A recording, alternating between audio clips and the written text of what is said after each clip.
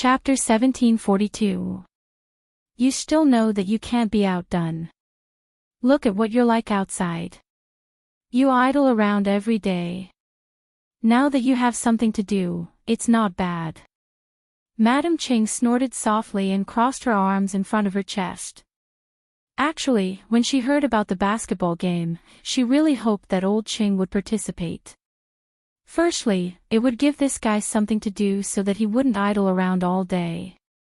Secondly, it would make the Ching family's reputation famous again. Na Ching thought that this guy would volunteer. This was a good thing. Madam, look at what you're saying. How could I idle around? Old Ching handed the tea delivered by the maidservant to his madam and smiled. Do you know that yourself? Madam Ching didn't take the tea. She just glanced at old Ching and turned to walk into the inner courtyard. As she spoke, a voice sounded, I hope you won't embarrass your Ching family this time. As soon as she finished speaking, Madam Ching disappeared. Madam, you must be joking. I'll definitely get first place. Old Ching waved his hand and promised. After saying that, old Ching leaned against the door and took a look. After making sure that she had left, he heaved a sigh of relief. A moment later, Ching Er led all the servants and maidservants to the front yard. There were 20 servants and 15 maidservants. There were a total of 35 people. Master, the servants and maidservants have all been brought here. Ching Er endured the sharp pain in his butt and bowed. Old Ching tidied up the resentment from being bullied by his madam and nodded at Ching Er. With his hands behind his back, he walked in front of everyone and scanned them one by one. Many of the servants were soldiers who had come down from the battlefield. They had followed him before and could be considered to have some friendship. The maidservants were hired. You, and you, come out. Old Ching reached out and pointed at a few servants, indicating for them to step out. The few people who were pointed at were confused, but in order to avoid injury, they still stood out. They were all the strongest in the Ching family.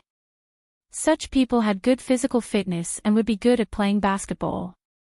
Even if they didn't know how to play, he could teach them himself. These problems didn't exist. Leave behind 3 maidservants who are in good health. The rest of you are dismissed. Go do whatever you need to do. Old Ching waved his hand at everyone and dismissed them. After everyone was dismissed, Old Ching looked at the few people left behind and smiled. You all know basketball, right? Who knows how to play? As soon as he finished speaking, everyone's face lit up. It turned out that old master had kept them here for basketball. They used to be soldiers. Although they were now servants in the Ching mansion, they would still do some activities. Previously, when he heard that basketball was released, all of them left the Ching mansion and went to play basketball without eating. They could be considered experts. If they didn't know how to play basketball, they would be mocked. Master, I can play basketball, and I can shoot 3-pointers. Come on, have you ever made a 3-point shot like that? Master, I can do it too. 1 against 2 is no problem. Everyone was talking at once, and Ching Yaojin felt like his head was about to explode. Shut up, Lao Tzu. Old Ching shouted, and everyone immediately stopped talking. Then, Old Ching glanced at everyone. I don't care if you knew how to play Lao Tzu in the past, but you have to know how to play now. Now, White Deer College is going to hold a basketball game. You will participate with Lao Tzu. From today onwards, everyone is only allowed to sleep for 6 hours a day. You have to train the rest of the time. Can you do it? When everyone first heard that Old Ching was going to hold a basketball game at White Deer College, they almost shouted because they all knew what kind of existence White Deer College was. Although they had never been there, they had heard of it. It was a signboard that the emperor had personally appointed. If they played a game there, wouldn't they be full of imperial aura? They would even have the right to brag in the future. However, after hearing the last part, everyone's excitement was extinguished by Old Ching. They were only allowed to sleep for 6 hours a day. Damn it, even the military camp wasn't so strict. However, when they thought about being able to play basketball at White Deer College, everyone felt relieved. Their eyes were red as they shouted in unison. "We can do it. We'll get first place. We'll get first place, we'll get first place." Old Ching glanced at everyone and couldn't help but nod. These guys really didn't disappoint him. "Then why are you still staying here? Hurry up and go train. The maidservants, prepare tea." Old Ching glared at everyone and shouted. There was nothing he could do. If he spoke to these guys properly, they wouldn't listen. "Yes, master." Everyone responded one after another and dispersed. There was basketball in the Ching residence. Old Ching would play a little when he had nothing to do, and the servants could also play. Looking at the servants training, Old Chang's hands also itched, and he subconsciously joined in. Of course, Old Ching wasn't the only one training. Yuchi Gong wasn't willing to fall behind. After he returned home, he immediately went to the military camp. Since they were going to play basketball, they naturally had to choose the strongest people, and these people were in the military camp. Yuchi Gong looked at the rows of people in military uniforms in front of him and shouted, "Let me tell everyone a piece of good news. White Deer College is preparing to hold a basketball game." Halfway through his sentence, everyone's expressions changed from solemn to pleasant surprise. Chapter 1743. They were soldiers and rarely had any entertainment activities. Basically, the few of them would get together to brag and talk about which family's young ladies were pretty. Ever since basketball came into existence, their daily training became more fun. Playing basketball in 2s and 3s with their friends and getting other teammates to join them. These days were really enjoyable. Today, the general said that White Deer College was going to hold a basketball competition. Could it be that they were going to be part of it? Everyone widened their eyes and looked at Yuchi Gong with hope. However, they didn't dare to speak. There were rules in the military camp. They couldn't interrupt when their commanding officer was speaking. Otherwise, they would be beaten. They didn't dare to offend him. Looking at everyone's passionate eyes, Yuchi Gong waved his hand and signaled for everyone to calm down. Then, he said, "Everyone might have guessed it. During the morning court session today, His Majesty allowed you to participate in the competition. Now, everyone should prepare for training.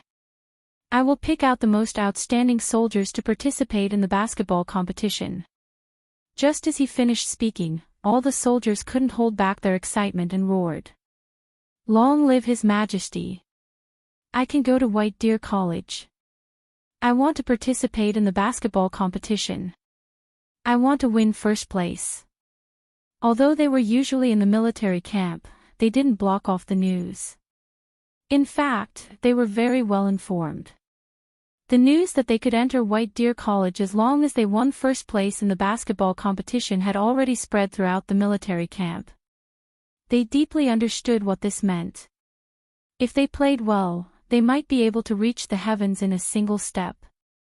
Of course, this didn't refer to these soldiers, but to their descendants. They were all soldiers and were destined to be in the military camp for the rest of their lives. However, their descendants were different. If they won the competition, they would have the opportunity to send their family members to White Deer College. For poor families like them, this was undoubtedly a heaven-sent opportunity. They definitely couldn't let it go.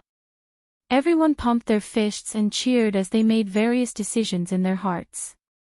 Seeing everyone's enthusiasm, Yuchi Gong felt a little more confident. He thought to himself, Lao Tzu is definitely going to get first place. Who can compete with Lao Tzu soldiers? Soldiers, listen to my orders. Yuchi Gong roared. Just as he finished speaking, everyone immediately stopped talking and stood in place. They knew that the general was about to give his orders. Training was about to begin, and then he would be able to participate in the basketball match. Their faces were brimming with excitement, but their bodies were as straight as poles. Gong looked around and shouted, "Everyone, listen to my orders. Leave the soldiers on sentry duty behind. The rest of you will split up and go train immediately." Dismissed. Oh, he went for training. Take first place. Everyone immediately cheered and walked to the basketball court in twos and threes with their arms around each other's shoulders. In order to provide more entertainment for the soldiers, a basketball court was built in a designated area in the military camp. Gong looked at everyone's backs and became even more determined to be the champion. Even if he couldn't get anything for himself, he definitely couldn't let his brothers who had gone through thick and thin with him go to waste. These people were all men who had sacrificed their lives for the Tang Dynasty. He must let these brothers stand out for once. At the same time, the Imperial College also began its preparation phase. Dean Lu Hongwen was gathering the students for a lecture. With his hands behind his back, he glanced at the students in front of him. "Ahem, I've gathered everyone here today because Old Man has something to announce." All the students frowned and looked at Lu Hongwen in confusion. They knew that this guy was a stubborn old man. He usually liked to talk nonsense. For him to gather everyone here today, it definitely wasn't anything good. If he didn't want to increase the number of classes, then he wanted them to memorize the 4 books and 5 classics. What was he up to today? Although everyone had resentment in their hearts, they still had a trace of respect for Lu Hongwen. None of them dared to utter a single word. After all, Lu Hongwen was the dean and a famous scholar. Otherwise, how could he be regarded so highly by the emperor?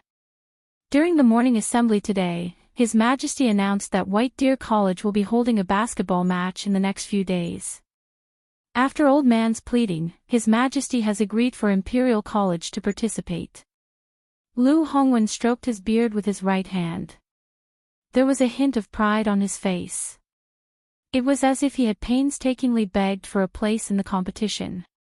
As soon as he finished speaking, a hint of surprise flashed across the students' eyes. However, this surprise disappeared in an instant. Then, everyone was stunned and looked at Lu Hongwen in confusion. The surprise was that they could participate in the basketball match. One had to know that they were usually trapped in the Imperial College and basically had no freedom. Although they were the children of high-ranking officials, once they entered Imperial College, they had to obediently bow their heads and listen to the teacher's instructions. Usually, they were even stricter. They had to behave properly and sit properly. Now that they finally had a chance to play basketball, they could only play it for 2 hours a day. This kind of life had long driven them crazy. They couldn't wait to leave this place. Today, the dean actually said that he was going to hold a basketball match. This made everyone ecstatic. Because once it was held, they could leave Imperial College and see the outside world. At the same time, they couldn't believe it. Chapter 1744. They couldn't believe that this stubborn old man would plead with the emperor to let them participate in the basketball competition. The dean and the others wanted to keep them in the Imperial College so that they could study 24 hours a day and eat, drink, and defecate. Why did he change today? Was it because he was provoked by the emperor? Or was this the prelude to the storm? The students looked at each other in confusion, but no one dared to ask. Lu Hongwen saw the doubt in their eyes and asked, "What's wrong with you all? Shouldn't you be happy to hear this?" Happy? Everyone smiled bitterly. Who the hell knows if you have a backup plan? Once we're happy, we'll get a beating and say that we're ignorant and incompetent. That's too much of a loss, we're not that stupid. However, seeing how confident the dean was, it didn't seem fake. Finally, a student mustered up his courage and asked timidly, "Dean, is what you said true?" Hearing this, Lu Hongwen was enraged. "So you all thought that what I said was fake? This bunch of bastards." Although he was angry, he couldn't express it. He was still the dean of the Imperial College.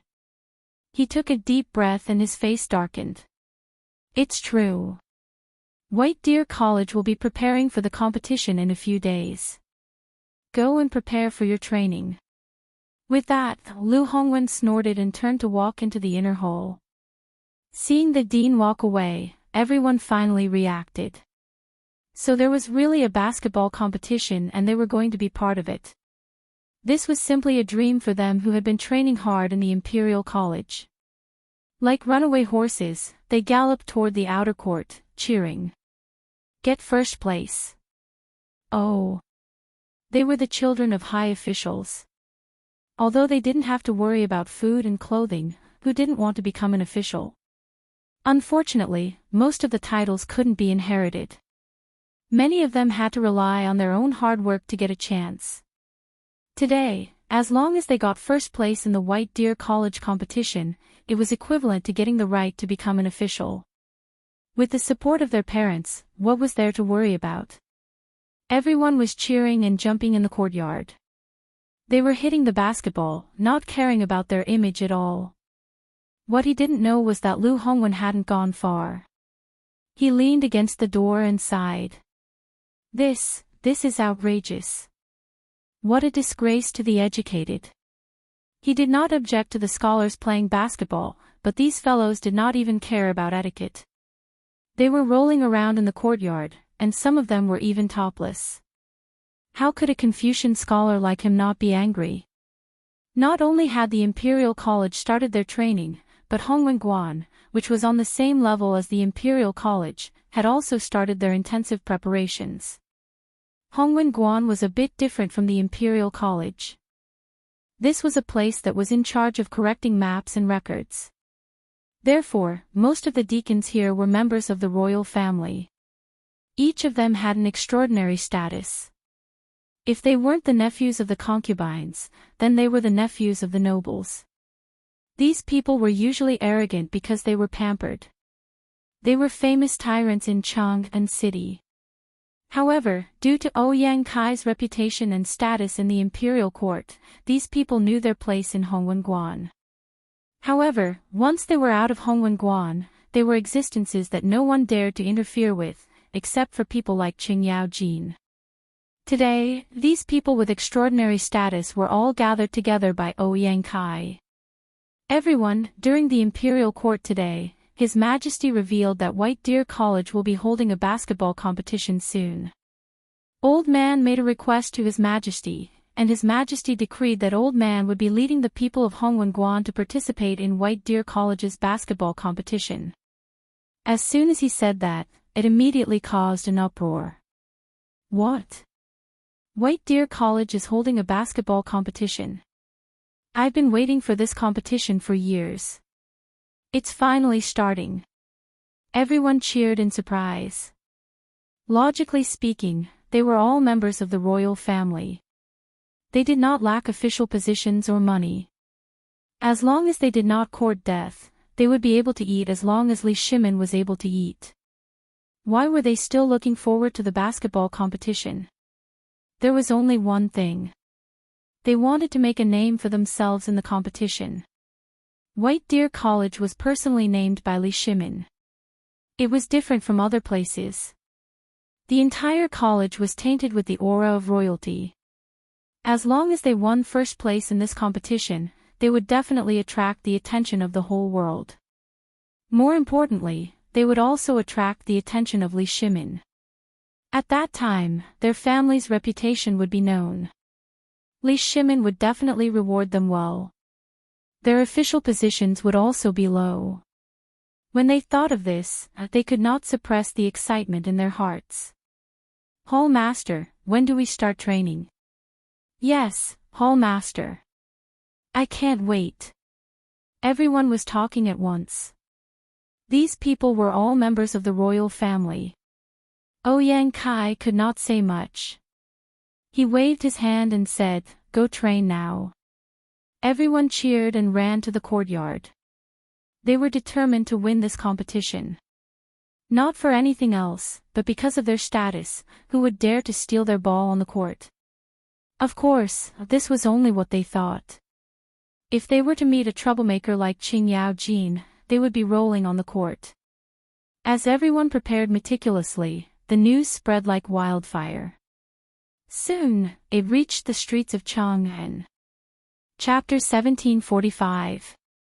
As everyone knew, Chang'an was the most prosperous place in the Tang Dynasty. The moment the news of the basketball game spread, the entire Chang'an was like boiling water. Everyone was talking about the basketball game. The Lang Jun, who usually carried goods, was not carrying anything today. The vendors were also not shouting. Instead, they were sitting in groups of 2s and 3s, as if they were discussing something important. Have you heard that White Deer College is holding a basketball game? The one who spoke was Zhu Zi, a peddler who sold fermented glutinous rice. He usually went to the basketball court in Tonghuifang to sell fermented glutinous rice. That was where the rich and powerful played.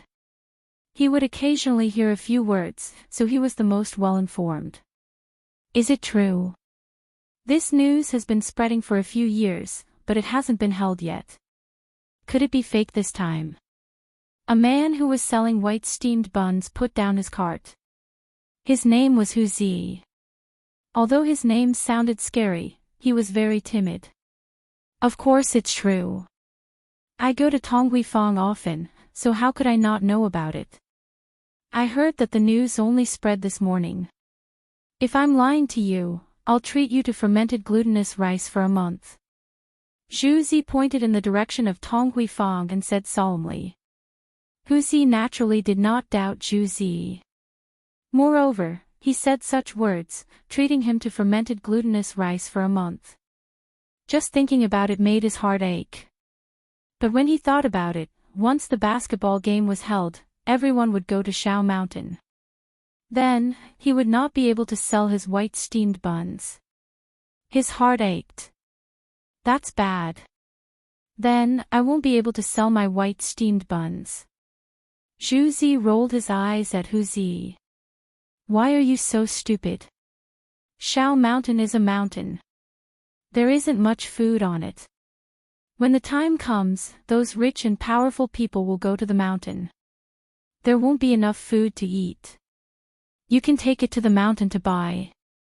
This time, I'll take fermented glutinous rice to the mountain and make a lot of money. After he finished speaking, Hu Zi felt as if he was enlightened and woke up from a dream. Yes, take the steamed buns to the mountain to sell. Why didn't I think of that? After he finished speaking, Hu Zi hurriedly carried the cart and ran home. He only left behind one sentence. I'm going home to tell my wife. Along the way, Hu Zi dropped a few steamed buns. However, he didn't care about them because he knew that this trip to Mount Shao might be an opportunity for him to make a fortune. How could he care about those steamed buns? Woman, woman, Hu Zi shouted as he ran. He put the load at the door and rushed into the house. He saw a woman with a white cloth hanging from her hand walk out of the house. What's wrong? Hu Zi. Hurry up and make white steamed buns. Make all the noodles in the house into steamed buns. If there isn't enough, go out and buy more. Hu Zi hurriedly stepped forward and pulled the woman's hand as he said anxiously. What's wrong? What happened? It's a joyous occasion. The chance to get rich is here. White Deer College is going to hold a basketball tournament. There's not much food there. If we make steamed buns and sell them, we'll be rich. Hearing this, the woman immediately became excited. Really? Are we really going to be rich? Actually, she had only heard about basketball games and only knew that it was something for men to play. However, if her husband said that he was going to be rich, then he was going to be rich. She never doubted her husband's words. Yes, hurry up and make steamed buns. With that, Hu Zi pulled the woman into the house and helped her make steamed buns.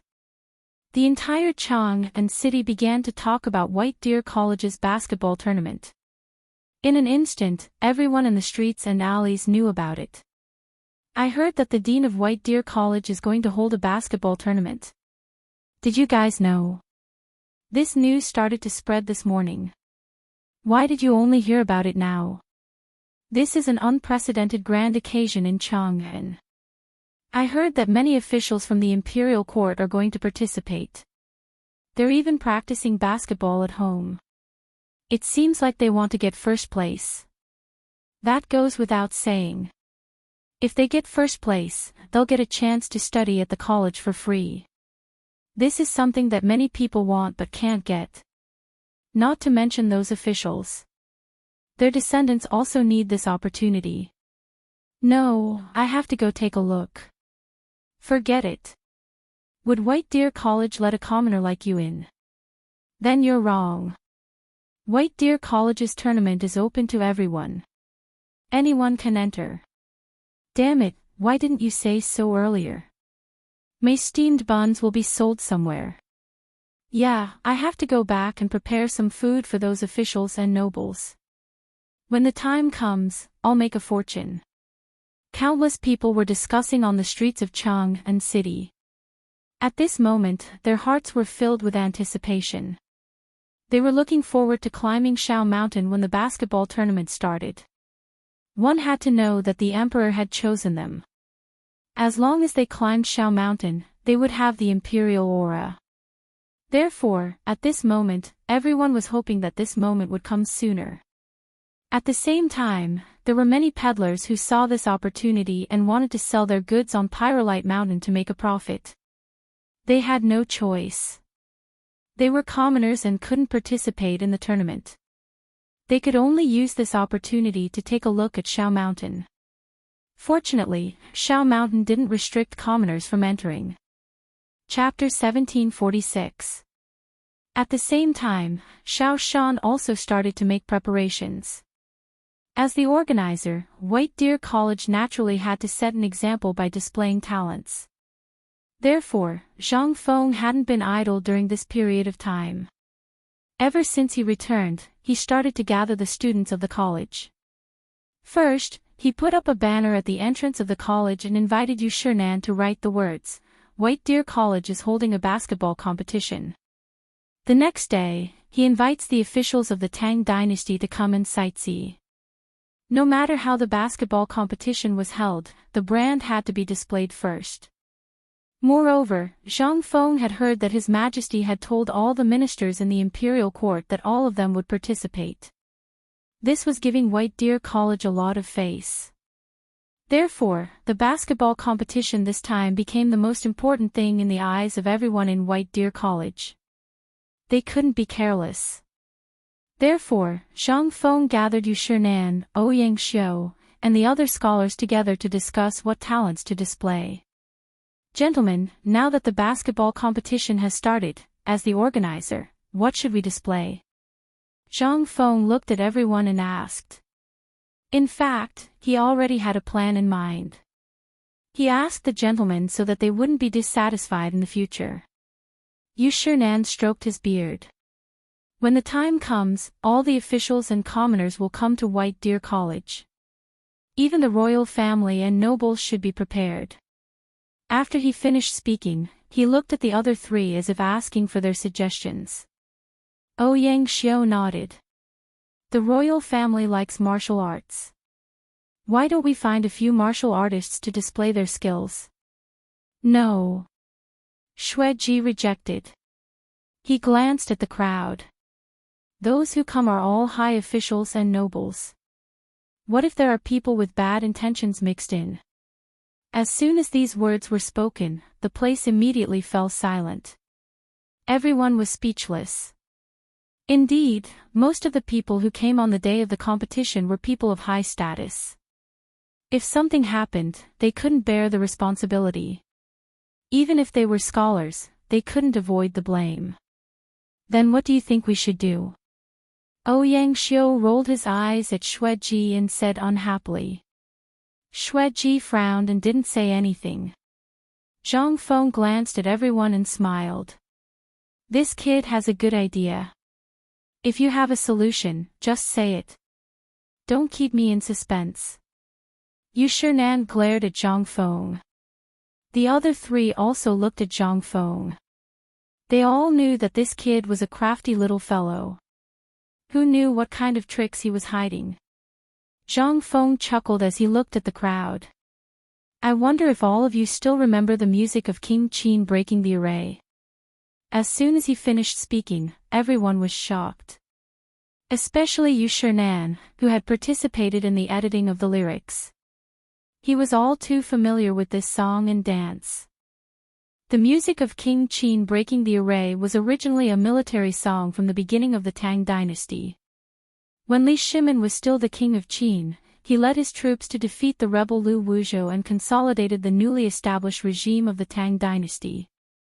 Therefore, his soldiers added new lyrics to the old song and sang praises for Li Shimin. The head of state receives the law and the generals punish the traitors. The salty song, music of breaking the array, appreciates the peaceful people. Later, Li Shimin personally choreographed this piece of music into a dance. After being processed by the court dance, it became a huge and magnificent large-scale musical dance. Previously, when Li Shimin received foreign guests, he had used the music of King Qin breaking the array. The large court band of the palace accompanied it. The big drums shook the sky and the sound spread hundreds of miles away. The momentum was vigorous and moving. This song and dance made all the officials excited. When this dance was performed, even the foreign guests couldn't help but dance with joy. Now that this kid mentioned the music of King Qin breaking the array, was he going to perform it in the competition? Although this song and dance was for viewing, it was specially used by the royal family. It was usually enjoyed during banquets and was only arranged during ceremonies. How could this kid use it just because he wanted to? Wasn't he too daring? However, thinking about the relationship between Li Shimin and this brat, the few of them also felt relieved. They could call each other brothers. It didn't matter if they used it for a song and dance. Yu Shinan's eyes flashed with excitement. Kid, are you going to perform the music of King Qin breaking the array on the court? Previously, when he was composing the lyrics, he saw the palace servants perform the music of King Qin breaking the array. That scene was really grand. Now that he thought about it, he was still very excited. The other three were the same. They had basically seen it before. However, when they thought about that grand scene, their hearts beat faster. It was as if they were 10 years younger. That's right. Zhang Feng nodded and smiled. When the time comes, there will be so many people. I have to give them something to show off so that they won't think that our White Deer College is just a facade. This music of King Qin breaking the array is just right. Aren't you afraid that the royal family will find trouble with you? This is a dance music specially used by the royal family. Although Yu Shinan knew that Li Shimin wouldn't find trouble with Zhang Feng, there were other people. So what? When the time comes, I'll let Lao Li talk to Lord Zhongsun. I don't think the emperor is such a petty person. Moreover, this music of King Qin breaking the array is to praise him. What's there to be unhappy about? Zhang Feng rolled his eyes. Then what are you going to do with this music score? How did you get it? Ouyang Xiu asked from the side. As he spoke, he intentionally or unintentionally gave Zhang Feng a look. Chapter 1747. He knew that Yu Shinan had written lyrics for the Emperor of Qin's breaking the array, so he should have a copy. But he couldn't say it out loud. After all, it was an armor treasure. How could he take it out so easily? Zhang Feng instantly understood Ouyang Xiu's look. He also knew what was going on. He quickly played along and deliberately sighed. Alas, it's a pity that I don't have the music score. I want to play the Emperor of Qin's breaking the array, but I don't have the music score. As he spoke, he deliberately hammered his chest with his hand, looking like he was incompetent. From time to time, he would look at Yu Shinan from the corner of his eyes. Yes, Feng is so pitiful. Chu Suiliang patted Zhang Feng's shoulder and pretended to sigh. As good friends, they all knew Yu Shinan's background. but they couldn't say it out loud. So, the three old men put on a show. Pitiful my ass. Nan blew his beard and glanced at Ouyang Xiu. This guy was the one who started it. He said angrily, "Is the old man useless?" The old man was the one who wrote the lyrics. What's wrong with getting some music scores? In fact, he had already seen through their clumsy acting. If it weren't for the fact that they were in the academy, he would have scolded them. Damn it, you just want the old man's music score. The old man also has music scores. I'll take them out and show them to you. He snorted at the crowd and then looked at Zhang Feng. Boy, isn't it just music scores and lyrics? Is it necessary? You're beating your chest and stamping your feet in front of the old man. The old man has eaten more salt than you have rice. Wait at the academy. The old man will go back and get it for you. After that, Nan glanced at the crowd. He deliberately stroked his beard and walked out of the academy with his head held high. Looking at the way he walked, it was as if he was saying, "Look, it's up to the old man." After Nan left, the three old men and the young man looked at each other. They looked at each other. They didn't expect their acting skills to be so weak. "Gentlemen, I'll take my leave first." Zhang Feng cupped his hands towards them. He really couldn't stand this awkward atmosphere. Actually, he was quite happy in his heart. With just a few words, he had gotten the lyrics for the music of the King of Qin breaking the array. This was a royal item. It might even be a family heirloom in the future. One must know that Qin Wang breaks the enemy formation was a very rare piece of music and dance.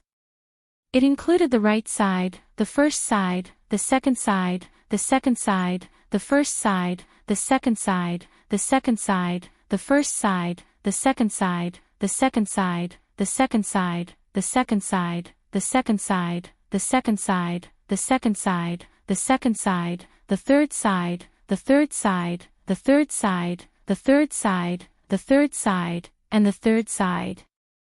As for the assistant, he was going to let Zhang Yuyao do it. Although Zhang Yuyao was not as good as Jing Shu, playing the piano was not a problem. Zhang Feng walked quickly to the door of the two women's room. Before he entered, he heard a burst of laughter. "Sister, do you think Prince Zhang will like it? Whether he likes it or not, let's embroider it first. Yes, lest his soul is stolen by other women." "Sister, you're so naughty." Zhang Feng was stunned. What were these two girls talking about? Embroider what? Ahem. He deliberately coughed twice. After a while, he pushed the door open and slowly walked into the room. The main thing was to give the two girls some time to prepare. Otherwise, if they saw something they shouldn't see, it would be awkward. The two girls lowered their heads. Their faces were as red as apples. They sat upright on the chairs. Except for their hands still pulling the corners of their clothes, they didn't seem to have any problems. Zhang Feng glanced at the two girls and showed a playful smile. "Jing Shu, you often play the piano. Have you heard of the music of the King of Qin breaking the array?" Ah, Jing Shu suddenly raised her head. Her gloomy face turned red again. "Young master, what did you just say?" "This girl, so the time I gave you to prepare was all in vain." Zhang Feng smiled and shook his head. "I mean, have you heard of the music of the King of Qin breaking the array? Or, do you know how to play it?" As his voice fell, Jing Shu's body trembled slightly. As a master of the piano, how could she not know the music of the King of Qin breaking the array? This song had an extraordinary meaning in the Tang Dynasty. It existed before the Tang Dynasty was fully formed. It could be said that this military song of the Tang Dynasty accompanied the soldiers of the Tang Dynasty through countless glorious eras. However, the music of the King of Qin breaking the array had now become a royal song. Generally, it could only be played in the palace. Ordinary people, including those aristocratic families, couldn't come into contact with it. For this reason, many piano players aimed to play the music of the King of Qin breaking the array and worked hard for their whole lives. Jingshu looked at Zhang Feng, her body trembling a little. Young master, why did you mention the music of the King of Qin breaking the array today? Although she hadn't played it, she had heard others say before that the music of the King of Qin breaking the array had 3 changes. Each change was 4 changes, so there were 12 changes, corresponding to the song festival. Every time she thought of such a powerful score, she was excited. Zhang Feng glanced at the 2 girls and smiled. I'm going to play the music of the King of Qin breaking the array at the basketball game this time. You will be the main piano player, and Yu Yao will be the assistant. What do you think? I'll be the main piano player. Jingshu couldn't help exclaiming. Chapter 1748. She looked at Zhang Yuyao, unable to believe what she had just heard. After all, not everyone could play the Qin Emperor's breaking the array. Only the people in the palace could come into contact with it, and only a professional zither player could play it. Although everything in front of her was a little unrealistic, she believed that Zhang Feng could do it. She didn't know why, but ever since she entrusted herself to Zhang Feng, she trusted him completely. And the facts proved that she wasn't wrong. Zhang Yuyao covered her mouth. She also didn't expect that she would be able to play the Qin Emperor's breaking the array one day. Although her zither skills were average, she was valued by the young master. Thinking of this, she couldn't help but feel warm in her heart. Thank you, young master. What are you thanking me for? These are all small things. Zhang Feng waved his hand and smiled. You can start practicing now. The Qin Emperor's breaking the array will be here soon. As soon as he finished speaking, there was a rush of footsteps outside the door. A moment later, a voice came from outside the door. Dean, Mr. Bosher has sent you something and a message. Could it be the Qin Emperor's breaking the array? Zhang Feng quickly walked out. He saw that the person was wearing the Yu residence's decorations. What message? The person quickly handed the package in his hand to Zhang Feng. However, he lowered his head and looked like he didn't know what to say. What message? Zhang Feng asked as he opened the package. Dean, please forgive me first before I dare to say. The person lowered his head and said. Zhang Feng was stunned. Usually, people who said such things didn't mean anything good. But thinking about it, a person like Mr. Bosher wouldn't say anything vulgar. I forgive you. Speak quickly. Zhang Feng was a little anxious. Hearing this, the man slowly raised his head and stammered, Mr. Bosher said that you are full of ideas all day long. If you put your mind to learning, you would have already surpassed us old bones. The old man has given you the lyrics and music of the Qin Wang breaking through the enemy's front. However, the old man won't be coming over these few days. He has to stay at home to recuperate. When the basketball game starts, the old man will naturally be there. Remember, do well. Don't let the old man down. As soon as he finished speaking, that person disappeared. Zhang Feng smiled bitterly. He didn't eat people. It seemed that Mr. Bosch had not yet recovered from his anger. But that's fine too. I'll rest at home for a few days and inform him when the basketball game starts. Zhang Feng glanced at the score in his hand and turned to walk towards Jingshu's room. The 2 girls heard the commotion outside the room, so when Zhang Feng entered, he stared at the package and didn't leave. Zhang Feng smiled and split the package in his hand into 2. He handed the score to Jingshu. Jingshu, this is the score for the Qin Wang breaking through the enemy's front. Learn it with Yuyao. The Qin Wang breaking through the enemy's front was divided into lyrics and music.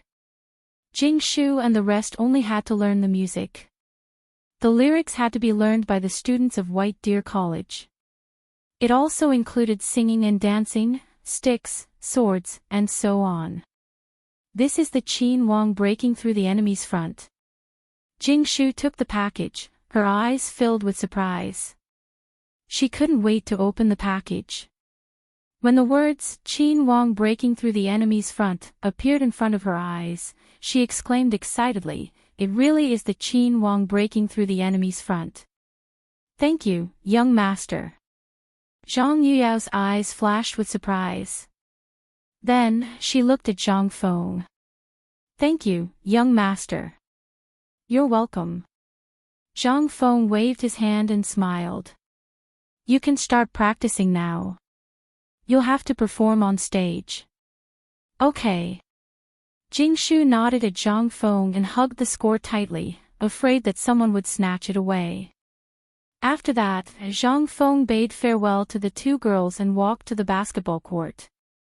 This was the place where the students usually entertained themselves. It was also the venue of the basketball competition. At this moment, all the students were busy on the basketball court. Some were setting up chairs, some were setting up tents. They were extremely busy. Ever since these guys knew that the college was going to hold a basketball competition, they didn't even study properly. They only thought about how to perform well and bring the college to greater heights. These students treated the college as their home. Zhang Feng was happy to see this. It was only for a short period of time, so it wasn't a big deal. "Yuan Hong, come here." He waved at a young man who was setting up chairs on the basketball court. This person was the son of a military general in the imperial court.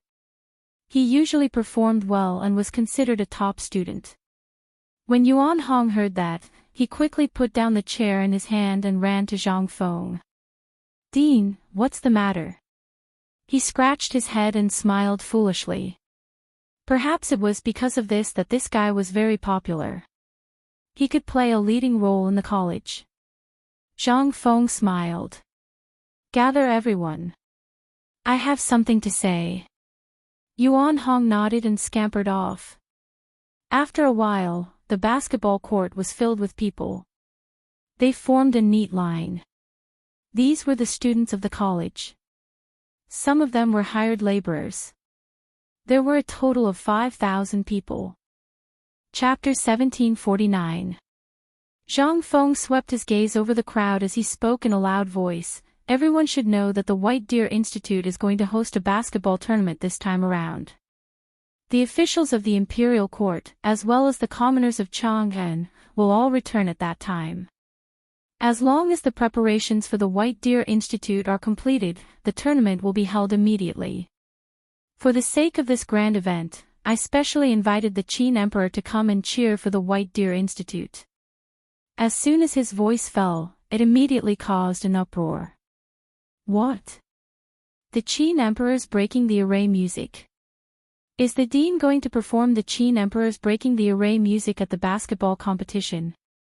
The Qin Emperor's breaking the array music. That's an imperial song. The dean is so powerful that he can get his hands on such a magical item. Does that mean we can hear the imperial song?" Zhang Feng was satisfied with the crowd's reaction.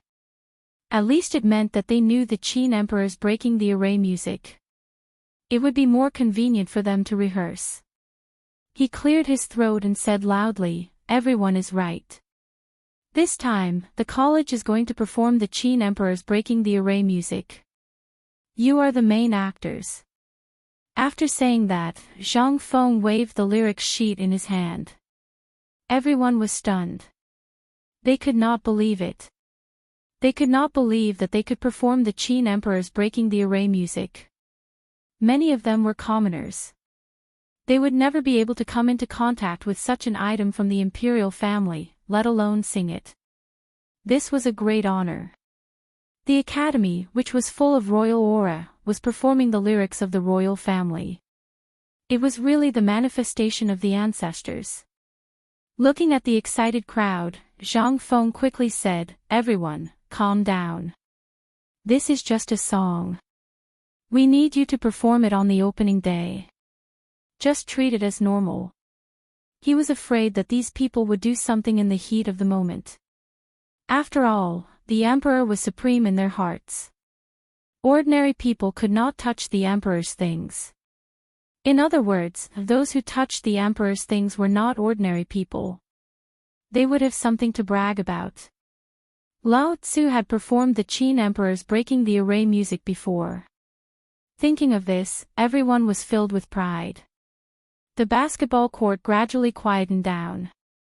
There was only the sound of people talking. Zhang Feng handed the sheet music to Yuan Hong and said, "Yuan Hong, lead everyone to rehearse." Yuan Hong was shocked. He immediately straightened his body and respectfully took the Qin emperor's breaking the array music. At this moment, everyone's eyes flashed with desire and anticipation. They also wanted to see the Qin emperor's breaking the array music. However, he saw their anticipation. He straightened his body and carefully flipped a few pages. Then, he said to everyone, "Everyone, divide into 12 teams and get ready to rehearse." Zhang Feng smiled and walked out of the basketball court with his hands behind his back. After he took a few steps forward, he heard a loud and clear, "The Emperor's back," the array music. Dissolute songs to break through the formation and enjoy the peaceful people. For seas royal wind, millennium virtue clear water, today to successes success to us the emperors to the emperor to you to Chang s autumn s, at the same time, in the imperial garden of the imperial palace. This used to be a place for the imperial family and the nobles to admire the flowers. Since Zhang Feng's basketball came out, a few mu of land was fenced out and turned into a basketball court.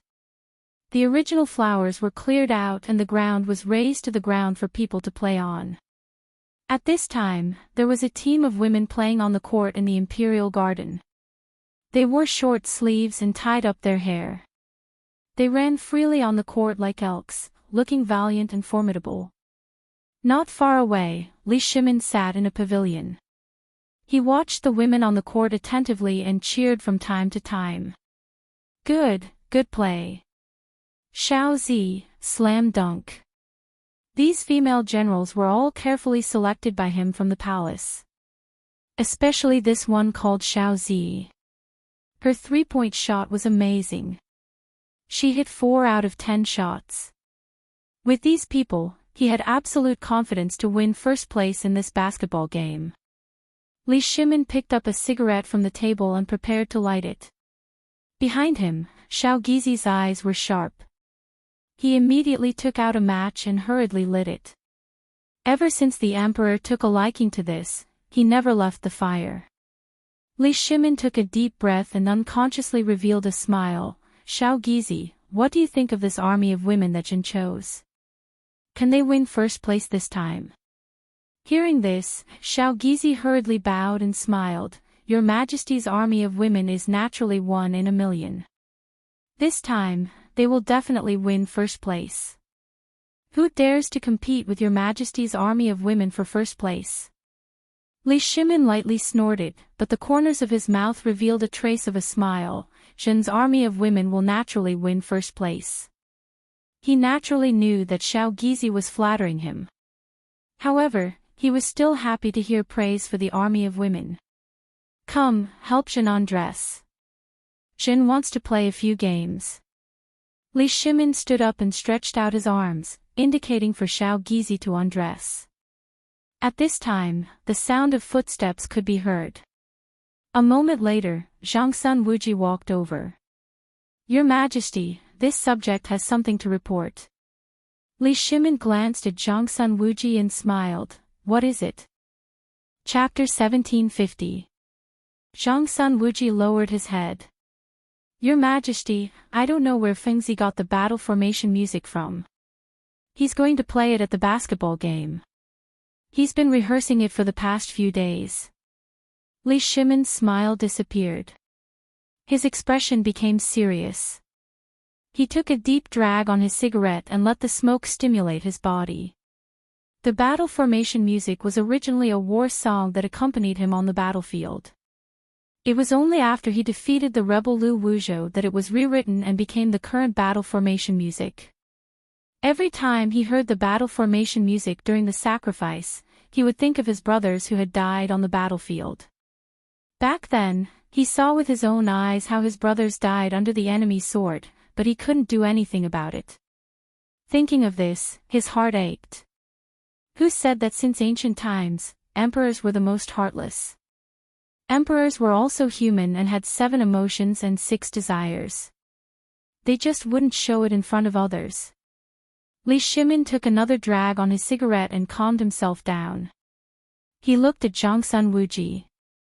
Why did Fengzi want to play this music? Fengzi said that the entire Tang Dynasty will pay attention to this basketball game. We have to play something that can control the crowd. This battle formation music is the best music and dance. Perhaps he could see Li Shimin's feelings. Zhongsun Wuji kept his head down as he spoke. He was very careful when he spoke because he knew that the battle formation music was only used by the imperial court. Outsiders couldn't use it casually. Now that Fengzi was using it, it was more or less disrespectful to the imperial court. Li Shimin put his hands behind his back and faced White Deer College. He sighed with emotion. Yes, what Fengzi said makes sense. We do need to control the crowd. Actually, I also want to see what kind of music and dance the battle formation music can be performed outside the palace, especially in Fengzi's hands. As soon as he finished speaking, Zhongsun Wuji froze on the spot as if he was possessed. At first, he was worried that His Majesty would blame Fengzi for this. After all, the battle formation music wasn't something that anyone could play. But now, it seemed that His Majesty did not blame him at all. Instead, he was looking forward to it. In fact, Li Shimin was not the only one who was looking forward to it. He was also looking forward to it. The Qin Emperor breaking the formation music was usually only seen during ceremonies and feasts. It was basically impossible to see it normally. As for this music and dance, he had been looking forward to it for a long time. Now that Fengzi was going to perform, he was very happy. Your Majesty, Fengzi wants to play the music of breaking through the enemy's formation. He can't do it without the commander's flag and equipment. What do you think? Zhongsun Wuji looked at Li Shimin from the corner of his eyes. The equipment for breaking the formation was all in the imperial palace. It could only be moved out of the palace if the emperor gave the order. You're right. Li Shimin nodded and looked at Xiao Gizi. Xiao Gizi, immediately arrange for people to send the equipment to White Deer College. Tell them that Lord Zhongsun sent it. Seeing this, Zhongsun Wuji hurriedly smiled. Your Majesty really loves the people. The battle formation music has always been performed in the palace and has never been performed outside of the palace. If you perform it outside of the palace this time, all the officials and commoners will be able to see it. It will show your Majesty's kindness and the people's hearts of celebration. Li Shimin was in a good mood when he heard this. He grabbed Zhongsun Wuji and said, My beloved official, let's go. Play a few rounds with me. Zhongsun Wuji's expression changed slightly, but he still smiled apologetically. Your Majesty, I think I'll pass. I'm already a bag of old bones. I can't take it anymore. Indeed, his body was not as strong as Li Shimin's. He did not dare to play such a difficult sport. However, Li Shimin did not care so much. He pulled Xiao Gizi's hand and rushed into the basketball court. Xiao Gizi turned around and screamed, Your Majesty, you haven't taken off your clothes yet. Not long after, screams could be heard from the basketball court. At the same time, in White Deer College on Mount Shao, the students of the college stood on the basketball court. There were a total of 3,000 people. They wore armor and held swords in their hands. They were lined up neatly in a square formation. They were already wearing the armor that Zhongsun Wuji had sent over. Originally, Zhang Feng wanted everyone to wear the White Deer College uniform. It would be better if Zhongsun Wuji had sent someone to send the armor. After a few days of rehearsal, everyone had already mastered the music of Qin Wang breaking the array. Today was the day to test everyone. As long as there were no problems, the basketball game could be held at any time. There was a group of people sitting in the audience. They were all students that Zhang Feng had called over to watch the battle formation music. Of course, Chu Suiliang, Ouyang Xiu, Shui Ji, and even Yu Shernan rushed over when he heard the news of the rehearsal. They sat in their chairs and held teacups in their hands. They were very comfortable. Zhang Feng stood in front of the team with a flag in his hand. There was a huge "Qin" written on it. It was very dazzling. Jing Shu sat on Zhang Feng's left. She was testing a guqin in front of her. Zhang Feng sat on Zhang Yuyao's right. She hugged a pipa and looked forward. There were 10 girls sitting behind the 2 girls. They were holding a guqin and a pipa respectively. They were the assistants of the 2 girls. Not only that, there were also drummers, flutes, and suns. There were a total of 100 people who were eager to give it a try. The battle formation music was a huge project. At the same time, the score was modeled and complicated.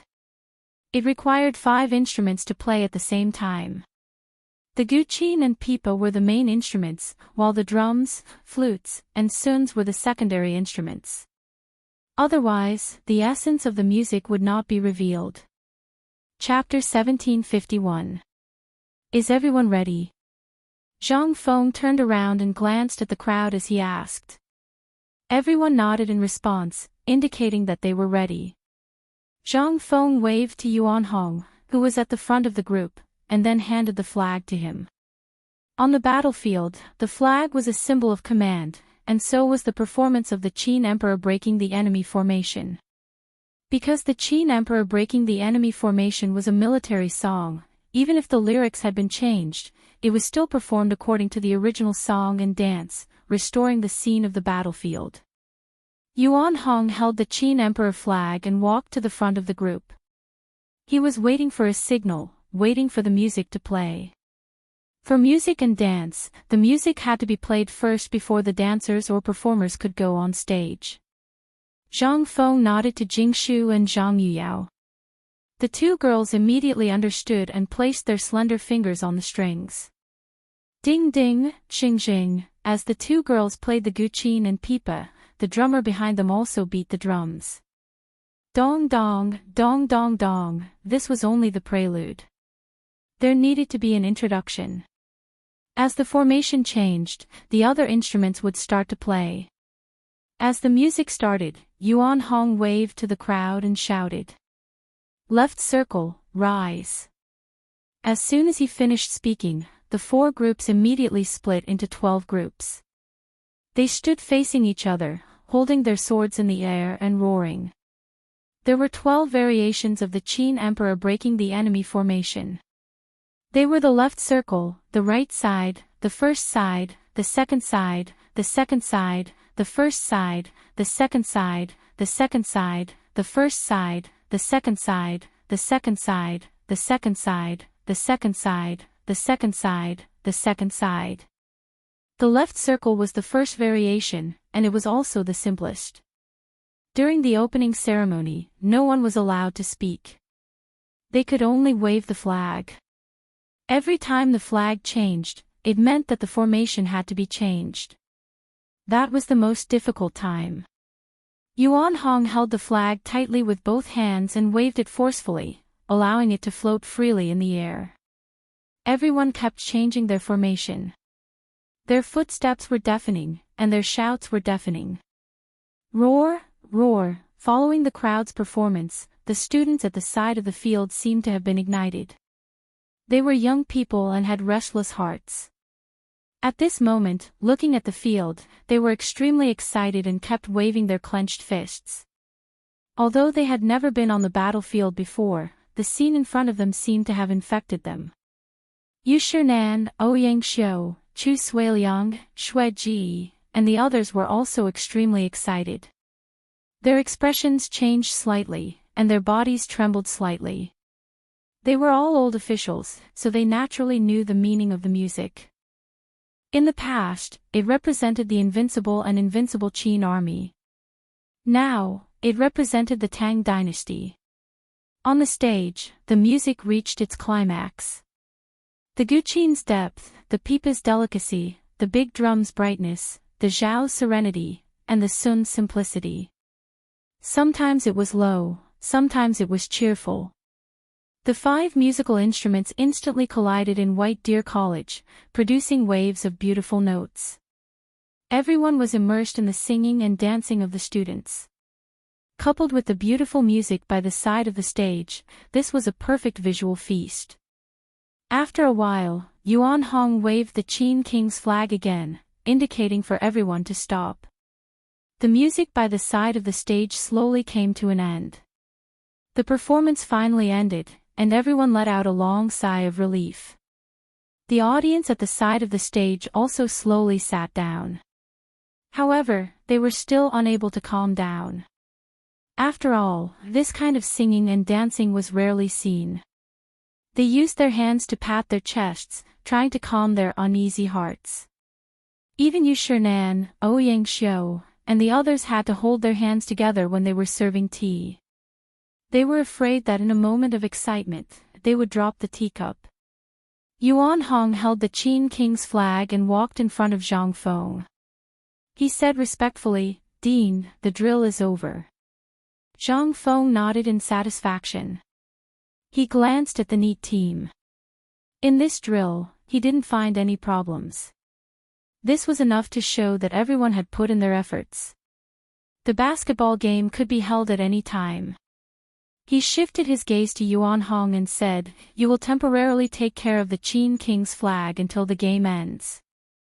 Also, inform everyone that the opening ceremony will be held tomorrow. Invite everyone to White Deer College." Hearing this, Yuan Hong was overjoyed. The dean's words were the greatest affirmation for them. There was no problem with the Qin Kings breaking the formation. They just had to wait for the opening ceremony. He smiled excitedly. "Yes, Dean. I will immediately bring people to arrange it." With that, Yuan Hong put the Qin King's flag aside and asked everyone to change out of their armor. He brought people to inspect the college. Zhang Feng turned to the 2 girls. "Jingshu, Yuyao, go back and practice well. If nothing goes wrong, you will be performing on stage tomorrow." "Yes, young master." The 2 girls stood up and left with the band. After instructing everything, Zhang Feng turned and walked towards the audience. "Gentlemen, how was the Qin Kings breaking the formation just now?" Zhang Feng pointed at the students behind him who were changing their clothes. Old Man originally thought that the Qin Kings breaking the formation would be ruined by this brat. I didn't expect him to interpret it with a completely new feeling. Yu Shinan stroked his beard and said with a smile, "Not bad." Old Man had also seen the Qin Kings breaking the formation in the palace. It had a solemn and serious temperament. After being interpreted by you, this brat, there was a sense of liveliness. Ouyang Xiu nodded and interrupted. "With you gentlemen around, this brat will be more at ease." Zhang Feng smiled. Chapter 1752. Although he knew what was going on, he was even more convinced with the affirmation of the people in front of him. After all, they were all great scholars of the current generation. They were experienced and knowledgeable. Since they were satisfied, the others would be too. "You brat, don't pretend to be innocent. You know what's going on, yet you still ask us old men." Chu Suiliang blew at his beard and rolled his eyes at Zhang Feng. Zhang Feng scratched his head in embarrassment. These people were smart. It was as if they could see through all his thoughts. At the same time, in Chang'an City. As the news of the opening ceremony spread, the entire Chang'an City began to boil. At that moment, no one was doing business or strolling on the streets. There were only cheering crowds. White Deer College's basketball game is finally going to start. I've been waiting for a few years. F*CKU. How long has it been since President Zhang made this basketball? You said a few years. Don't you want your old face? Yeah, F***CKU. You don't even know about President Zhang's basketball. Why are you going to watch a basketball game? In an instant, the strange person in everyone's eyes was attacked by the crowd and fled. The unpleasant quarrel ended, but everyone's enthusiasm for the basketball game did not diminish. The streets and alleys were filled with cheering Chang and citizens. They usually did not have the chance to go to White Deer College, let alone watch a basketball game. That was for the rich and powerful. Tomorrow, Shao Mountain would be open to the public. Everyone could go up and watch a basketball game. How could they not be excited? Among them, the happiest were the businessmen. Since ancient times, businessmen were the best at making money. The businessmen in Chang'an were no exception. They seized this opportunity. Knowing that there would be many people on Shao Mountain, they prepared to sell their goods on Shao Mountain. After hearing the news, Zhu Zi, who sold fermented glutinous rice, and Hu Zi, who sold steamed buns, began to prepare their goods at home. They were going to grab a good spot on Shao Mountain the next morning. Even if they could not enter White Deer College, they could still do business on the roadside. The next day, at 5:00, the jade rabbit in the sky disappeared. A few stars could be vaguely seen. Chang'an City was a little bright. However, the fog made it difficult to tell the direction. At this moment, many houses were lit up by candles one after another. On the originally empty street, many people carrying baskets appeared one after another. They didn't speak to each other as they walked towards the end of the street with their belongings. Looking from afar, these people were all heading towards Shao Mountain. It turned out that these people were planning to go to Shao Mountain as early as possible to get a good position. Those who were carrying poles were preparing to sell goods. Some of them were also going to watch the competition. There were more and more people on the street, and the whole street seemed to be congested. They squeezed forward one by one. As time passed, the fog slowly dissipated. The people walking in front had arrived at Pyrolite Mountain first. The people behind him followed one after another. The entire Pyrolite Mountain was densely packed with countless people, which made one's scalp go numb. 2 students of the academy stood at the entrance of the academy. They were here to patrol. Because the basketball match was going to be held today, Zhang Feng was afraid that something might happen, so he arranged for them to patrol every 2 hours. One of the students seemed to have seen something. He raised the lantern in his hand and looked at his companion. Yun Ping, look ahead. What's that? The student called Yun Ping frowned. He also raised the lantern in his hand and looked ahead. There's nothing. Yiming, did you see wrongly? No, I didn't see anything moving. Yiming was a little unwilling and pulled Yun Ping with his hand. Yun Ping originally thought that there was nothing, but after hearing Yun Ping's words, he felt a little uneasy. He swallowed his saliva and said, then let's go and take a look. After saying that, he pulled Yiming and walked forward with the lantern in his hand. Suddenly, a human face appeared in front of them. Who is it? The 2 of them took half a step back, feeling a little scared. After all, it was still 5:00 in the morning. The sky was not completely bright. Ordinary people wouldn't go up the mountain at this time. Hee, little brother, don't be afraid. I'm here to watch the basketball match. I'm here to eat a steamed bun. The person put down the pole and took out a white steamed bun from it and handed it to the student. He was Huzi, who sold steamed buns in Chang'an. This time, he took the opportunity to watch the basketball match and sell some steamed buns at the same time. It was killing 2 birds with 1 stone. Yiming did not take the steamed bun. He was still a little scared. He held the lantern and shone it on Huzi's face. Seeing Huzi's silly smile, Yiming relaxed his vigilance. Why are you here so early to watch the basketball match? If I don't come early, I'm afraid there won't be any space. Everyone in our village is here. Look. Huzi pointed behind him with a face full of disbelief. Hearing that, Yunping hurriedly extended the lantern to the front. Good Lord, he didn't know if he didn't see it. He was shocked when he saw it. Countless people were walking up the mountain. Many of them were carrying things. Yunping was frightened and was a little speechless. Little brother, don't be afraid. These are the people of Chang and City. They're here to watch the basketball match. Huzi said with a smile. The two of them looked at each other and were a little speechless. Damn it. They came so early to watch the basketball match. The sky wasn't even bright. Chapter 1753. If it weren't for the fact that the two of them were brave, anyone else would have been scared to death. Yiming rolled his eyes at Huzi and said angrily, Wait here. I have to report to the dean. After all, it's too early. We can't make the decision. Okay, sorry to trouble you. Huzi chuckled and quickly took out 2 steamed buns from the basket and handed them to the two. You two haven't eaten yet, right? Here. Yiming swallowed his saliva. In fact, he had been hungry for a long time. He glanced at Huzi and didn't find anything strange.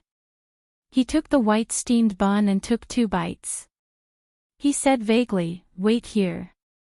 I'll go inform the dean. With that, Yiming held the steamed bun in one hand and ran to Zhang Feng's residence. Soon, he arrived at Zhang Feng's residence. Dean, something happened at the entrance. Yiming panted and shouted loudly. In the room, Zhang Feng was sleeping soundly. Suddenly, he was awakened by the shouting. He held the blanket tightly, but the shouting didn't stop. Dean, Zhang Feng couldn't take it anymore. He pulled the blanket away and shouted at the door, Damn it. Which bastard is disturbing Lao Tzu's sleep? Do you want to die? With that, he jumped up from the bed, opened the door, and walked out quickly. You better give Lao Tzu a reason. Zhang Feng pointed at Yiming and shouted. Yiming felt wronged. He lowered his head and said, Dean, I know it's not good to disturb your sleep, but something really happened. A bunch of Chang and citizens came to watch the basketball game. What did you say? Zhang Feng's eyes widened in disbelief. It's still 5:00 in the morning. Why are they here so early? Yiming kept his head down, not daring to look at Zhang Feng. They came early. They want to get a good seat. Otherwise, there will be too many people. Hearing this, Zhang Feng frowned. If they came so early, it meant that there would be more people behind them. Would White Deer College be able to accommodate so many people? Besides, there weren't that many seats. Sigh, if it really didn't work, then some people could only stand and watch. Just as he was thinking, Yiming's voice rang out once more, Dean, these people are still outside the academy. Should we let them in? Upon hearing that, Zhang Feng looked at the entrance of the academy. As expected, countless lanterns were swaying on the mountain, and there were many more at the entrance of the academy. Each person had a lantern. How many people were there? He couldn't blame anyone but himself for attracting too much attention to the basketball game. Since he was already here, he couldn't just leave him outside the door. Let them in. Zhang Feng sighed inwardly and looked at Yiming. Also, go and inform the students who are still sleeping to get up and gather for the basketball match. Yiming nodded and ran towards the door. At this time, Zhang Feng was no longer sleepy. He went back to his room, put on his clothes, and walked to the basketball court. The basketball court was already filled with people. They were not students, but the people of Chang and who came to watch the basketball game. Some of them had baskets in their hands, while others had shoulders. Only a small group of people had nothing in their hands. When he saw this scene, Zhang Feng was dumbfounded. He had a bad feeling. What the hell was this? Did they come to the academy to watch the game or to eat? Zhu Zi's eyes were sharp. He discovered Zhang Feng in the first glimmer of light. He hurriedly went forward and said with a smile, "President Zhang, I didn't expect to see you so soon. Come, a bowl of fermented glutinous rice." After that, he turned around and opened the jar behind him. He scooped out a bowl of boiling fermented glutinous rice and handed it to Zhang Feng. As Zhu Zi's voice rang out, the people around also gathered around. "Oh, this is President Zhang. Oh my God, I finally see a living person today. Dean, come and eat the egg that my old hen laid to nourish your body. Dean, eat mine. Mine is a 2.5-year-old hen. None of yours is good. Mine is chicken soup. Dean, eat mine." Zhang Feng was still in a daze. His ears were buzzing, and a bowl of fermented glutinous rice suddenly appeared in front of him. He was a little confused. "You are President Zhang, you are so forgetful." Zhu Zi smiled innocently. "I am Zhu Zi, who often sells fermented glutinous rice in Tonghui Lane. You used to drink my fermented glutinous rice." When he said this, Zhang Feng was vaguely affected. After all, there were too many people selling things in Tonghui Lane. How could he know who was who? "Zhu Zi, why did you bring fermented glutinous rice to White Deer College? Also, are these people carrying pots the same as you?" Zhang Feng pointed at the people behind Zhu Zi who were carrying bottles and jars. "Dean, you don't know how beneficial the basketball game you organized this time is for us," Zhu Zi said with a smile. This made Zhang Feng even more confused. Didn't he organize the basketball game because of his promise? He also wanted to promote this event. What did it have to do with them? He didn't understand and asked, "How is the basketball game beneficial to you?" Zhu Zi curled his lips and was a little proud. "Since you organized the basketball game, those who play basketball have to eat. Although White Deer College doesn't lack food, our own family isn't bad either.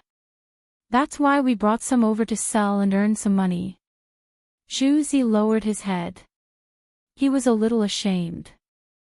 Chapter 1754. After all, the academy belonged to someone else. It was rude of them to bring their goods here to do business without informing him first.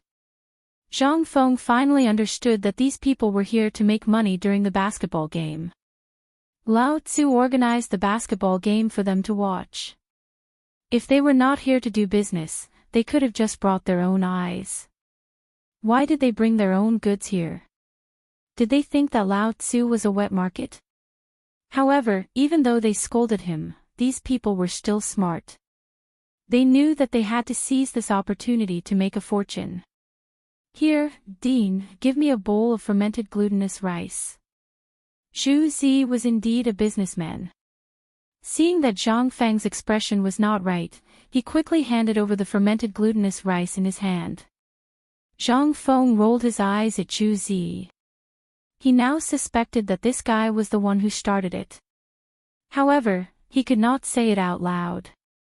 After all, everyone was trying to make a living. He took the fermented glutinous rice and forced a smile. "I don't object to you selling things, but you have to abide by the rules of the academy and not cause trouble." After he finished speaking, he picked up the bowl and swallowed it in one gulp. As for what Zhu Zi said, he did not hear it at all. He only hoped that these people would not destroy the academy and would not go around spilling food.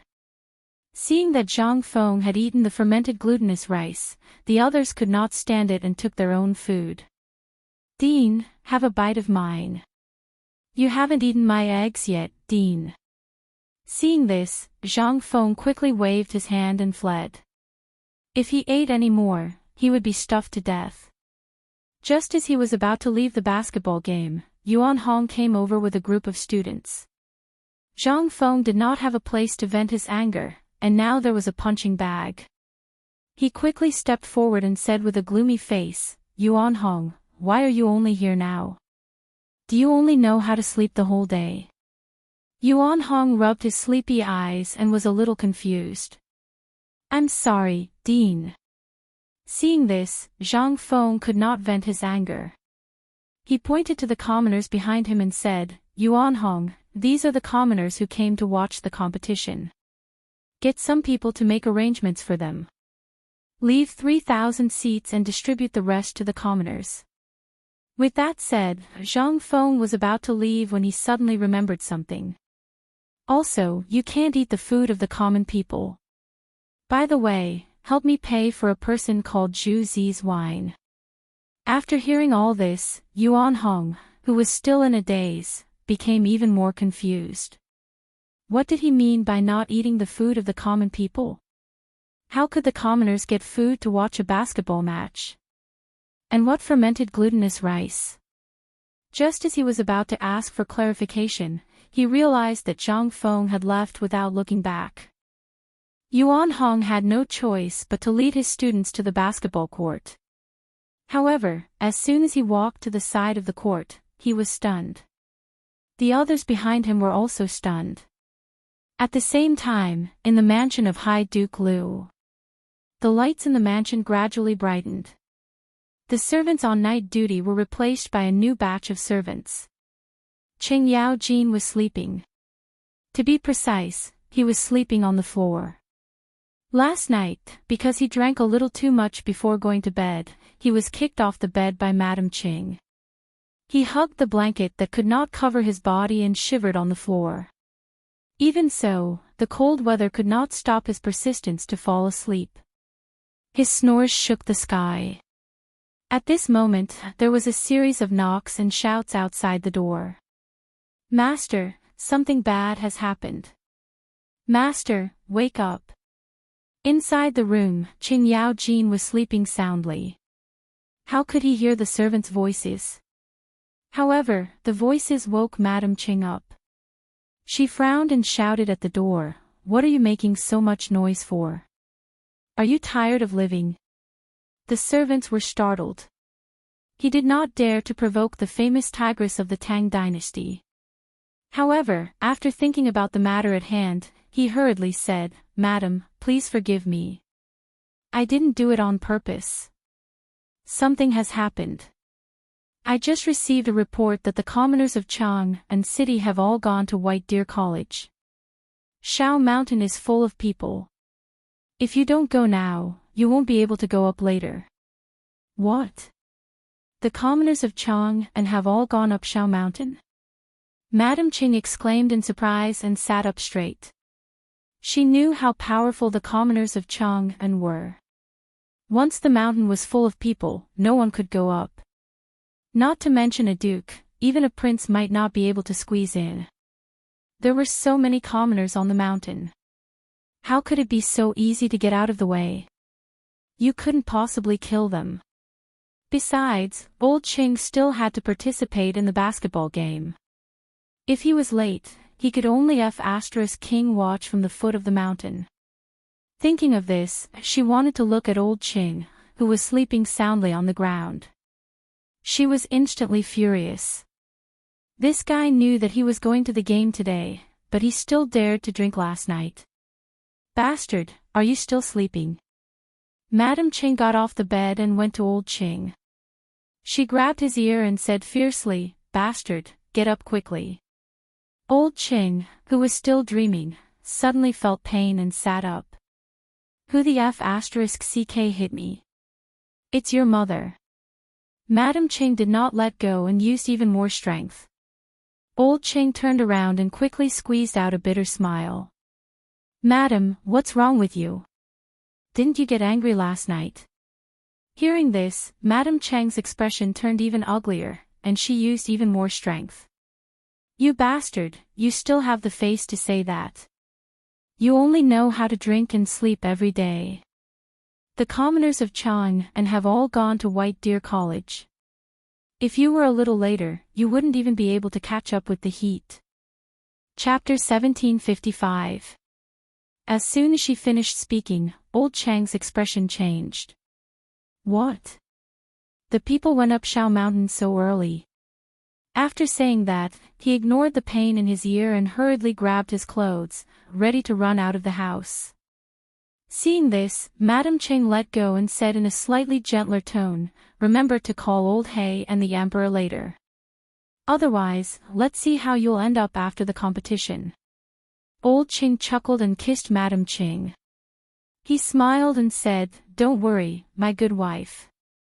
After saying that, he grabbed his clothes and ran out of the door. Only the embarrassed Madame Ching was left in the room. As soon as he left the room, Old Ching saw the servant who had sent the message earlier. He hurriedly said, "Ching Yi, quickly tell Ching Er and those bastards to stop sleeping. Damn it, we won't be able to go up Shao Mountain later. Bring Lao Tzu's horse over." After saying that, he ran to the outer courtyard without looking back. As he ran, he put on his clothes impatiently. Ching Yi also knew the severity of the matter. He hurriedly went to inform Ching Er and the others to gather in the outer courtyard. Not long after, everyone from the basketball team arrived in the front courtyard. Old Ching glanced at the disheveled crowd and hurriedly said, "Let's set off immediately. Let's go to the Duke of Yi's mansion first." With that, he mounted his horse and galloped in the direction of the Duke of Yi's mansion. Everyone followed closely behind. Not long after, everyone arrived at the Duke of Yi's mansion. Old Ching jumped off his horse and rushed straight into the mansion. When the servant at the door saw that it was Ching Yao Jin, he hurriedly went forward to welcome him. "Duke Liu, excuse me for not welcoming you. May I ask why you've come to the mansion so early?" Old Ching didn't even look at the servant and directly rushed into the mansion. The servant couldn't say anything. After all, Ching Yao Jin and Yu Qigong's relationship was obvious. If he blocked the way, he would be courting death. Old Hay, as soon as he entered, Old Chang's mouth didn't stay idle. He began to shout. It didn't matter if he didn't shout, but all the servants in the mansion came over. They were about to curse when they saw that it was Old Ching, so they quickly shut up. "Where is Old Hay sleeping?" Old Ching asked the servants. The servant naturally knew who this fellow was talking about. He didn't dare to be negligent and pointed to the innermost room. Old Ching was about to walk inside quickly when he suddenly thought of something. He said to the servants, "Call Big Black's horse and basketball team immediately and gather in the front yard." Everyone was a little confused. Although Lu Guogong had a good relationship with his master, he shouldn't go so far as to meddle in the affairs of the Duke of Yi estate, right? Old Ching didn't think so. Seeing that the family didn't move, he instantly became angry and shouted, "Damn it, Lao Tzu's words don't work, do they? Do you believe that Lao Tzu will chop you up right now?" As soon as he finished speaking, everyone's expression changed, and they all ran away. Old Ching snorted and quickly walked to the front of the house. He was about to break in, but when he thought about it, he realized that things would get out of hand if he saw his sister-in-law. Thus, he stood at the door and shouted, "Big Old Black, quickly get up for Lao Tzu. Big Old Black, something big has happened." Old Cheng's voice was quite good. Not long after, Yu Qigong's loud cursing came from the room. "That bastard is cursing Lao Tzu. Is he tired of living? Wait for Lao Tzu to come out and deal with you." As soon as he finished speaking, the door was opened, and a gloomy face appeared in front of him. It was Yu Qigong. "Big Old Black, why are you still sleeping?" Old Ching grabbed Yu Qigong and said anxiously, "Damn it, something big has happened. The people of Chang and have all gone to White Deer College. If we're a step late, we'll only be able to drink the northwest wind later." When Yu Qigong, who was still a little confused, heard this, he instantly felt as if he had taken a cold shower. His entire body trembled. "What the hell are you talking about? The people of Chang and have gone up Shao Mountain. Why are they going so early? How does Lao Tzu know? Stop talking nonsense. Hurry up and get the clothes. Let's go find His Majesty. Otherwise, we won't even be able to go up the mountain later. As soon as he said this, Yu Qigong instantly woke up. Okay, you wait here for Lao Tzu. Lao Tzu will go change immediately. With that, he turned around and rushed into the room. A moment later, he heard a crackling sound and a woman's cursing from inside. Big Old Black, are you King done? Old Ching was a little impatient from waiting. I'm coming. Yu Qigong rushed out as he put on his clothes. He pulled Old Ching and hurriedly walked into the courtyard.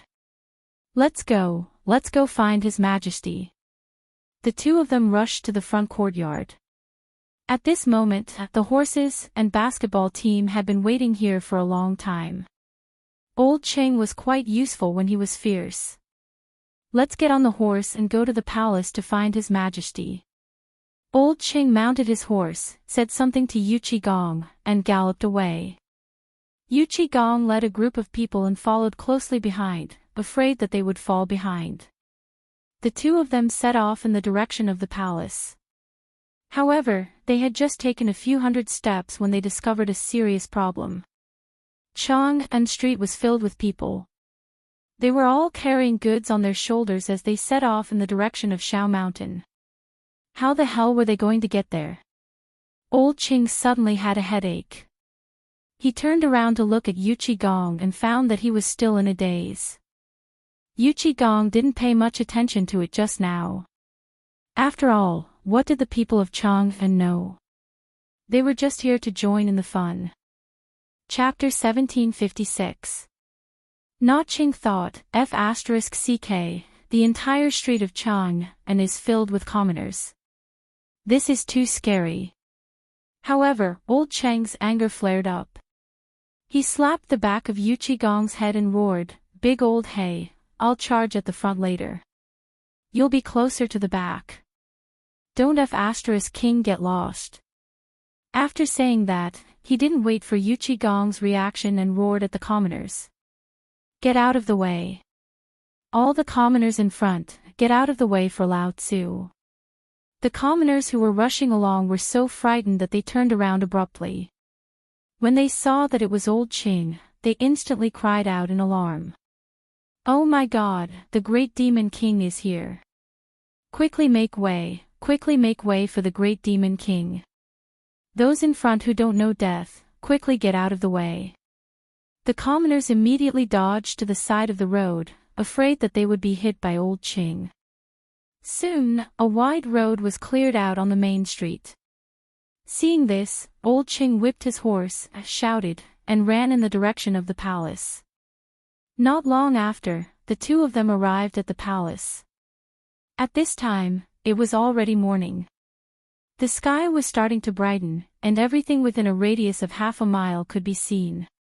When the guards guarding the palace gates saw that it was Duke Lu and Duke Yi, they hurriedly went up to greet them. Greetings, Duke Lu. May I know why you've come to the palace so early? If it was any other day, it would be understandable. However, His Majesty had already given the order that today was a holiday. Why did the two of them still come to the palace? The guard was a little confused. Old Ching didn't care so much. He pushed the guard away. Don't King talk nonsense with Lao Tzu. Lao Tzu has important matters to discuss with His Majesty. After saying that, Old Ching rushed into the palace. They were the guards of the imperial palace. If something were to happen, they would be beheaded. However, when they saw the two fiendish killing gods, they still said with a pleasant expression, Two high dukes, please don't make things difficult for this lowly one. Trespassing into the imperial palace is punishable by death. Even this lowly one can't afford it. If someone were to trespass into the palace, not only would the trespasser be punished, even the guards of the palace would be punished. They would not be able to bear it. As soon as he finished speaking, Old Ching immediately flew into a rage. He slapped the guard in the face and glared at him. You bastard, do you really think you're a human? If you delay the important matters of me, Lao Tzu, and His Majesty, Lao Tzu will destroy you. The guard was knocked to the ground, and the pain caused him to shiver. He was normally a guard of the palace gates, so he could be considered a veteran. Seeing the expressions on the faces of Duke of Lu and the Duke of Yi today, he knew that something must have happened, or else they wouldn't be acting like this. Moreover, although Lu Guogong was usually fierce, he wouldn't do it on a whim. Did something really happen? If he were to spoil the plan because of his interference, then he would not hesitate to execute his entire family. Thinking of this, he hurriedly stood up, covered his hot cheeks, and hurriedly said, "Two high dukes, please calm down. I will take you to His Majesty's bedroom." After saying that, he turned to his companion and said, "Quickly go and inform eunuch Xiao Gizi that Duke of Lu and the Duke of Yi are coming to see His Majesty." As soon as he finished speaking, the guard turned to look at old Qing and Yuchi Gong. "Two high dukes, please." Old Qing snorted coldly and strode towards the imperial palace. Horses were not allowed in the imperial palace, so the two of them could only walk. The basketball team was waiting outside the door. A moment later, the two of them arrived near Li Shimin's bedroom. At this moment, Xiao Gizi was also standing at the entrance of the palace. He had been informed by the guard. Originally, as His Majesty's personal eunuch, he could only sleep when His Majesty was asleep. In total, he hadn't slept well for a few days. He had been woken up by these two fools for the past few days. He had long cursed them in his heart, but the other party's status was too high, so he endured it in his heart. Seeing the two of them walk up, Xiao Gizi hurriedly put on a smile. "Hi Dukes, why have you come to see His Majesty so early in the morning?" Old Qing took a step forward and hurriedly said, "Xiao Gizi, quickly go and wake His Majesty up. Something happened at the basketball game." Xiao Gizi quivered. As the most popular person by His Majesty's side, he naturally knew the importance of the basketball game. It was His Majesty's favorite sport. He didn't dare to neglect this. He hurriedly pushed open the door and rushed in. As for old Qing and Yuchi Gong, these two smart people naturally waited outside the door. This was because the two of them knew Li Shimin too well. He had lived in the military camp since he was young and had a temper. Although he was now the emperor and had restrained himself a lot, it was still uncomfortable to be woken up while sleeping. Xiao Gizi had just entered for less than a cigarette when loud cursing came from inside. "Are you tired of living? There's no court today. It wasn't easy for me to have a good night's sleep, and you're here to wake me up. Your Majesty, please spare me. It's High Duke Lu and High Duke Yi who have something to discuss with you. They said that something happened at the basketball game. After all this time, it's those two guys. What could happen at the basketball game? Isn't there still Feng Zi? Tell them to come in and see me." The cursing slowly stopped. Not long after, Xiao Gizi walked out with his hand covering his red face. He looked at old Qing and Yuchi Gong bitterly. "His Majesty asked you to come in." Old Qing and Yuchi Gong looked at each other. They were a little scared, but when they thought about the basketball game, they hurriedly walked to the bedchamber. In the bedchamber, Li Shimin was half lying on the bed with a cigarette in his hand. His eyes were slightly narrowed as he looked at old Qing and Yuchi Gong, who had just walked in. Chapter 1757. "Tell me, why did the two of you disturb my sleep? Don't use small matters to brush me off." After saying that, Li Shimin put the cigarette in his mouth, took a deep puff, and let out a long breath. Obviously, he was very angry after being woken up this time and was trying his best to suppress it. If old Qing and Yuchi Gong couldn't give a good reason, it wouldn't be easy. Old Qing and Yuchi Gong looked at each other. The latter nudged old Qing with the tip of his elbow, indicating for him to speak. Old Qing glared at Yuchi Gong, but he still took a step forward and stammered, "Your Majesty, I just received news that the people of Chang and set off for White Deer College at dawn. Now, White Deer College is surrounded by people. It's probably difficult to go up." "What did you say?" Li Shimin was shocked, and the cigarette in his hand fell to the ground. "Why are the people going so early?" This, Old Ching spread his hands and smiled bitterly. "I don't know either. When Old Hay and I rushed over, there were still many people on Chang and Avenue heading for White Deer College. If we don't leave now, we really won't be able to go up later." Hearing this, Li Shimin frowned. It wasn't that he doubted Old Chang's words, but he couldn't figure out why the people were going so early. Watching a basketball game. But the sky wasn't completely bright yet. Ridiculous, really King ridiculous. "Your Majesty, if we don't leave now, we won't be able to go up," Yuchi Gong urged from the side. Li Shimin nodded and shouted outside the door, "Little Gizi, come and undress me." As soon as he finished speaking, Little Gizi walked in with a group of palace maids in casual clothes. Little Gizi's mind worked quickly. He had been listening outside the door, so he heard everything clearly. In a short while, the clothes were changed. "Prepare the horses and leave the palace," Li Shimin said to Little Gizi as he walked. "Your Majesty, the horses have been prepared. The army of women has been waiting outside the palace for a long time." Little Gizi bowed and said. Li Shimin nodded and quickly walked out of the palace gate. Old Ching and Yuchi Gong followed closely behind. Sure enough, the army of women had been waiting at the palace gate for a long time. Li Shimin mounted his horse and galloped towards White Deer College. Everyone followed closely behind.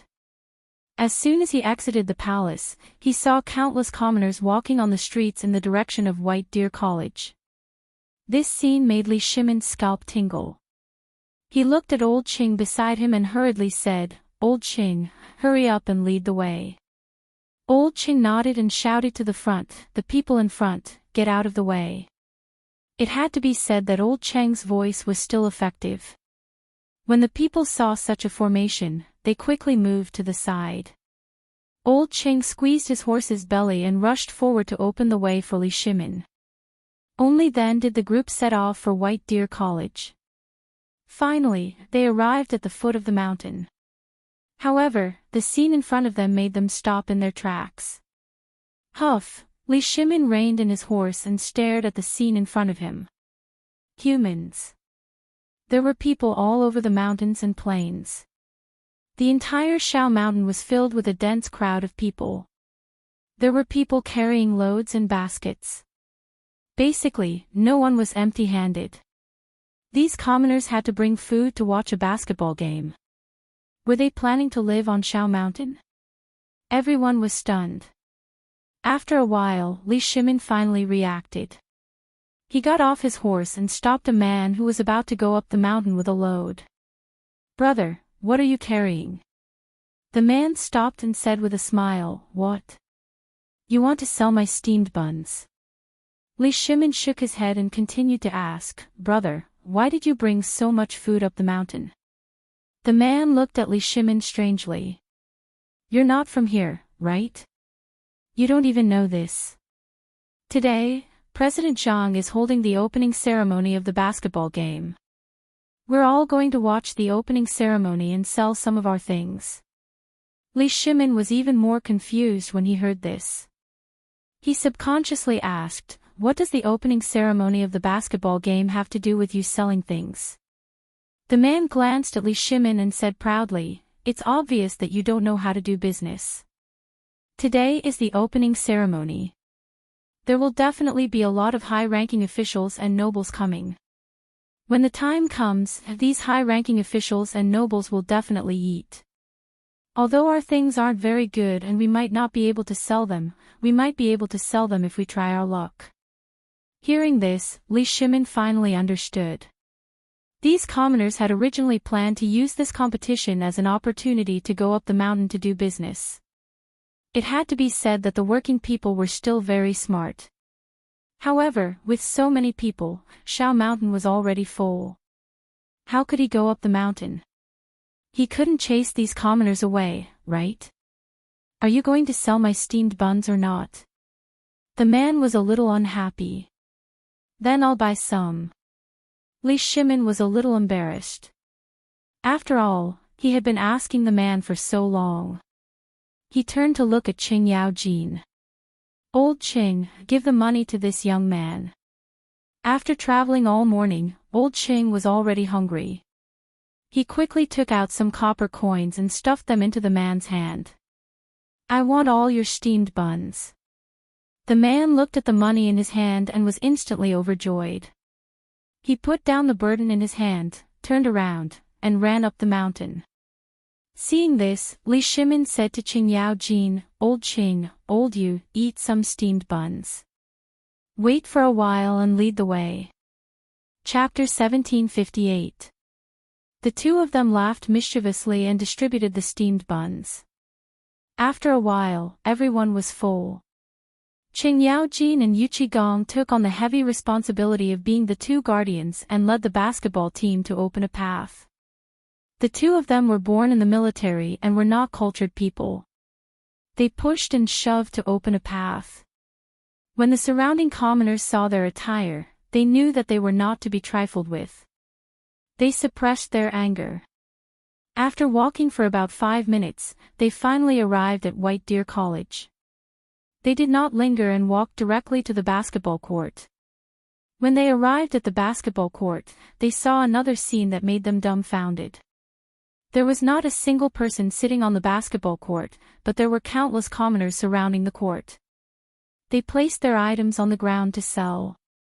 Some were selling fermented glutinous rice, some were selling steamed buns, and some were selling eggs. In short, they were selling everything. When he saw this, Li Shimin actually felt a little hungry. He rubbed his rumbling stomach.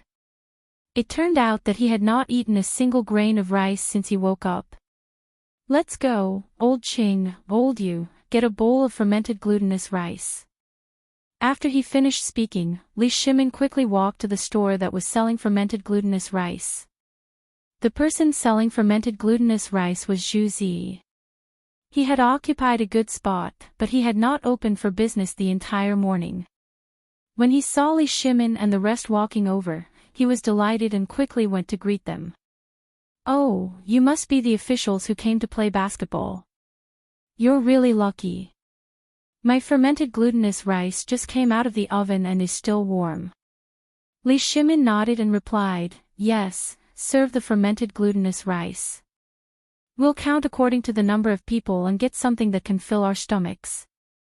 The basketball players had woken up at the same time as them and had not eaten anything. If they did not fill their stomachs now, they would not be able to go on stage later. He suddenly felt that it was not a bad thing for the commoners to sell their items. The commoners earned money in the middle, and the players also ate. It was killing 2 birds with 1 stone. However, he had forgotten something. Without the commoners, they would not have been able to attend White Deer College so early. All right, please wait a moment. I'll buy some steamed buns and steamed buns for you. Zhu Zi replied excitedly and ran to the other stalls. Li Shimin's group had a total of more than 40 people. 1 bowl per person was enough for him to make a fortune. At this moment, Zhang Feng's voice came from not far away. Lao Li, why are you guys here so early? Li Shimin turned his head and looked in the direction of the voice. Zhang Feng was walking towards him. He immediately became angry. It's all your fault, kid. So many people came for the opening ceremony. If I didn't come earlier, I wouldn't have been able to climb Mount E. Zhang Feng sat on the stool and patted Li Shimin's shoulder. He smiled awkwardly and said, I didn't expect so many people to come up and buy their own food. Without waiting for Li Shimin's reply, Zhang Feng turned to Zhu Zi and said, Zhu Zi, add another bowl of fermented glutinous rice and bring some steamed buns. Kid, you still have the guts to eat. Let me ask you, when is the opening ceremony? Cheng Yaojin's expression was a little ugly as he interjected. He was the first to wake up that morning. He was as tired as a dog and didn't eat or drink. When he finally reached Mount E, he saw this scene. Don't be anxious. When all the participating teams are here, we'll start immediately. Zhang Feng took the bowl of fermented glutinous rice from Zhu Zi and smiled. Previously, he thought that the people coming up the mountain to do business would affect the competition. Now, it seemed that not only would it not affect the competition, but it would also benefit the competition. It could be seen from Lao Li and the others. These guys would look for food when they were hungry. The people took advantage of this opportunity. He had to admire the person who set up the stalls around the basketball court and even sold things after watching the basketball game. He was really king genius. Although White Deer College prepared food, it was inevitable that they would overlook it. With these people, there was nothing to worry about. There are so many people at the foot of the mountain. When will all the teams be here? Cheng Yaojin held the bowl of fermented glutinous rice and ate as he said, "Don't wait. Let's start the ceremony after we finish eating." "Yes, we can't wait." Yu Qigong also urged from the side. After he finished speaking, he passed the bowl of fermented glutinous rice to Zhu Zi. "Give me another bowl. We don't have to wait too long. Now, we just have to wait for the Imperial College. The other officials are already here." Zhang Feng said with a smile. "What did you say?" Cheng Yaojin stared. Why didn't these guys call Lao Tzu when they came? They made Lao Tzu climb the mountain for so long. Why should they call you that? Hurry up and eat the fermented glutinous rice. Zhang Feng rolled his eyes at old Qing and said angrily, "When the people from the Imperial College arrive, we'll start the ceremony immediately." As soon as he finished speaking, Yuan Hong ran over and quietly whispered something into Zhang Feng's ear. Zhang Feng put on a smile and said, "The people from the directorate have arrived. The opening ceremony will begin soon. Go and take your seats in the auditorium." "Why should I go to the spectator seats? I still have to compete." Cheng Yaojin was anxious. He thought that the competition wouldn't start. Chapter 1759. You have to perform a song and dance for the opening ceremony, you country bumpkin. Zhang Feng snorted and left with a wave of his sleeves. Li Shimin smiled knowingly. He knew that Feng Zi was going to perform the battle-breaking music. Let's go to the audience seats first. With that, he asked Cheng Yaojin to pay and walk to the audience seats. At this moment, the audience seats were already full. They were all high-ranking officials and nobles of the Tang Dynasty. Yu Shernan, Ouyang Xiu, Xue Ji, Chu Suiliang, and the others sat in the front row. Wei Jing, Zhang Sun Wuji, Fang Xianling, Du Ruhui, and the others sat in the second row. Some officials and generals sat in the third row. Some nobles and merchants sat in the fourth row. Seeing Li Shimin and the others walk to the audience seats, the crowd was shocked and quickly gave up their seats.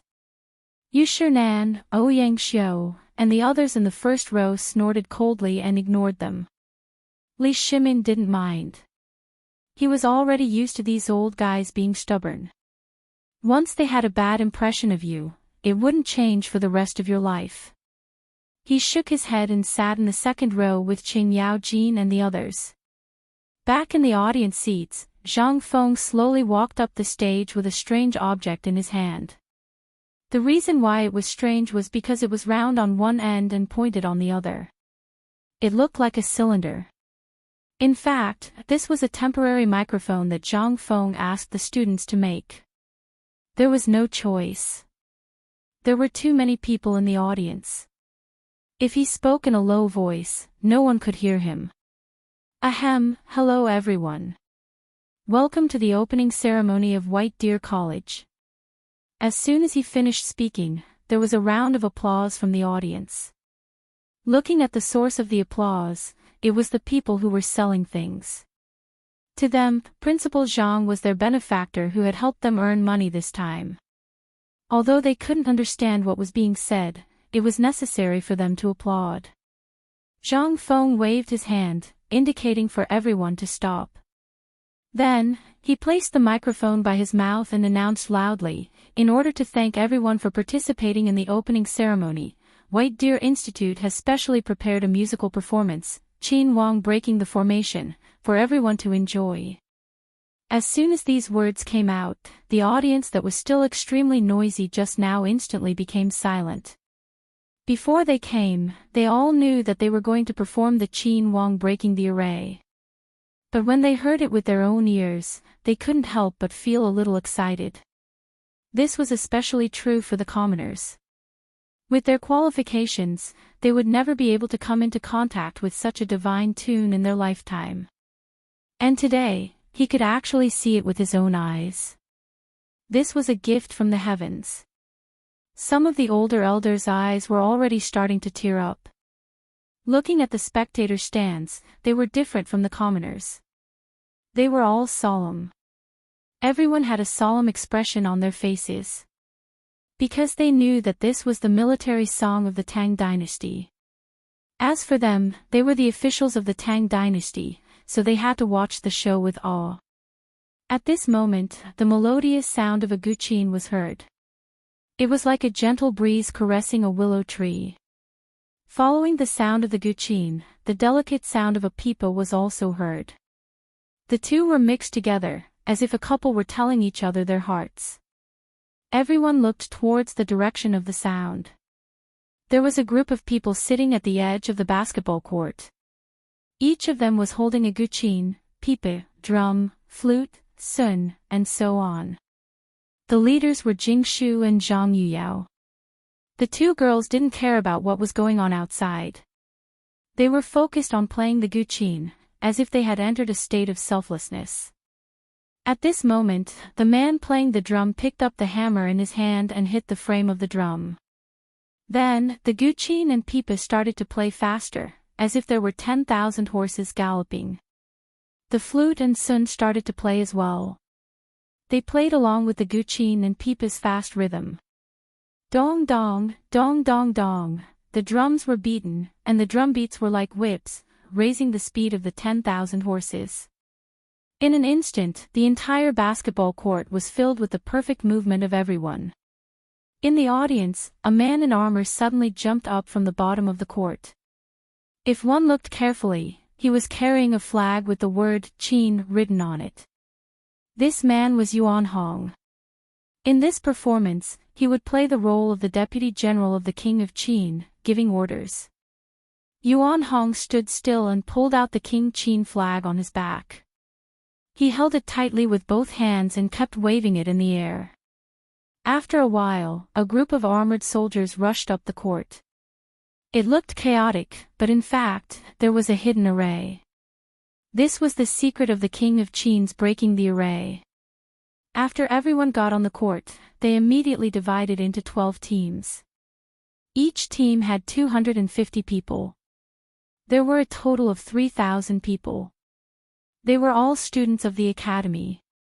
They all looked serious. They were carrying Tang swords and holding a spear in their hands. Although they lacked a murderous aura, they were more energetic and brave. Yuan Hong stood at the front and faced everyone. He waved the King Qin flag to the left. This was the order to change the formation. Because this was an official performance, they couldn't say the order. They could only wave the flag. Seeing this, the students at the front immediately raised their spears and stabbed forward. They kept shouting slogans. Kill, kill, accompanied by the music and dance performed by the band, the entire court was filled with a vicious aura. At the side of the court, the onlookers were shocked. It was the first time they had seen such a song and dance. Although they were ordinary people, they couldn't help but feel excited when they saw such a song and dance. Chapter 1760. Not to mention that this was a song and dance that only the royal family could watch. At this moment, they couldn't calm down. They were just ordinary people. To them, the song and dance they could see was a gift. They pressed their chests and tried to calm their hearts. In the audience, everyone was excited. Among them were generals, especially Qing Yaojin and Yuqi Gong. When they heard the word kill just now, they couldn't help but clench their fists. They thought of their brothers who had fought with them. Those people had died on the battlefield. As for Li Shimin, his eyes were actually moist. As the emperor, the former king of Qin, he understood the meaning of this song and dance the best. Back then, when he led the army to attack Lu Wuzhou, the whole army performed this song and dance that night. At that time, the torches lit up the night as if it was daytime. The whole army was cheering because the king of Qin defeated Lu Wuzhou. The next day, Li Shimin led the army to defeat Lu Wuzhou with the help of the high morale of the song. This song and dance could be said to have accompanied him for his whole life and won countless victories. Later, after the world was unified, Li Shimin ordered people to recompile the song and fill in the lyrics. That was how the song came to be today. This song and dance could be said to be the cornerstone of his success, and also a symbol of the prosperity of the Tang Dynasty. Everyone was excited and looked at the scene on the field. On the stage, the rhythm of the song and dance became faster and faster, presenting a perfect auditory feast. Yuan Hong began to change the King of Qin's flag. Everyone followed the order and changed to the next formation, the right side. The 12 teams immediately stood opposite each other, pulled out their Tang swords, held them in the air, and roared. With everyone's performance, the field was once again set off a climax. The people on the sidelines looked at this scene as if they were watching their children enlist in the army. Yes, most of them were parents, and the soldiers of the Tang Dynasty were their children. Some died on the battlefield, and some were still serving in the army. At this moment, they seemed to be infected by the passion on the field and shouted together. Roar! Roar! In the audience, Li Shimin looked at the crowd of people and clenched his fists tightly. He didn't expect that Feng Zi's performance of Qin Wang breaking the array would attract such a big response. Even the emotions of the people were stirred up. Following the performance on the stage, the Qin Wang breaking the battle formation music finally reached the final battle formation. Yuan Hong raised the Qin King banner and waved it in the air. Everyone quickly raised the spears in their hands and pointed them at the sky. He pulled out the Tang saber from his waist and waved it forward while roaring. By the law, the head of state will punish the traitors. Singing songs to break through the array, we enjoy the peaceful people together. For Sea's royal wind, millennium virtue clear water, he was not even wearing his military uniform, today he had succeeded. Lord Xingkai Chongli, the subject is loyal to you. Look, after the revolution, it will be the autumn of peace. The roars of the 3,000 people shook the heavens and the earth, as if a gale was blowing. When the commoners heard this roar, their eyes instantly turned red. The commoner at the front seemed to be infected. He suddenly stood up, clenched his fists, and roared. Look, after the revolution, it will be the autumn of peace. With the first, there would be a second. The commoners couldn't help but stand up together and clap with the students. Look, after the revolution, it will be the autumn of peace. The officials in the audience couldn't help it anymore. They were all hot-blooded men, especially Qing Yaojin, Yuqi Gong, and the others. They were all generals who fought on the battlefield and killed countless people. This battle song was like praising their achievements. How could they not be excited? Look, after the revolution, it will be the autumn of peace. They also roared. They weren't showing off their hard work in front of Li Shimin, but they felt the same way. They were also generals who fought on the battlefield, not emotionless machines. At this moment, the entire basketball court was filled with deafening roars. No one sat down. Everyone stood up spontaneously and sang this battle song for the Tang Dynasty. Even Yu Shernan, Ouyang Xiao, and the others stood up shakily. Although they didn't like Li Shimin very much, they were still the people of the Tang Dynasty. They couldn't fall behind at this moment. Look, after the revolution, it will be the autumn of peace. Everyone roared excitedly. The basketball court was stirred up again at this moment. The roars spread out again and again. The people at the foot of the mountain who hadn't gone up yet. The people at the foot of the mountain were a little confused, but the grand atmosphere also affected them. The crowd also spontaneously roared.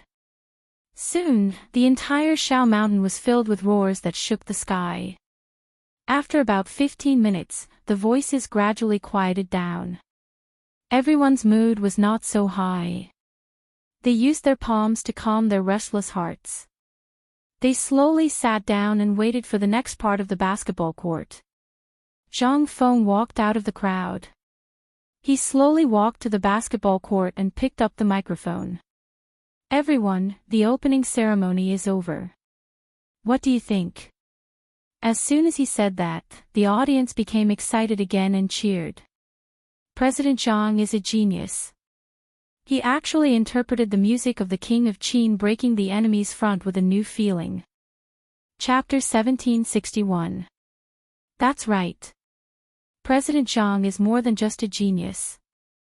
The vast ocean's laughter that he played at the Mid-Autumn Festival was heavenly. If I can listen to it again today, I, Zhang Hua, will have no regrets in my life. This sentence didn't mean much, but it attracted the attention of the surrounding people. That's right. President Zhang can play the vast ocean's laughter. The vast ocean's laughter. Immediately, the cheers caused a response. Everyone in the audience cheered non-stop. Many of them had heard Zhang Feng play the vast ocean's laughter at the Mid-Autumn Festival Gala. It wasn't an exaggeration to say that the music was heavenly. Every time they thought about it, they couldn't help but feel excited. Today, they had watched the Emperor of Qin breaking the array. If they could listen to the vast ocean's laughter as well, they wouldn't have lived in vain. The vast ocean's laughter, the vast ocean's laughter, even the officials in the audience cheered excitedly. Among them, the civil officials were the loudest. They boasted that they were from noble and prestigious families. Since young, they were attached to this kind of music. Or rather, they worshipped it. It was a passion in their bones. Of course, there were also some generals. Although they were rough and only knew how to fight and kill every day, this didn't stop them from appreciating the heavenly music. The craziest were the students of White Deer College. To them, Zhang Feng was their teacher, their second parent. Without Zhang Feng, some of them wouldn't know where to suffer. Without Zhang Feng, would they have such a good life? Without Zhang Feng, would they have a bright future? At this moment, their teacher was being chased by millions. As students and disciples, they had to be at the forefront. The students stood up spontaneously, clenched their fists, and shouted in unison. The vast ocean's laughter, the vast ocean's laughter, the vast ocean's laughter. At this moment, the atmosphere in the basketball court was pushed to an unprecedented climax. When the people saw the students stand up, they couldn't control their restless hearts. They stood up one after another and waved their fists in respect to Zhang Feng. Even the officials in the audience were affected. They clenched their fists and shouted loudly. On the stage, Zhang Feng's eyes were red as he looked at the audience with excitement. He didn't expect that his words would cause such a huge reaction.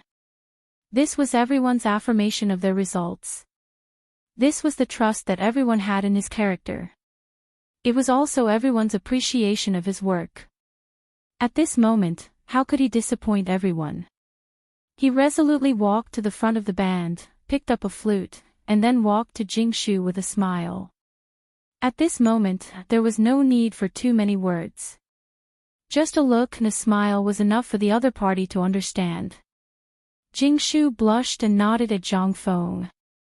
Her feelings were self-evident. Ding, the sound of the zither rang out. Yu Yang was tactful. With the sound of Jingshu's guzheng, the crowd's shouts gradually stopped. They quietly looked at the beautiful couple on the stage, their minds already filled with endless thoughts. Some had even closed their eyes, preparing to listen to this peerless sound. Zhang Feng was very satisfied with the performance of the people on the stage. He put the flute to his mouth, closed his eyes, and slowly blew into it with a smile. Woo! The clear sound of the flute slowly spread out. It was as if a lonely swordsman was walking in the desert. The zither and zither chimed together. The sound was sometimes low and sometimes euphemistic. The sonorous music was intoxicating. Everyone spontaneously closed their eyes and carefully enjoyed the beautiful ensemble. At this moment, the audience was strangely quiet. It was as if everyone could hear the sound of their heartbeats and breathing. Even the usually carefree Qing Yao Jin and Yuqi Gong put away their restless hearts.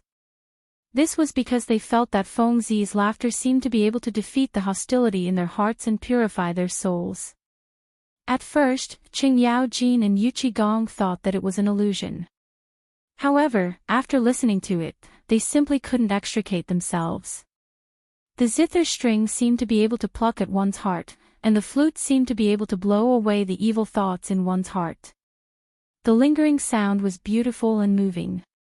On the side, Li Shimin was even more immersed. He had specially trained a group of musicians in the palace, and they were considered first-class experts. However, after hearing Feng Zi's laughter today, he realized that there was always someone better. Those guys couldn't even compare to a single finger of Feng Zi's. No, I must get Feng Zi's score today and listen to it every day in the palace. Listening to this kind of heavenly sound should prolong one's life. Everyone had different thoughts. Sitting in the first row, Yu Shinan, Ouyang Xiu, and the others didn't think so much. They were all literary experts and were praised by the world as great scholars. Usually, there were countless diners in their house and countless dances and music to their ears. However, after hearing Feng Zi's laughter today, they couldn't help but be intoxicated. At this moment, they felt as if they had been doused with a pot of strong wine, and their bodies were filled with enthusiasm. Feng Zi's laughter was the sword of this life. With Feng Zi's laughter, who could rival him? On the stage, the sound of the zither and flute gradually stopped. Only then did everyone slowly open their eyes and reluctantly pull themselves back from their reverie. They were somewhat unsatisfied. After all, this kind of heavenly sound was very difficult to hear. Chapter 1762. They had finally heard it today, but it was about to end again. Everyone looked at the beautiful woman on the stage with hope in their eyes. Zhang Feng put down his flute, and Jingshu stopped playing her zither. The two of them looked at each other and smiled. Zhang Feng returned to the center of the court and picked up the microphone. Everyone, the opening ceremony is over. Now, let the basketball match begin. As soon as he finished speaking, the audience burst into applause. This was the afterglow that everyone dedicated to Zhang Feng's performance of the Laughter of the Sea. Of course, there was also the Qin Emperor breaking the array. With these two songs as the backdrop, the climax of the basketball court was stirred up again. Zhang Feng waved his hand and signaled for everyone to stop applauding. Then, he continued, "Next, I will talk about the rules of the basketball match. As there are too many participants, each team will only have 3 matches. Out of the 3 matches, civil officials will fight civil officials, and generals will fight generals. Now, all the basketball teams, please get ready. The first match will be between the imperial scribe and the commandant." After he finished speaking, Zhang Feng got off the court. He was the referee this time to remind these people who were not familiar with the rules. After a while, 2 teams of young men wearing short sleeves and shorts walked onto the court. They were the imperial scribe Han Liang and the commandant Zhuo Renhao. These 2 teams had the same status in the imperial court, and they usually did not like each other. There would be a fierce battle today. Zhang Feng stood in the center, and the two teams stood on either side of him. Let me say this first. This is a basketball match. Don't do anything indecent. You are all officials. I don't need to say more, right? Zhang Feng looked at the leaders of the two teams and said. Why did he have to remind them? It was because he was worried that these guys would suddenly attack others during a basketball match. These guys were all generals. It was inevitable that they would bring their military habits to the court. If they treated the court as a battlefield, it would be a big problem. President Zhang, don't worry. I won't lower myself to his level. Liang He crossed his arms and said with disdain. Who do you think you are? Do I need to lower myself to your level? Zhuo Rinhao glared at Liang He, not to be outdone. Alright, don't be stubborn. The basketball match is more important. Zhang Feng waved his hand impatiently, signaling the two to get ready. After that, he tossed the basketball in his hand high into the air and turned around to stand at the edge of the court. Liang He and Zhuo Rinhao jumped up high at the same time. The two of them were about the same height. However, Liang He's skills were better, and he managed to get the ball into his team's hands. When Na Qing thought of this, Zhuo Zihao immediately lost his cool and wanted to turn around to snatch the ball. Liang He had sharp eyes and tripped Zhuo Zihao, causing him to fall to the ground. You mother f*** could dare to throw Lao Tzu. Zhuo Zihao crawled on the ground, glaring at Liang He with bloodshot eyes. That's your own bad luck. It's not Lao Tzu's fault. Liang He sneered. After saying that, he turned around and ran to the basket. He jumped high and shot a backhand shot. Zhuo Zihao wanted to cry but had no tears. He stood up and went to find Zhang Feng. Referee, that guy Liang He kicked me just now and made me fall. I want to file a complaint against him. Zhang Feng glanced at Liang He and realized that he was smiling at him. If he kicked you, you can kick him back. I'll let it go this time. It's just the beginning, don't disappoint the audience. Zhang Feng said calmly. This situation was not easy to judge. The other party did not foul, so it was not easy to punish him. Okay, I know. Zhuo Rinhao sneered, turned around and ran away. After that, the two teams started to fight. It was either you punching me or kicking me. The habits of the military were brought over by these guys. However, this caused the audience to be extremely enthusiastic. They clapped their hands and some even cheered loudly for their favorite team. As the game continued, the audience cheered again. The officials in the audience sneered, as if to say that these guys were a disgrace to the imperial court. In the end, the Grand Scribe defeated the military officer and won the championship. Zhuo Rinhao could only leave. Zhang Feng returned to the court and raised the microphone. The match between the Grand Scribe and the military officer was very exciting. Although there was a small accident, it was not bad. Next, let's welcome the Imperial College and the Hongwen Guan team. After that, the Imperial College and the Hongwen Guan team walked onto the court. This time, the team was led by two young men. Lu Hongwen and Ouyang Kai were too old and could not withstand such high-intensity exercise. The Imperial College team was led by Bai Fei, the son of a high official. The Hongwen Guan team was led by Ho Qiuping, the nephew of a concubine. Both of them were very powerful. Of course, this referred to their background. Zhang Feng called the two teams to his side and started to warn them. You saw the Grand Scribe and the military officers' team just now. You are all scholars, so I don't need to say more, right? President Zhang, don't worry. We are scholars, so we will not do anything vulgar. Bai Fei smiled and then looked at Ho Qiuping. What do you think, Brother Ho? Seeing that the other party had said so, Ho Qiuping naturally agreed. Of course, President Zhang, don't worry. Zhang Feng glanced at the two of them. Although the two of them were on good terms, he kept getting the feeling that these two fellows were restless. They would definitely cause some trouble. Chapter 1763.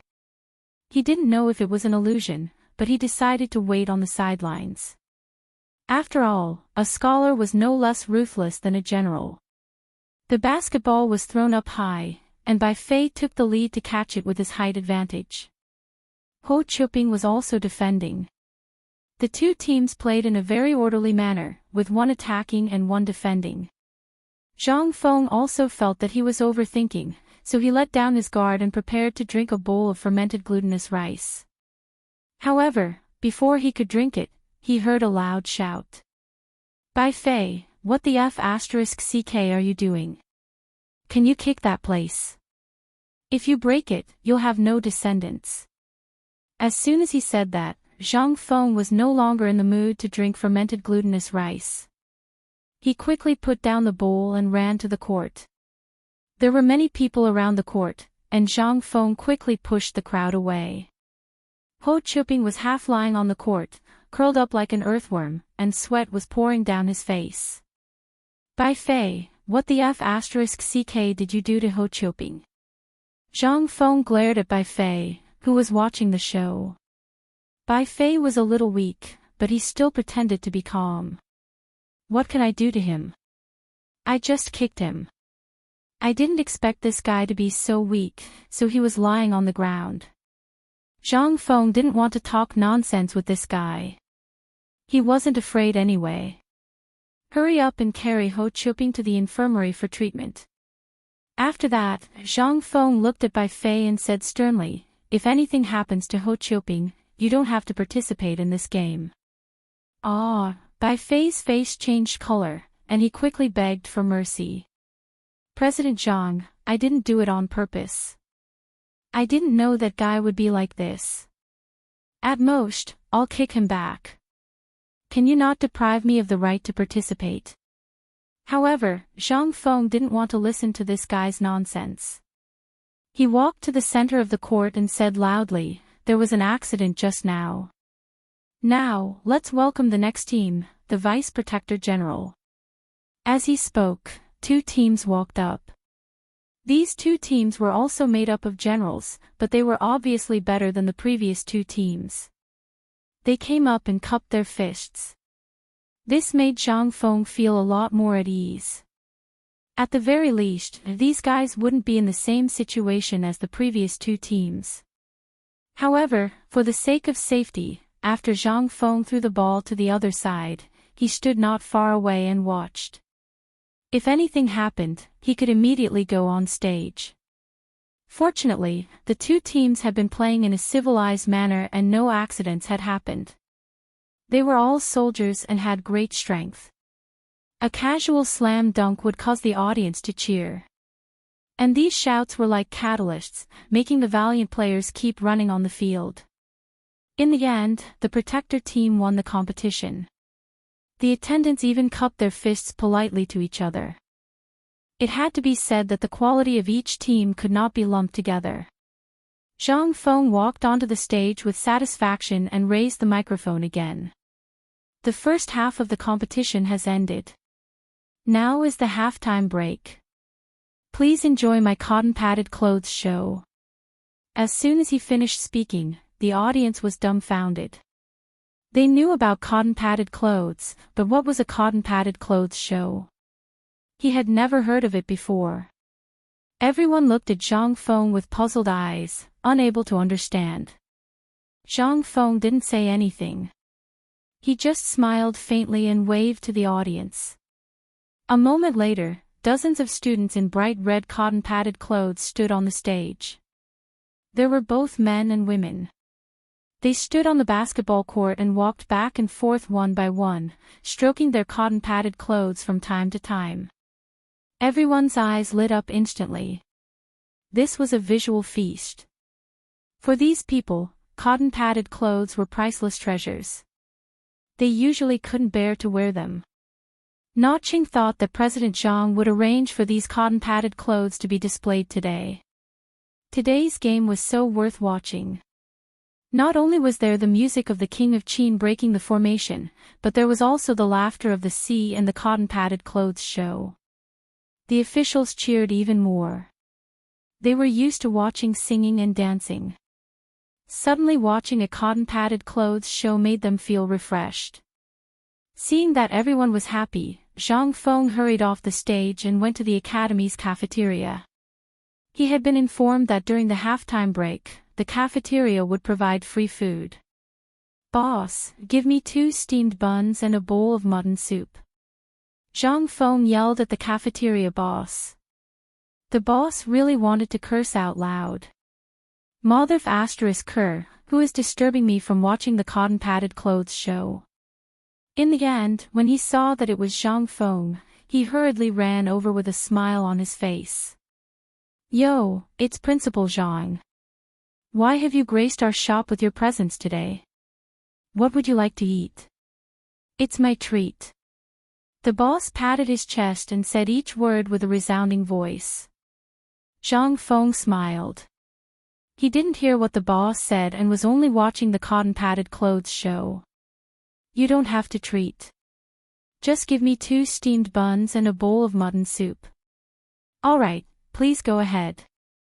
The boss ran away happily. While they were talking, the boss served the steamed buns and mutton soup. There was also a portion of braised mutton. "President Zhang, you can eat here first. Call me if you need anything. This portion of braised mutton is for you. It's free."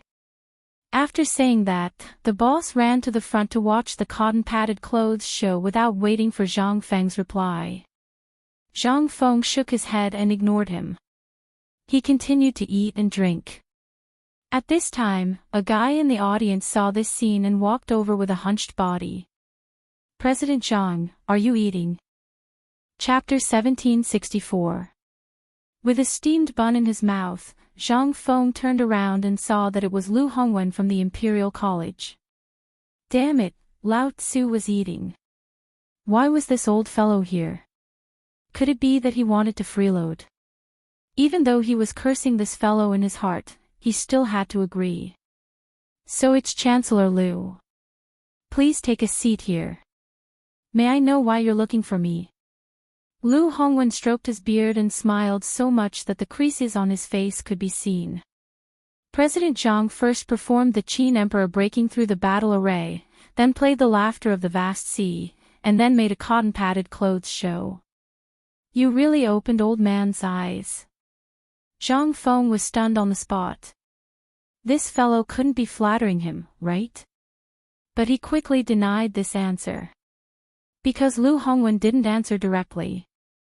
There must be something important. "Chancellor Lu, if you have something to say, just say it directly. There's no need to beat around the bush." Zhang Feng was a little impatient. He hated this kind of person the most, especially literati. They had to beat around the bush 3 times before they were willing to say what was in their heart. It was better to just say it directly. President Zhang is really a straightforward person. Then old man will just say it directly. One word, business. Lu Hongwen laughed and then said seriously, "President Zhang, old man wants to work with you. You see, with old man's fame and status, plus your strength and wisdom, once we work together, we'll make a lot of money." Work together. Business. Zhang Feng was a little dumbfounded. He was eating here and suddenly came over to say that he wanted to work with him. Why didn't he let him be mentally prepared? He let out a long sigh. Just as he was about to speak, a voice came from behind him. "Chancellor Lu, please slow down your business. I have something to discuss with President Zhang." The voice sounded familiar. Zhang Feng turned around in confusion. It was Lao Li. At this moment, Zhang Feng really felt that Lao Li was a living bodhisattva. Just when he didn't know how to deal with this old man, he came. This was his savior. He even wanted to give Lao Li a hug. "Lao Li, you came at the right time. Come, take a seat." Zhang Feng quickly got up and gave his seat to Lao Li. He sat on the other side. Now that Lao Li is here, I have a way to deal with Lu Hongwen. With Lao Li by my side, I have a way to deal with him. On the other hand, Lu Hongwen's face was a little ugly, like a frosted eggplant. He knew Li Shimin's identity, so he hurriedly bid farewell and left. Feng Zi, you can't simply cooperate with others, especially such an old man. Li Shimin reminded Zhang Feng, afraid that the other party would go the wrong way. In fact, he had already seen Lu Hongwen just now, so he came down from the audience seat. He had heard the conversation between the two of them clearly. Actually, there are also benefits to cooperating with him. We can take the opportunity to attack the 5 surnames and 7 hopes and the Guanlong clan. Zhang Feng smiled, picked up the steamed bun and gnawed on it again. As soon as these words came out, Li Shimin was instantly energized. Because the 5 surnames and 7 hopes and the Guanlong clan were too strong, they had a tendency to influence the Tang Dynasty, so they had always been the targets he wanted to attack. However, the other party's power was too big. They had branches all over the country. It would be extremely difficult to destroy them. Now Feng Zi said that he could attack them. How could this not make him happy? Feng Zi, what did you mean just now? Li Shimin hurriedly asked. Zhang Feng smiled and did not answer. Instead, he said to the boss beside him, "Boss, give me another bowl of mutton soup." Just now, he had been chatting with the old guy Lu Hongwen, so the mutton soup was cold. When the boss heard that it was President Zhang, he moved quickly and quickly changed a bowl of hot soup for Zhang Feng. Zhang Feng took a sip of the mutton soup, then looked at Li Shimin and said slowly, "Let me ask you, what do the 5 surnames and 7 hopes and the Guanlong clan rely on? In other words, why are they so powerful?" Li Shimin frowned slightly. After thinking for a while, he blurted out, "Scholars, money." That's right. After Zhang Feng had eaten his fill, he took out a cigarette from his waist and put it in his mouth.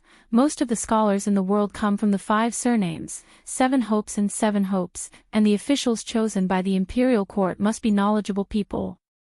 Therefore, most of the officials in the imperial court are people from the 5 surnames, 7 hopes and 7 hopes. These students from the clans who are officials in the imperial court also recommend students from their own clans.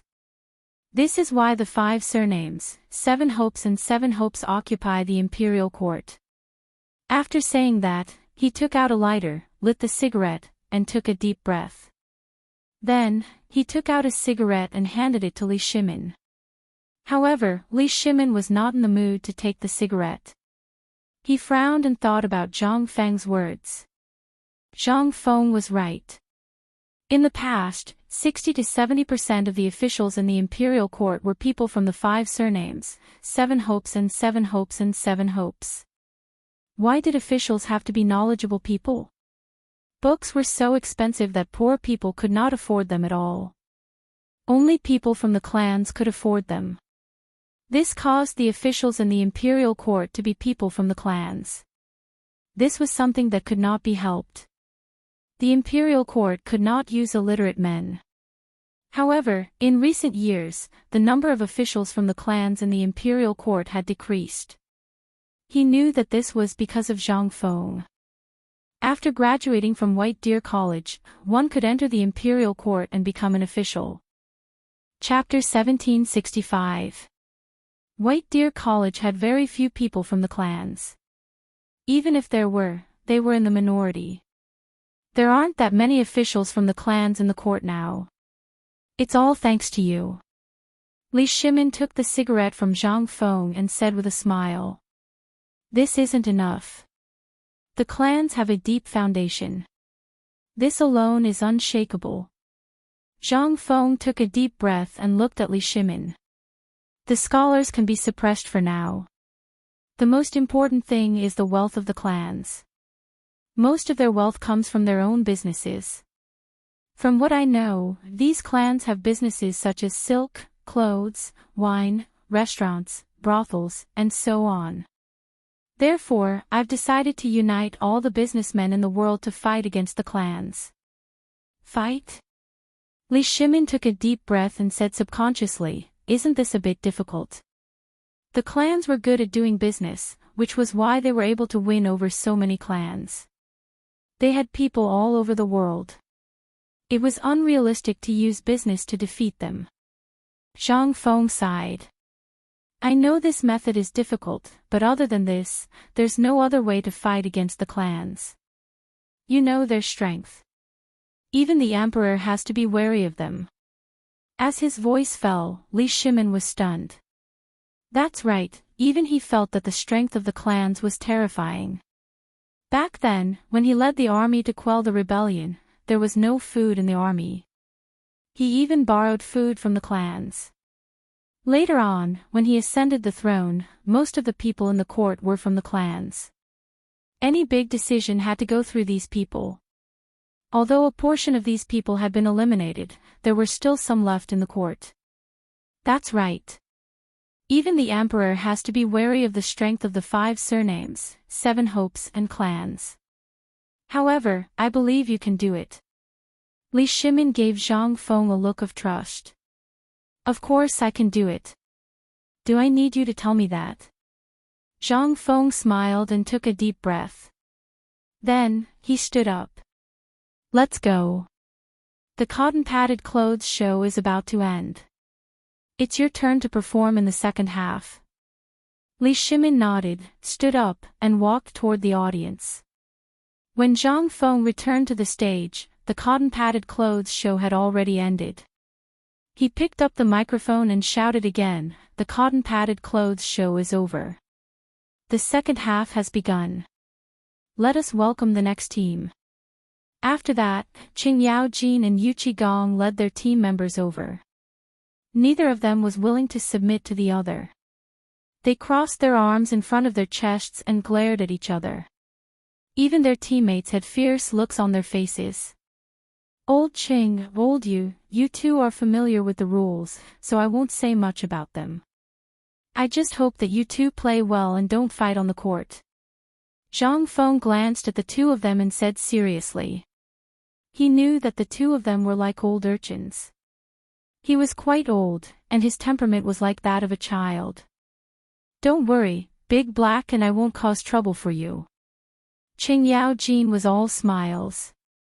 As he spoke, he even put his arm around Yu Qigong's shoulder, causing the latter to look at him with disdain. That's good. Get ready to start. After that, Zhang Feng threw the basketball up high and walked off the court. Although the two of them were usually unreliable, he believed that they would not screw up in a situation like this. Sure enough, the two of them performed well on the court, going back and forth. At the beginning, Qing Yaojin beat Yu Qigong with a dunk.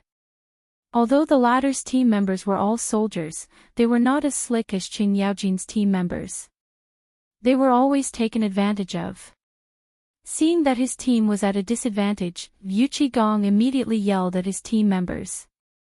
Not only was it effective, but they were all soldiers. The blood in their hearts was instantly stimulated, and they slammed Qing Yaojin several times in a row. A moment later, Yu Qigong won the game with an absolute advantage. However, Qing Yaojin seemed to be a little unconvinced. As soon as he got off the court, he asked Yu Qigong to play another game after the game. Zhang Feng did not care so much about them.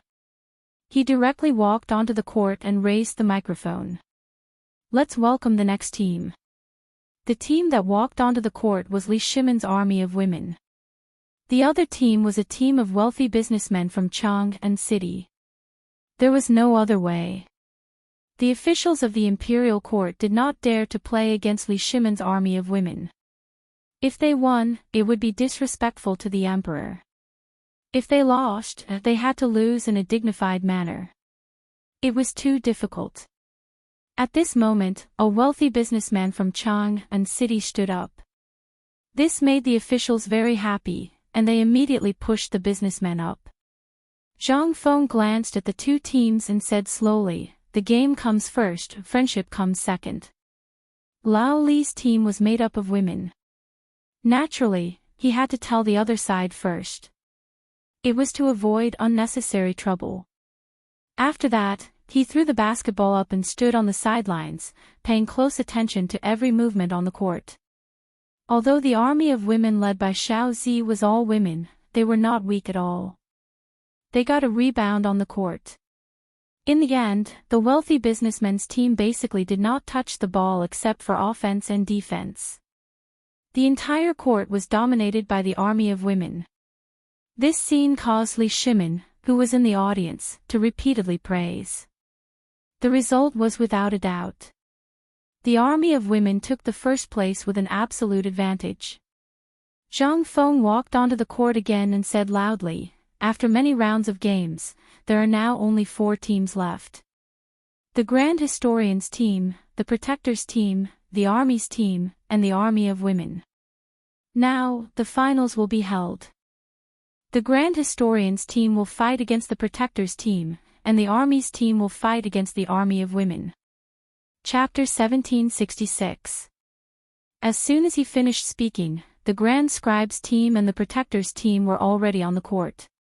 Zhang Feng tossed the basketball high into the air and walked off the court. Both teams had decent strength and discipline, so there was no need to say too much. At the beginning of the match, the Grand Scribes team won the first ball and forced the Protectors team to retreat. The audience cheered, and the Grand Scribes team became even more motivated. Their attacks became even fiercer, and they directly grabbed the rebound. The Protectors team couldn't defend in time and lost. Next up was Yu Qigong's military team and Li Shimin's women's team. Yu Qigong originally didn't want to play against Li Shimin's women's team. After all, the women's team was already very strong, and they were Li Shimin's team. Anyone who went up against them would die. However, he couldn't ignore the enthusiasm of his brothers behind him, so he had to bite the bullet and go up. As soon as he went up, Xiaozi led the charge and didn't let go of the basketball. Yu Qigong couldn't snatch it from her, so he got the rebound. The poor Yu Qigong could only defend. Xiaozi took an inch and wanted a mile. She led the women's team and bombarded them, and they won in less than half an hour. At this moment, only the Grand Scribes team and the women's team were left. The champion would be decided between them. The Grand Scribe was the same as Yu Qigong. He knew that this was the Emperor's team, so he didn't dare to fight them head-on. He just wanted to make sure that he didn't lose too badly.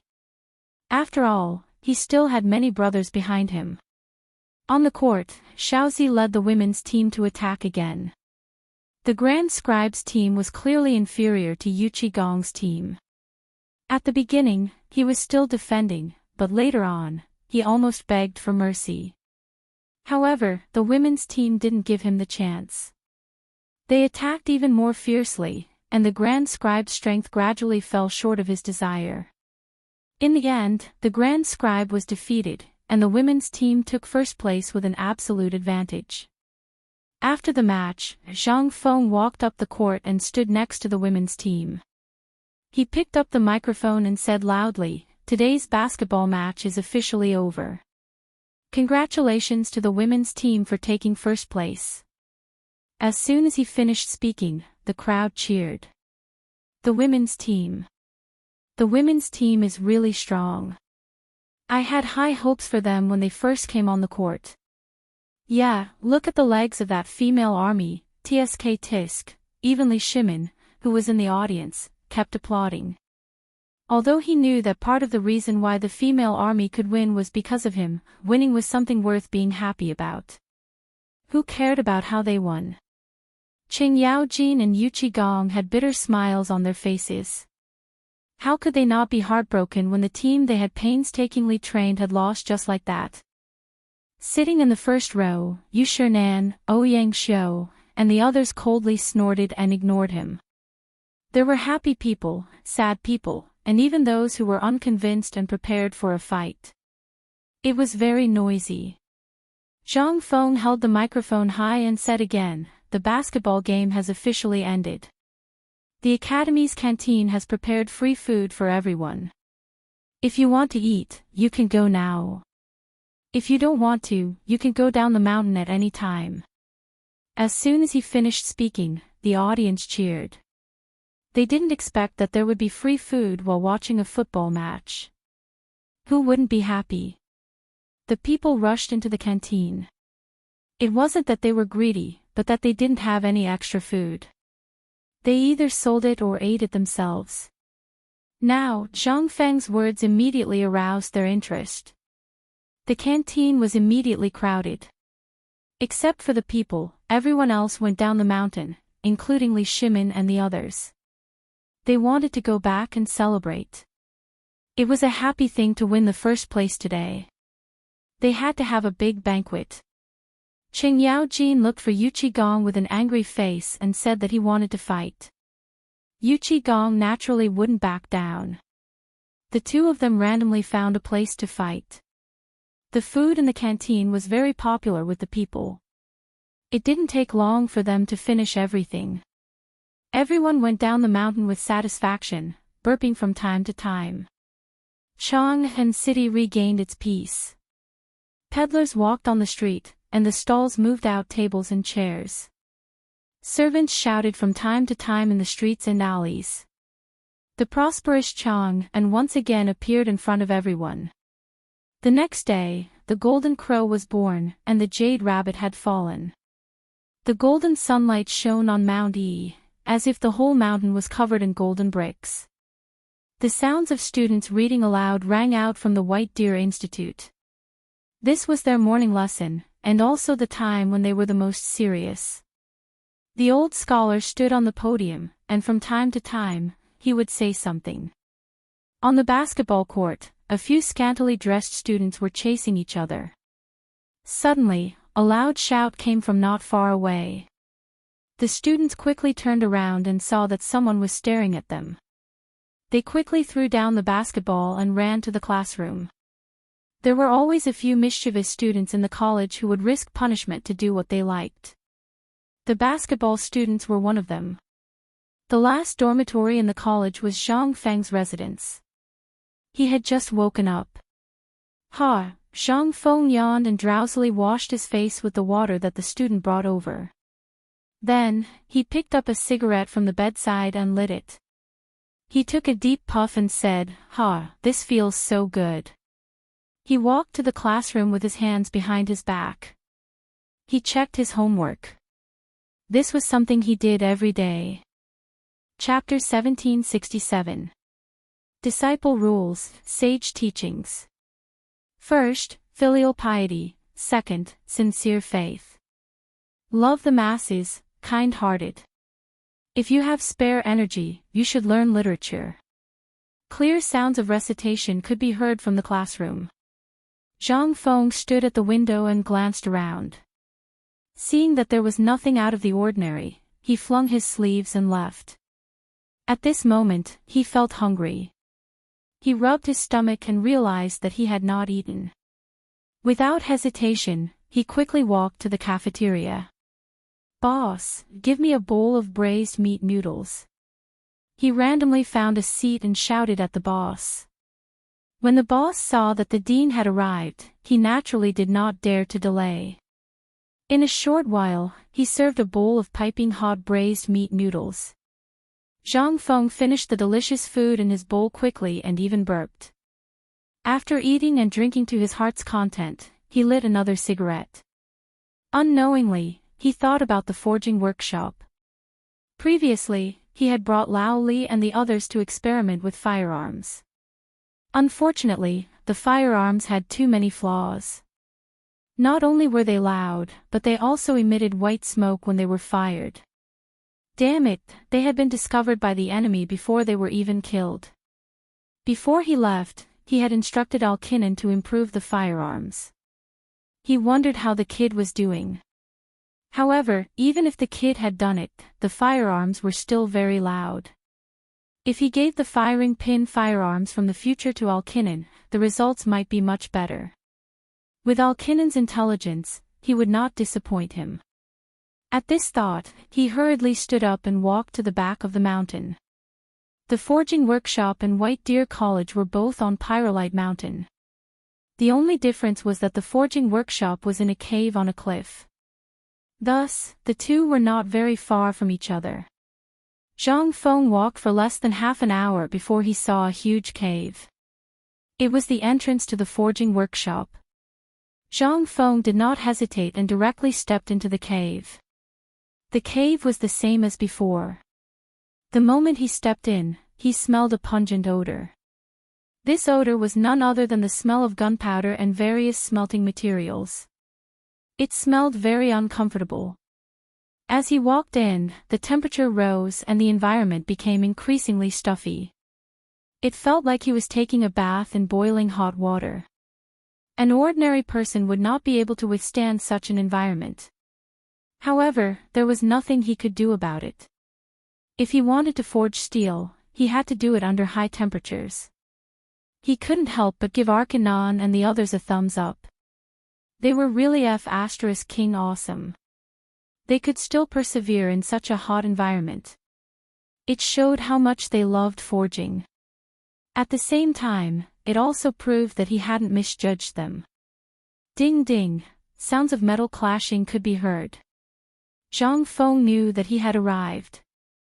He quickened his pace, and what appeared before him was the familiar scene from before. In the middle of the cave, there was a table with many messy parts on it. There were also some failed smelting weapons. There were also a dozen oil lamps on the side, illuminating the cave as if it was daytime. In the mountain wall, there were more than a dozen large holes. Inside each hole were oil lamps and water. These oil lamps allowed the smelters to find a trace of light in the darkness. Not far away, there was a huge furnace. Many shirtless men surrounded the furnace. They were sweating profusely and holding metal tools in their hands. They kept throwing things into the furnace. Upon closer inspection, they were all failed smelting weapons or deformed metals. They slowly took out the metals that had been smelted in the furnace with tongs. The shirtless men immediately surrounded them. They held hammers in their hands and kept hitting the metal tools that had just been smelted. Below, there were people adding charcoal. Not far away, there were a few men picking up the weapons on the ground. There were Mitsubishi bayonets, Miaodao, and so on. Their bodies were red from the reflection of the fire. There were many black scars on their faces. Sweat kept dripping onto their weapons. There was a sizzling sound as if the weapons were being quenched. One of the men who was picking up the weapons inadvertently glanced at Zhang Feng. He exclaimed, "Dean. Why are you here? Is Arcanon here?" "I'm here to look for him." Zhang Feng glanced at the crowd and asked. "He's working on the second floor." The man replied. Zhang Feng nodded and walked to the second floor. After the expansion of the workshop, there were now a total of 6 floors. There were different weapons and smelting materials.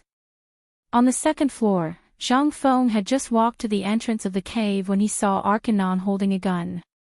He was thinking about something. There were many people around him. "Arcanon, how's the modification of the gun coming along?" Zhang Feng quickly walked to the front of the crowd and asked Arcanon. Only then did Arcanon react. He hurriedly turned around, but he didn't answer Zhang Feng's question. Instead, he frowned. The people around him saw this and hurriedly said to Zhang Feng, "President Zhang, the gun is already in mass production. I believe that once this batch of guns is shipped to the north, there will be no worries about the war there." Zhang Feng nodded and looked at Arcanon. He didn't understand why Arcanon looked so unhappy. Weren't the guns already in mass production? "Arcanon, what's wrong with you? Is there a problem with the guns?" This was the only question Zhang Feng could think of. Chapter 1768. Hearing this, Arcanon looked at Zhang Feng with a worried expression. "Dean, there is no problem with the gun, but it is a bit troublesome to reload. I was thinking that it would be great if the gun could be reloaded in the time it takes to drink a cup of tea, or if it could be used like a crossbow." As soon as he finished speaking, Zhang Feng suddenly thought of the firing pin gun. This was exactly what he wanted to talk to Arcanon about. He didn't expect Arcanon to be thinking about it himself. That's great, I'll leave it to him. Zhang Feng smiled and patted Arcanon on the shoulder. Arcanon, this is actually not that difficult. As soon as he finished speaking, Arcanon couldn't remain calm anymore. He grabbed Zhang Feng's hand and hurriedly said, Dean, do you have a way? Even the people around him looked anxious as they stared at Zhang Feng with burning eyes. They were all blacksmiths, or rather, smelters. Other than high-end technology, there was nothing else that could attract them.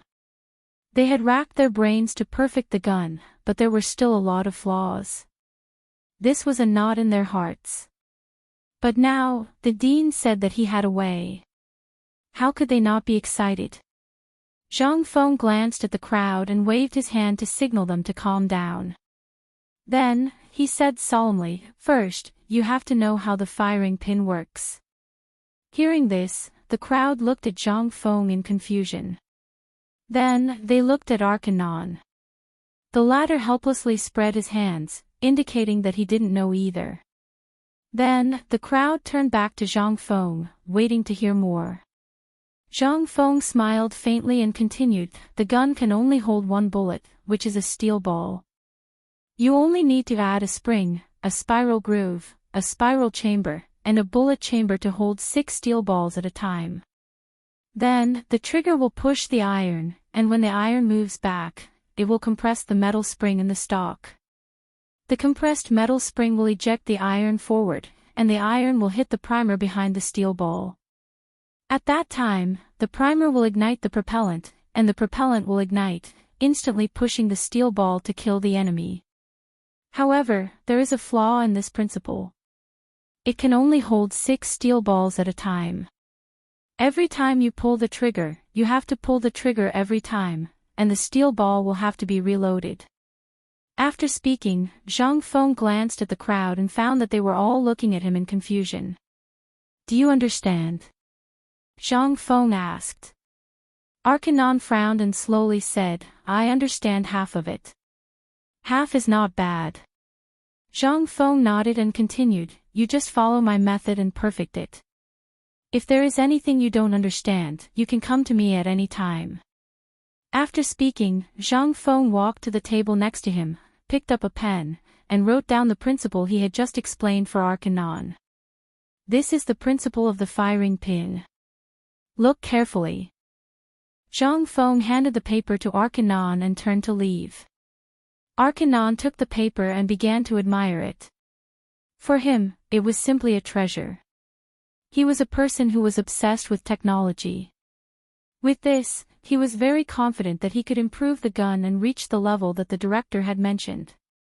Just then, an untimely voice came from beside him. Arcanon, have you heard? President Zhang is going to Jiangnan. What? Arcanon exclaimed. The paper in his hand was no longer fragrant. He looked at the man who had just spoken and hurriedly asked, Where did you hear that? Why is the director going to Jiangnan? He knew that Jiangnan was not a good place. There were many clans there, and there were many bandits. Even though Jiangnan was known as the home of talents, how many people knew just how dangerous it was beneath this home of talents? What if President Zhang was killed by the clans in Jiangnan? Those guys would eat people up without spitting out the bones. At this moment, his heart suddenly tightened.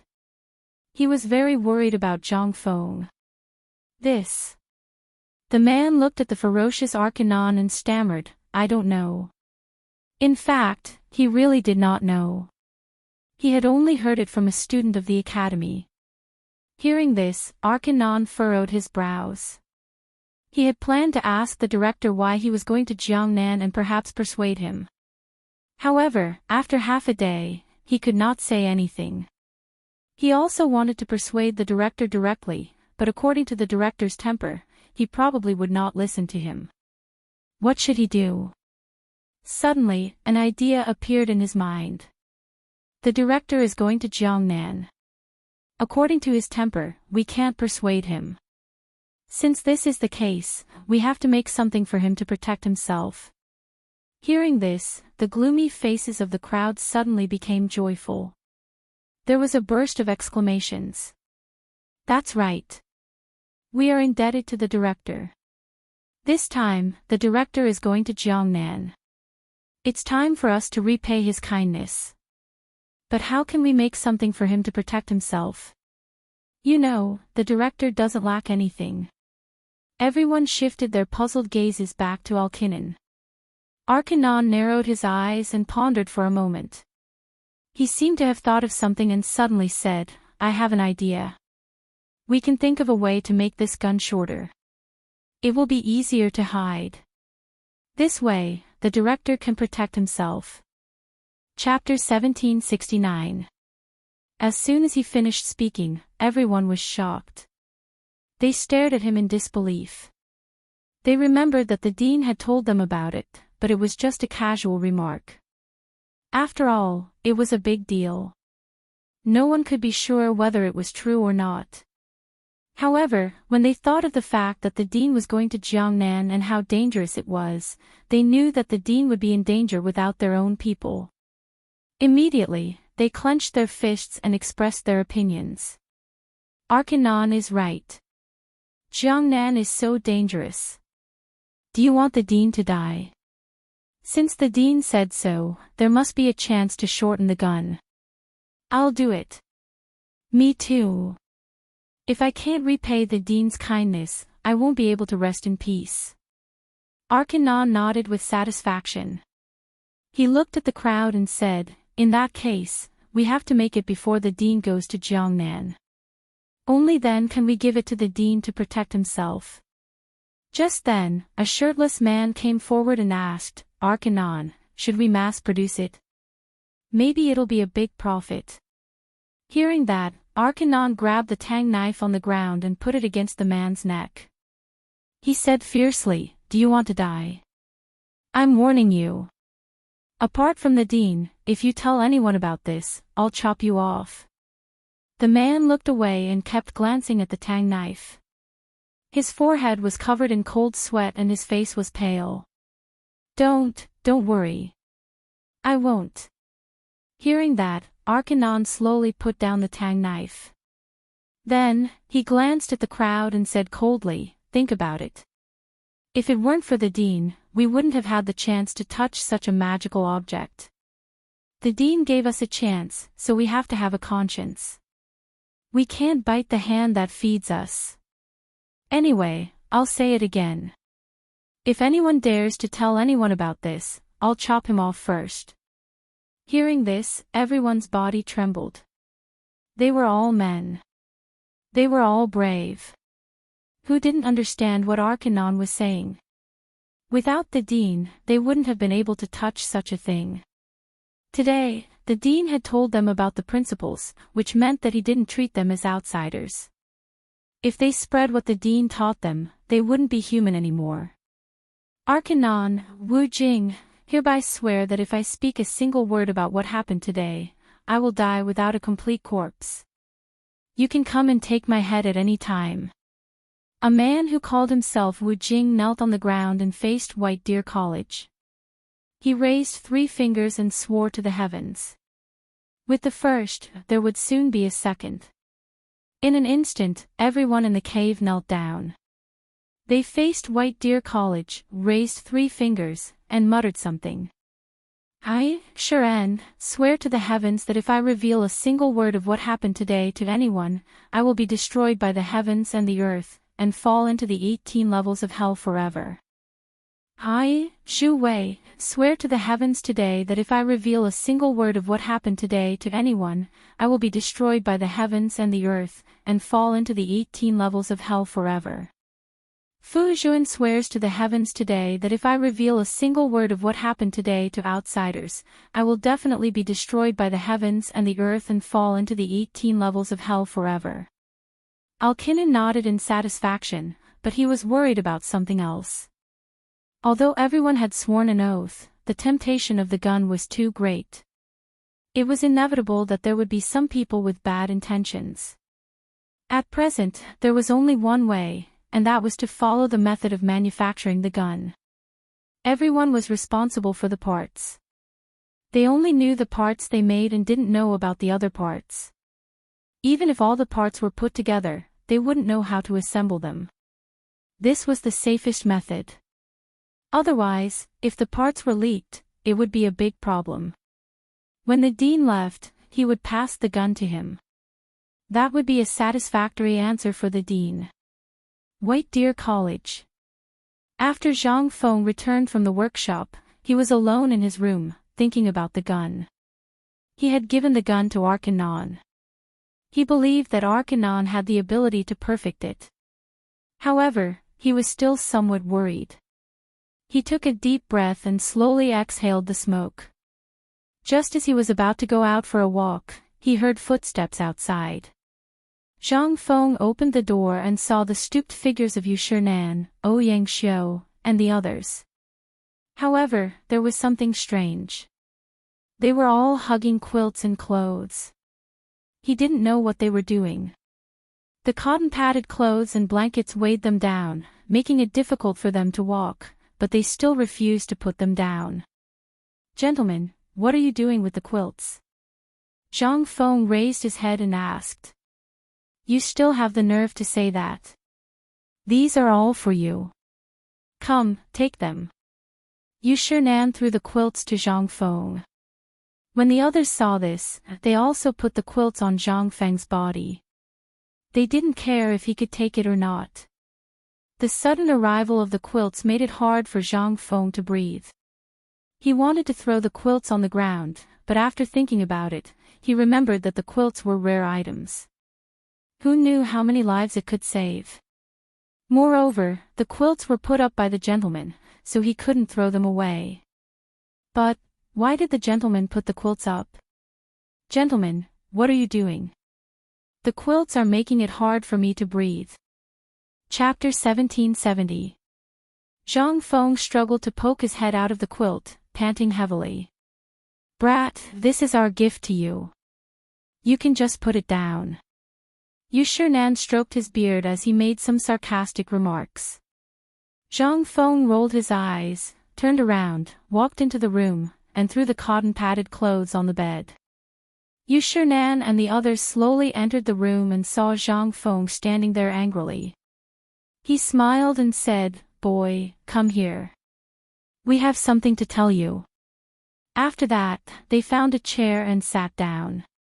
Zhang Feng moved a stool from the side and walked to the side of the crowd to sit down. He complained, "Dear teachers, if you want to send me a quilt, you can just find someone to do it. Why do you have to come here yourself?" Ouyang Xiu laughed and scolded, "Boy, don't be so ungrateful. Do you think we old men want to give you a quilt? We have something important to tell you." Zhang Feng was interested. "What is it? You even made us come here personally." Yu Shinan looked at Zhang Feng and smiled. "We heard that you are going to Jiangnan. Is it true?" Zhang Feng smiled and said, "Masters, you are really well informed." "Yes, I am planning to go to Jiangnan." Yu Shinan looked at Ouyang Xiu and the others. They looked at each other and revealed a gratified smile, as if they had confirmed something. However, they did not see the old scholar frowning. Ouyang Xiu stroked his beard and smiled. "Fengzi, you have made the right decision. Jiangnan has been a place full of outstanding people since ancient times. It has beautiful mountains and clear waters and is a place full of talented people. If you go there, you will definitely achieve something. Moreover, Jiangnan will be far away from the court. It will be beneficial for you." The four of them all hoped that Zhang Feng could go to Jiangnan. First, he could be far away from the court, far away from Li Shimin. Second, Jiangnan had always been known as a land of literature. Zhang Feng had been more or less influenced in the past. From then on, he had devoted himself to the study of Confucianism. However, the old scholar was a little unhappy. He looked at the crowd and said, "I'm afraid that's not necessarily the case. Although Jiangnan is far from the imperial court, there is an even more powerful guy there. That is the 5 families and 7 nobles. They have been entrenched in Jiangnan for many years and have a deep foundation. Moreover, there are many clans. If Fengzi goes there, he will definitely accelerate the conflict with them. Seeing the 2 gentlemen arguing, Zhang Feng naturally knew that they were doing this for his own good. He hurriedly advised, "Masters, there is no need to be like this. Since this brat dares to go to Jiangnan, he naturally has full confidence. When the time comes, I will bring guards. Moreover, with my intelligence, I believe that those clans will not dare to do anything to me." "Kid, you're too confident." The old scholar snorted, his face full of worry. "Do you know how powerful the 5 families and 7 nobles are? How dare you boast so shamelessly?" Then, without waiting for the others to speak, he continued, "The earliest clans in Jiangnan can be traced back to the Zhou dynasty. Back then, the sons of the Zhou dynasty's Emperor Tai Bo and Zhongyong brought their relatives and settled in Jiangnan. They brought with them the most advanced farming techniques of the Central Plains. Later, Jiangnan slowly grew stronger and began to develop cloth, silk, tea, and so on. Slowly, the clans rose. Since ancient times, there have been countless wars. After so many dynasties, the clan's power has not been affected. What do you think? He was born in Jiangnan and lived in Jiangnan. He had dealt with many of the clans in Jiangnan and deeply understood how terrifying they were. Mr. Zihuai, you're worrying too much. Yu Shinan added. He looked at the old scholar and said, "There are indeed many clans in Jiangnan. However, not all of them are hostile to Fengzi. You should know that not all clans are unpardonable. Moreover, Jiangnan is a famous country of culture and the home of talents. It is often a place where famous writers and scholars gather. There are also many famous scholars who serve as officials. Fengzi will only benefit from going there." Chu Suiliang and the others nodded. Except for Xueji, the other 3 were all from Jiangnan. Naturally, they had deep feelings for Jiangnan. The old scholar shook his head. "That's not right. Jiangnan is full of the 5 families and 7 nobles. Among them, the Cus, the Lu, the Li, and so on are the most powerful clans in the world. They control Jiangnan all year round and will not allow outsiders to interfere. These kids all know what the teachers said." Zhang Feng continued, "However, I've still decided to go to Jiangnan." For him, this trip to Jiangnan was imperative. Not only did he want to open the maritime Silk Road and make perfume, but more importantly, it was because of you, Yu Shinan and the others nodded thoughtfully. They knew that if Fengzi went to Jiangnan, Li Shimin would not leave him alone. With his ability, he could definitely ensure Fengzi's safety. Yu Shinan said with a smile, "Mr. Zihuai, you don't have to worry so much. If Fengzi goes to Jiangnan, there is still Lao Li. The old scholar was startled. Indeed, if Fengzi went to Jiangnan, those people would not leave him alone. With them, Fengzi would not be in danger. However, in this way, Fengzi would be entangled with them again. This was the last thing he wanted to see. Chapter 1771. Just as he was about to dissuade him, there was a rush of footsteps outside the door. Then, Qing Chimo, Gao Kan, Shiva, and the others walked in. "Fengzi, we heard you talking about Jiangnan just now outside the door. What's wrong? What happened in Jiangnan?" Qing Chimo leaned in front of Zhang Feng with a sneaky look. "Nothing, I'm just going to Jiangnan." Zhang Feng moved his body and replied casually. "Jiangnan." Qing Chimo's eyes turned quickly, as if he was calculating something. "Fengzi, when are you going?" "I'll go with you." Jiangnan was a good place. There were talents and beautiful women, and it could be far away from the capital. At that time, old Qing would not be able to control him. At that time, he might even be able to make a lot of money. Wouldn't it be great to kill two birds with one stone? You. Zhang Feng glanced at Qing Chumo in confusion. What are you going to do? It's not a fun place. He knew this guy. He would not get up early if there were no benefits.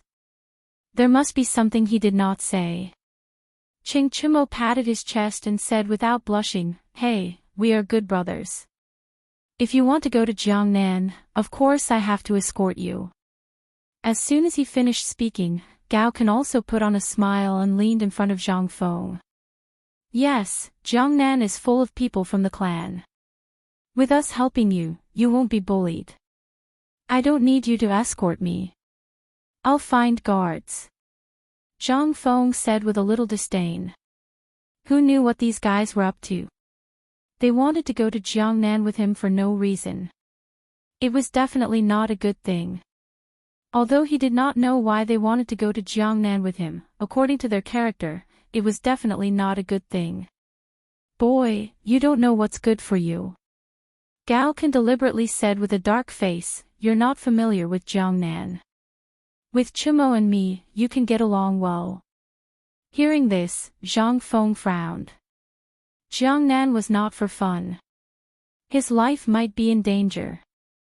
If something were to happen, how was he going to explain it to their families? Thinking of this, he immediately refused. No, I'm not going to Jiangnan for fun this time. What if there's danger?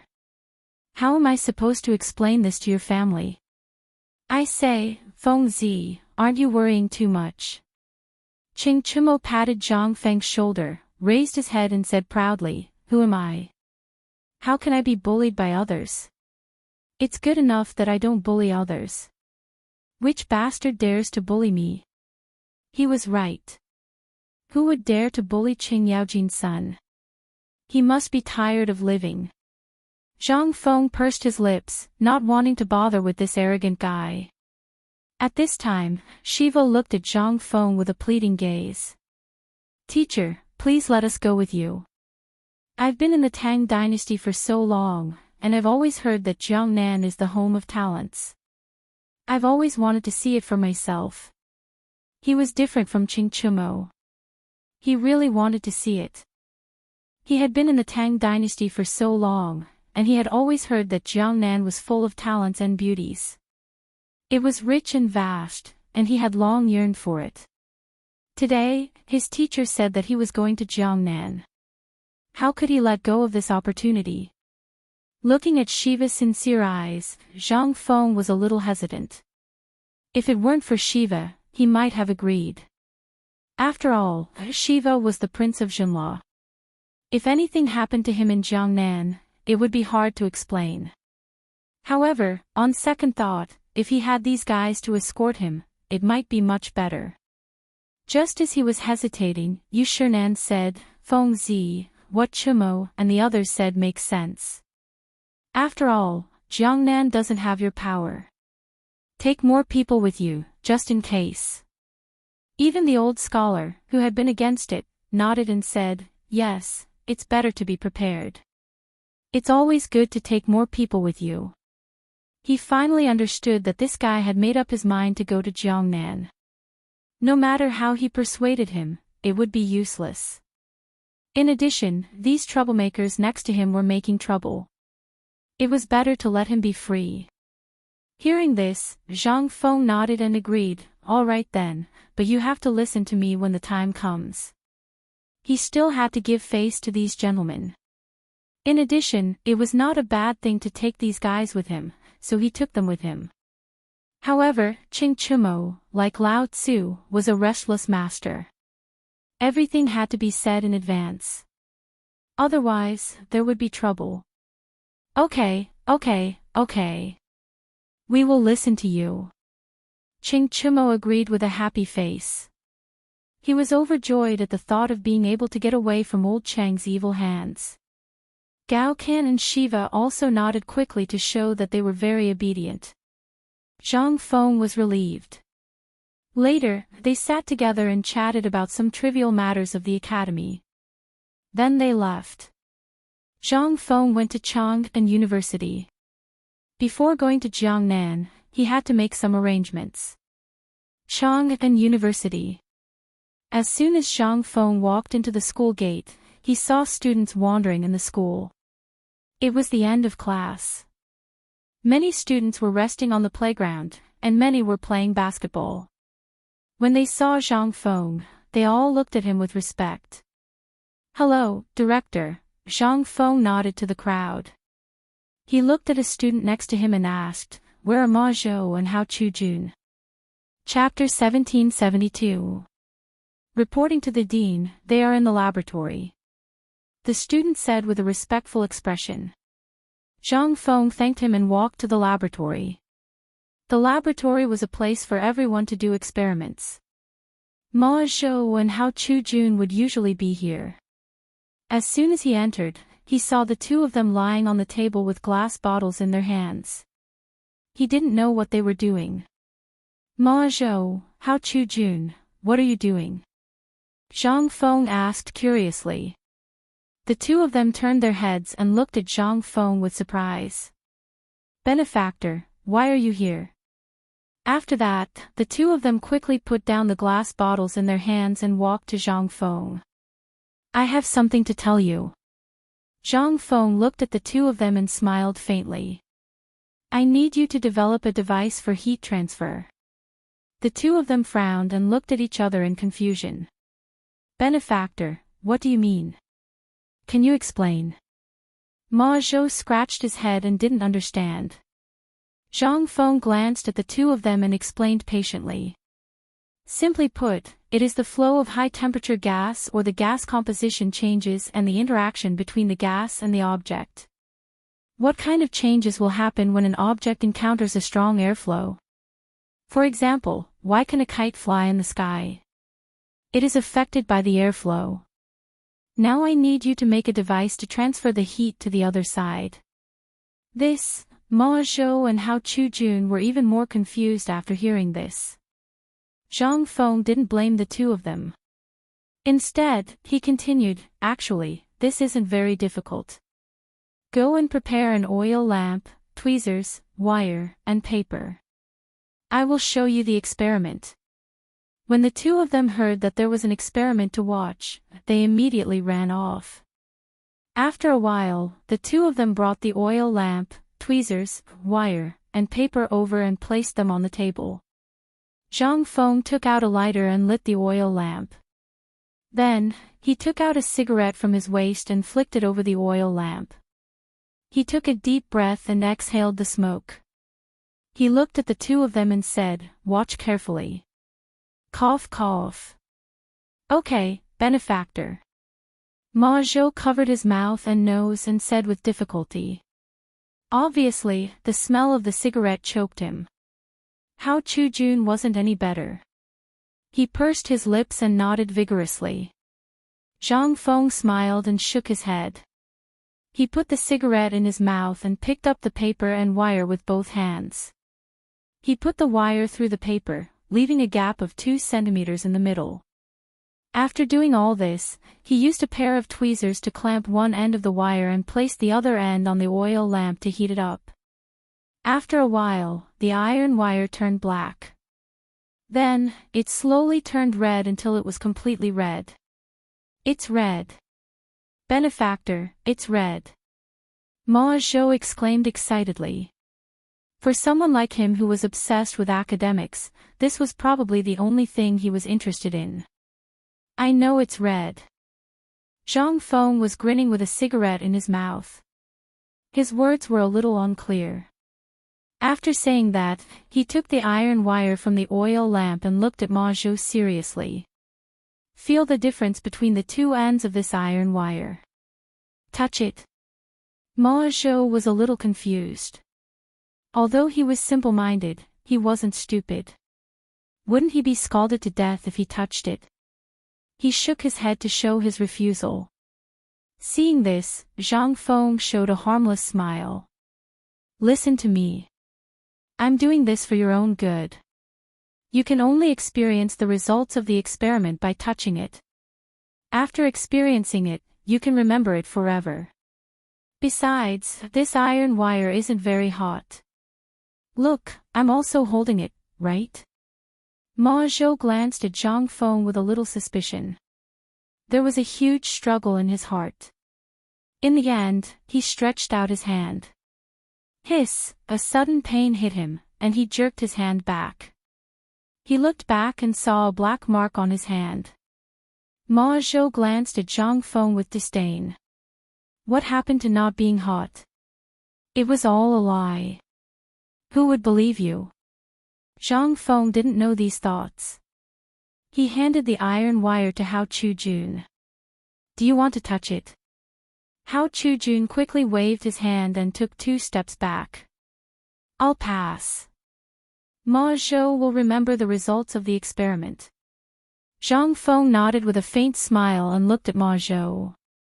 Ma Zhou, in fact, I'm helping you. You see, in the future, when you see the scar on your hand, you will think of this experiment. Now, tell me how you feel about this experiment. Help me. Ma Zhou rolled his eyes. However, on second thought, it seemed that there was nothing wrong. It was also a good thing that he could remember this experiment forever. He touched his hot hand, endured the pain, and said seriously, Benefactor, I don't feel anything. I'm curious about one thing. Why don't you feel hot, but I feel hot? Zhang Feng put down the tweezers, took a deep puff of the cigarette, and held it between his 2 fingers, revealing a meaningful smile. This is why I let you touch it. The side you touched was roasted by fire, and the temperature was very high. According to the speed of iron's heat conduction, my side was already very hot, but the temperature would never be as high as yours. The same principle applies to the temperature. As long as one side produces a high temperature, it will quickly be transmitted to the other side. These 2 principles are the same. Do you understand now? Do you understand now? The 2 nodded. Ma Zhou even forgot the pain in his fingers. Chapter 1773.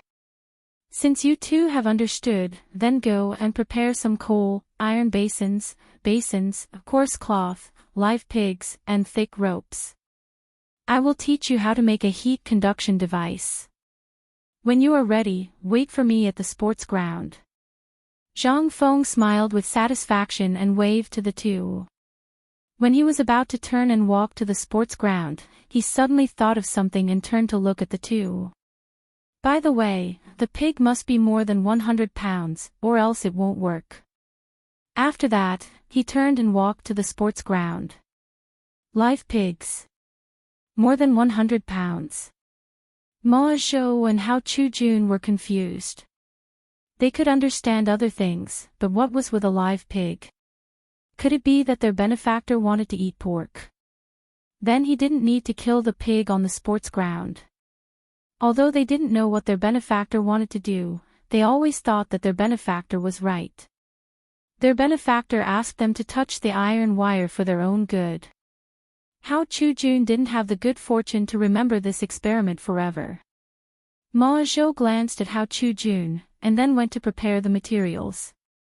Hao Chujun was like a monk. He didn't know what was going on, but he also went to prepare. After a while, the 2 came to the sports ground with the live pig. This scene attracted the attention of a group of students. They frowned and looked at them with puzzled expressions. They were just short of saying that they were a disgrace to the educated. Benefactor, we have brought the materials.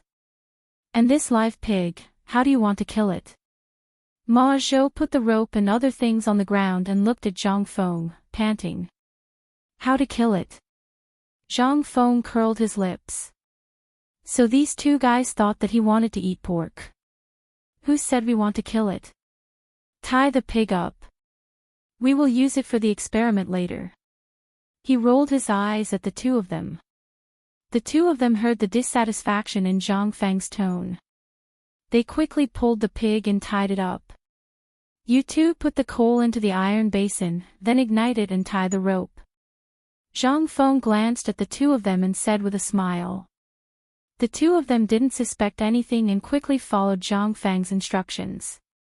Ma Zhou had experience in burning coal before, so he did it quickly and ignited the fire in a moment. Benefactor, the fire has been lit. What should we do now? Ma Zhou squatted on the ground and looked up at Zhang Feng. Now, hold up the cloth and place it above the brazier. Then, hang the pig under the brazier and see if the cloth can rise. Zhang Feng looked up at the sky, a little worried. In fact, this was the only way he could think of right now. Without any other materials, he could only use coarse cloth and hemp rope as a substitute. Ma Zhou nodded his head and hurriedly tied the pig under the brazier. The coarse cloth had also been tied. Now, he was waiting for his benefactor to tell him to fly. The two of them held on to the rope, trying not to let it get burned by the fire. Unfortunately, the coarse cloth didn't move at all. It didn't even move. If it weren't for the two of them supporting it, it would have been burned away long ago. Benefactor, when can this coarse cloth fly? Ma Zhou held on to the rope and looked at Zhang Feng. He couldn't hold it in any longer. Ever since they had brought the pig over, many students had come over to watch. Now, more and more students had come over. Their gazes were as if they were looking at monkeys. Wait here. Zhang Feng took out a cigarette from his waist and then looked up at the sky. In fact, he had no idea when this thing would be able to rise. It was just that there was no ball bag, hanging basket, heating device, or strengthened nylon. Otherwise, it could fly at any time. The three of them waited in the playground. After about half an hour, the students slowly dispersed. Benefactor, I can't hold on any longer. Ma Zhou's face was constipated. He couldn't hold on any longer.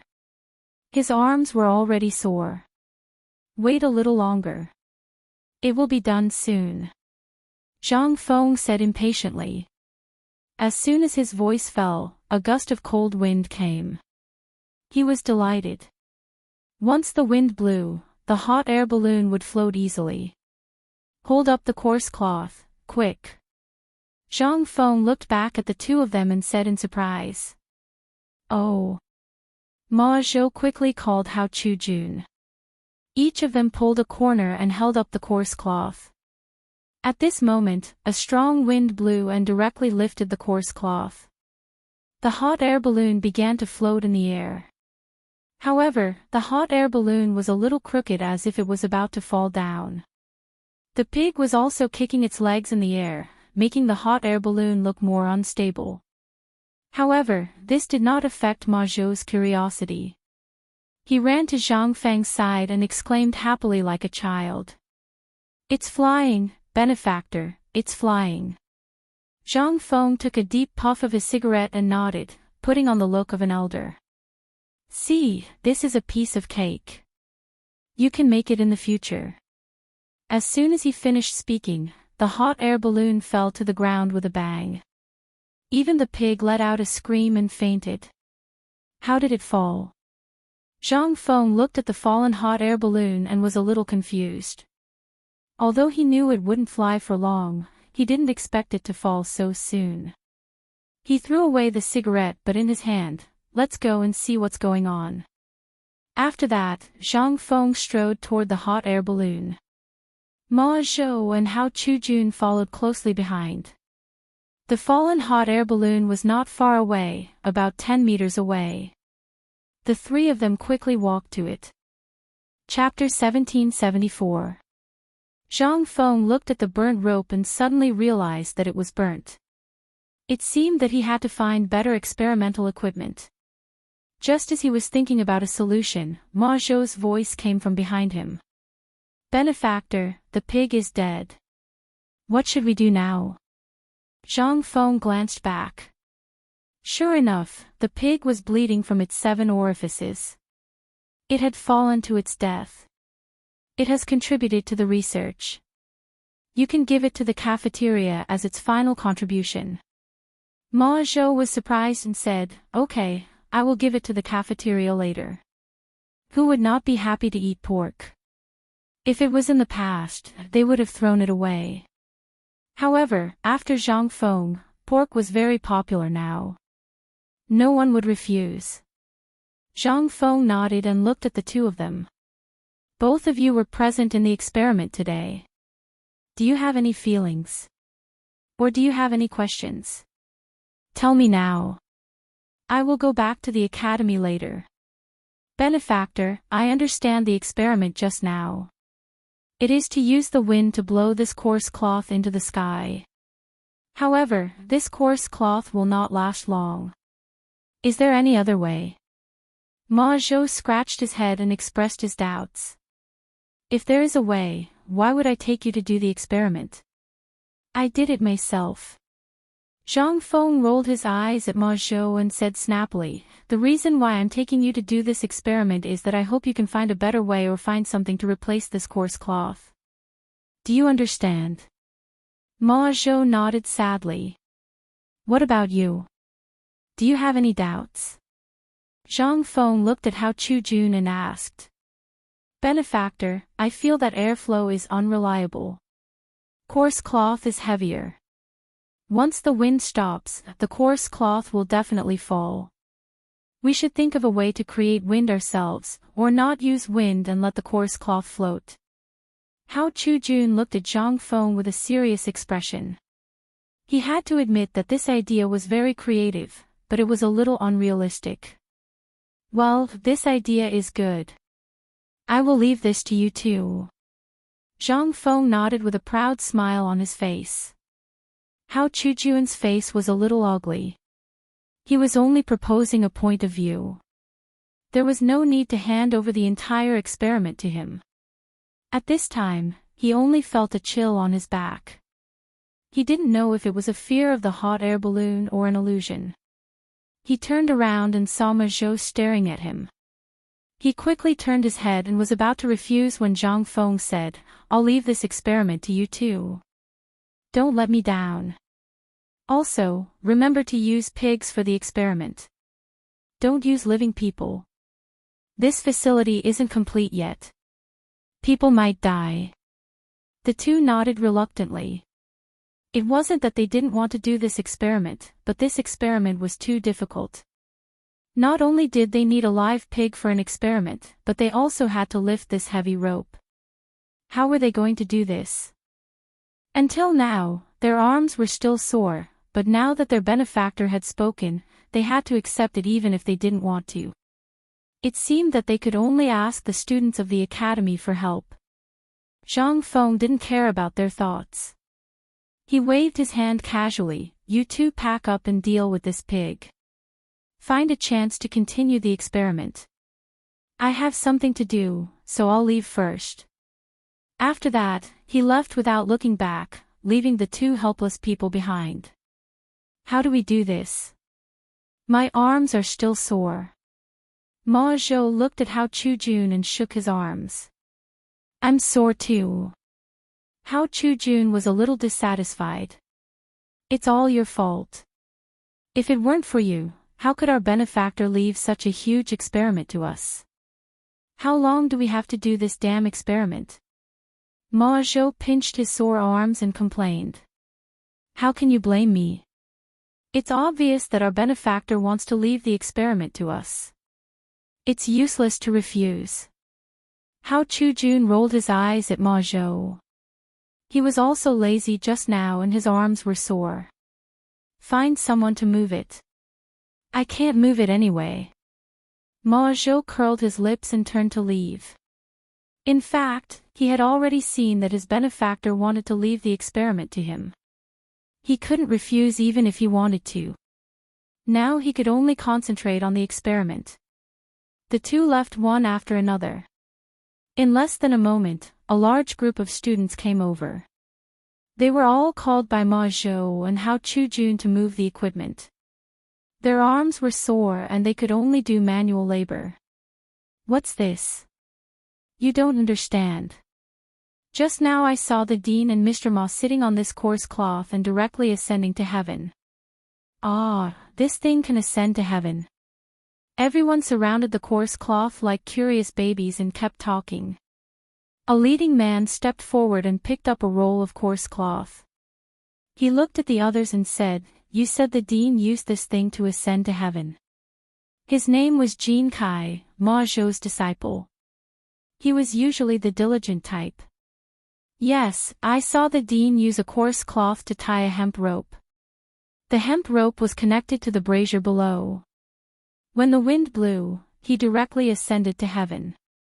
A man with greasy hair and a powdered face answered. His name was Ping Shui. He usually liked to play basketball and go out to play. Today, when he saw the new thing like the hot air balloon, he suddenly felt that the basketball in his hand was not so good. When he heard that they were going to move things, he was the first to run over. Chapter 1775. Since this thing is so powerful, why don't we give it a try? Ping Shui picked up a piece of burned hemp rope and kept playing with it in his hand. "No, we are here to move things. What if the dean and our teacher know that we are messing with their experimental equipment?" Jean Kai spread out his arms to stop the crowd with a reluctant look. He knew the consequences of Ma Zhou's anger and dared not cross the line. "Don't worry, we won't destroy the dean and his teacher's things. We just want to take a look," Ping Shui said with a smile and then winked at the crowd around him. Everyone understood and clustered around Jean Kai, laughing heartily. "Senior brother Jean, we just want to take a look. It doesn't matter." "That's right, senior brother Jean. Even if we had two guts, we wouldn't dare to break the dean's things." "Senior brother Jean, look, the dean just got this novel thing. Aren't you curious at all? Anyway, it is damaged now. Why don't we also experiment with it? Maybe there will be some results. Why don't you go to Mr. Ma and ask for credit?" Everyone chimed in one after another, and what they said was quite reasonable, which made Jean Kai a little shaken. Jean Kai looked back at the coarse cloth and was a little hesitant. In fact, he also wanted to see what this thing was at first. But he was afraid that the dean and his teacher would blame him, so he didn't move and kept persuading his classmates. Now, all his classmates wanted to see it, and he couldn't stop them. Otherwise, he would be in a bad situation. "Well, let's see it together, but we can't damage the dean's experimental equipment," Jean Kai said carefully to everyone. Hearing this, everyone jumped up and said that their senior brother was righteous. Usually, Jean Kai was liked by Ma Zhou, so no one dared to embarrass him. In such a situation, they could only persuade him. Fortunately, the other party was a blockhead, and he was coaxed with a few words. This time was no exception. Everyone squatted beside the experimental equipment and formed a circle. "Senior brother, tell us, how can we make this coarse cloth fly? Look at the operation of our teacher.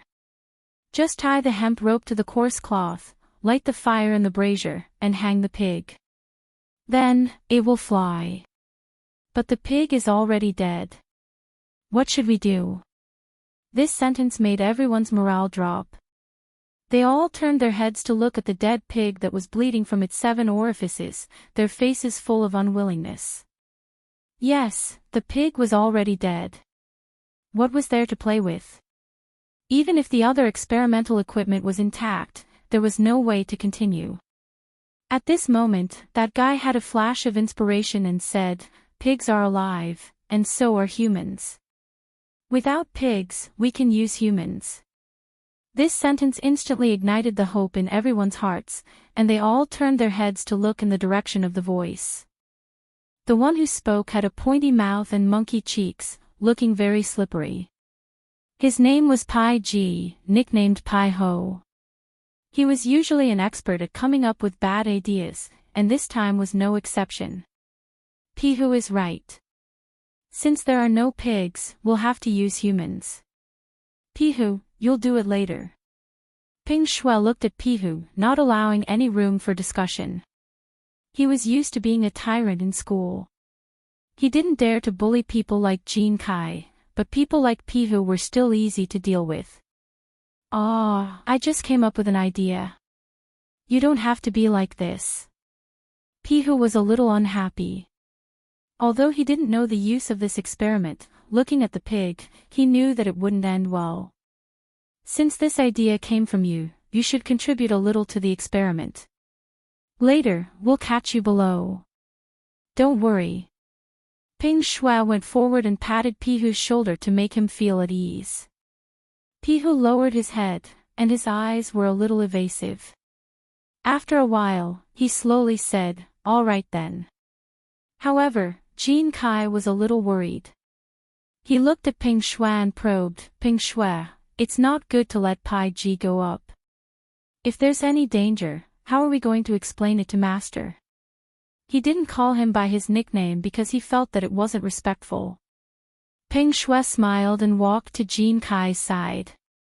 He put his hand on the latter's shoulder and said earnestly, "Senior brother, you're worrying too much.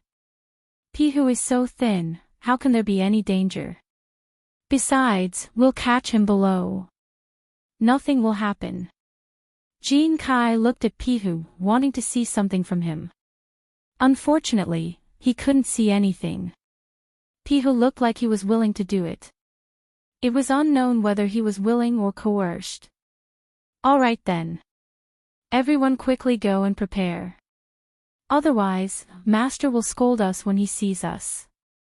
Ping Shui was delighted and hurriedly called out to everyone, "Everyone quickly go and prepare. Replace the burned hemp rope with new ones.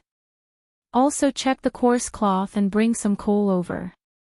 Hearing this, everyone hurriedly went to prepare the materials. Only Ping Shui, Jin Kai, and Pihu were left. Not long after, everyone came back one after another. Not only did they bring back the hemp rope, they also brought back other materials, such as iron wire. This made Jin Kai a little confused. "What did you bring iron wire for?" The dean used rope for his experiment. Chapter 1776. That person scratched his head and said awkwardly, "We were afraid that Pihu would break free from the rope, so we took the iron wire." Hearing this, Pihu's face immediately darkened. Madhav asterisk Kur, do you really think I'm a pig? Using iron wire to tie him up? At that time, he wouldn't even be able to run. No, he couldn't do this job. Just as he was about to speak, a pair of eyes stared at him. It was Ping Shui. Ping Shui glared at him fiercely, causing him to take a step back and swallow the words he was about to say. At this time, Jin Kai's voice sounded again. He looked at Ping Shui, "Ping Shui, it's not good to use iron wire." "Haha, of course I know that." Ping Shui smiled and patted Jin Kai's shoulder, "Of course we'll use hemp rope. How can we use iron wire?" With that, he glanced at the guy holding the iron wire. Damn, he really wanted to strangle him to death. Without waiting for others to speak, he continued, "Since everything is ready, let's get ready to start. Tie Pihu up." Hearing this, everyone picked up the rope and walked towards Pihu. Pihu actually resisted in his heart, but due to Ping Shui's abuse of power, he could only choose to submit. Everyone moved quickly and tied Pihu up in a short while, as if they were very experienced in this field. "Come, everyone hold up the coarse cloth. Those who start the fire, start the fire. Those who hang the rope, hang the rope." Ping Shui glanced at everyone and gave the order. For some reason, at this moment, everyone suddenly became excited. It was not like the excitement of seeing the equipment, but the excitement of hearing the command. Even Ping Shui, who was usually serious, joined in. They didn't have much experience in starting a fire. Most of them were young masters of rich families, or children of high officials. How would they know how to start a fire? They all gathered around the brazier, not knowing how to use the fire starter. It was eldest senior brother Jin Kai who taught them how to start a fire. There was no other way. After following Ma Zhou, he had to learn everything. After half a day, the fire was finally started. Everyone's faces were black and blue. These were the traces left behind by the coal. The most serious was Jean Kai. His face was completely black. Ping Shui was in the middle of arranging coarse cloth with the others. He inadvertently glanced back and saw Jean Kai. He couldn't help but laugh. Eldest senior brother, what's with your face? Jean Kai still hadn't noticed, so he asked in confusion, what's wrong with my face? As he spoke, he even used his hand to wipe his face. With this wipe, his entire face turned black. Other than his teeth, which were a little white, no other color could be seen. Their conversation also attracted the attention of the other students. Everyone looked at Jean Kai and the people around him and immediately burst into laughter. Ha ha ha, eldest senior brother, your face. No, I can't help it. Ha ha, who would have thought that a fire would end up like this? Ha ha ha. Everyone pointed at Jean Kai and the others, laughing so hard that they were rocking back and forth. Some of them were even lying on the ground laughing. It was no wonder that everyone was laughing at them. Jean Kai and the others looked too funny. They were all like monkeys. Other than their teeth and necks, their faces were all black. A few of them were slightly better. Their faces were full of bumps and bumps, as if they were dressed for an opera. After being laughed at by the crowd, they finally reacted. They looked at each other and their faces instantly turned ugly. No, the others didn't know why their faces turned ugly. It should be because their eyes were embarrassed. They looked at everyone awkwardly, especially Jean Kai. As the eldest senior brother, he couldn't wait to find a hole to hide in and never come out again. Seeing Jean Kai's awkwardness, Ping Shui hurriedly tried to smooth things over. He coughed twice, clenched his right hand into a fist and put it to his mouth. He couldn't help but smile. Ahem, don't laugh. After saying that, everyone's laughter gradually stopped. The few people on the ground also got up.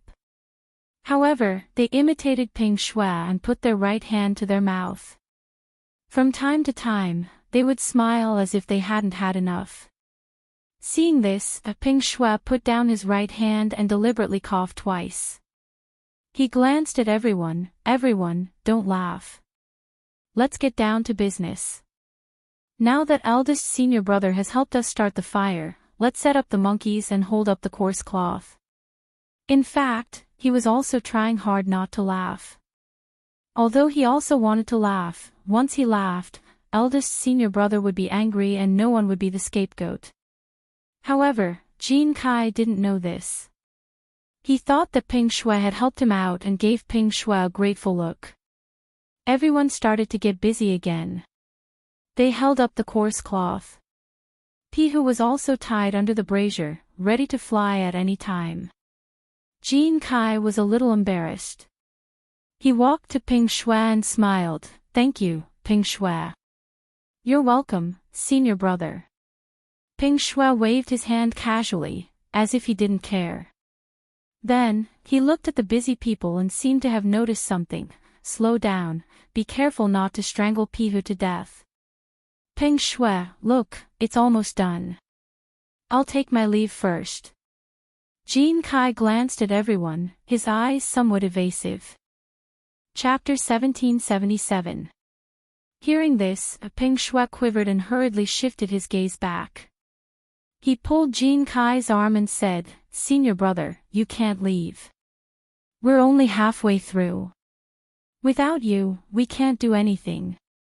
He knew that Jean Kai was embarrassed and wanted to find a place to wash the coal off his face. However, he couldn't let him leave now.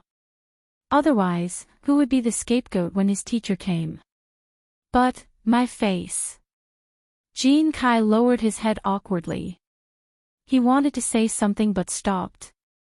"It's okay, senior brother." Ping Shui stepped forward and grabbed Jean Kai's shoulder. He was afraid that the other party would run away. Ping Shui said earnestly, "You are making a sacrifice for the research. It's glorious. Even if others see you, it's nothing." Besides, if you leave now, you won't be able to see the results of the experiment. Don't blame me if you regret it. It had to be said that Ping Shui was very good at tricking people. Jean Kai hesitated after hearing those words. If he really left, he wouldn't be able to see the results. What was a little coal? What was being laughed at? These couldn't compare to the results at all. Okay, then I won't leave. Let's start the experiment. Jean Kai nodded heavily, as if he had made a big decision in his heart. That's right. Come, let's start. Ping Shui patted Jean Kai's shoulder and smiled. Let's go, senior brother. Let's do the experiment. After saying that, he pulled Jean Kai to the side of everyone, not caring if he was willing or not. Coarse cloth, hemp rope, brazier, and other things were all prepared. Even Pihu was tied up. He could only speak through his mouth. This wasn't torture. They needed the hemp rope as a guide. Otherwise, if Pihu stomped, the cloth wouldn't be able to withstand it. Another reason was because they saw how the Dean and Ma Zhou worked. They wanted to try it. Everyone, hold up the cloth and hold the hemp rope. Get ready.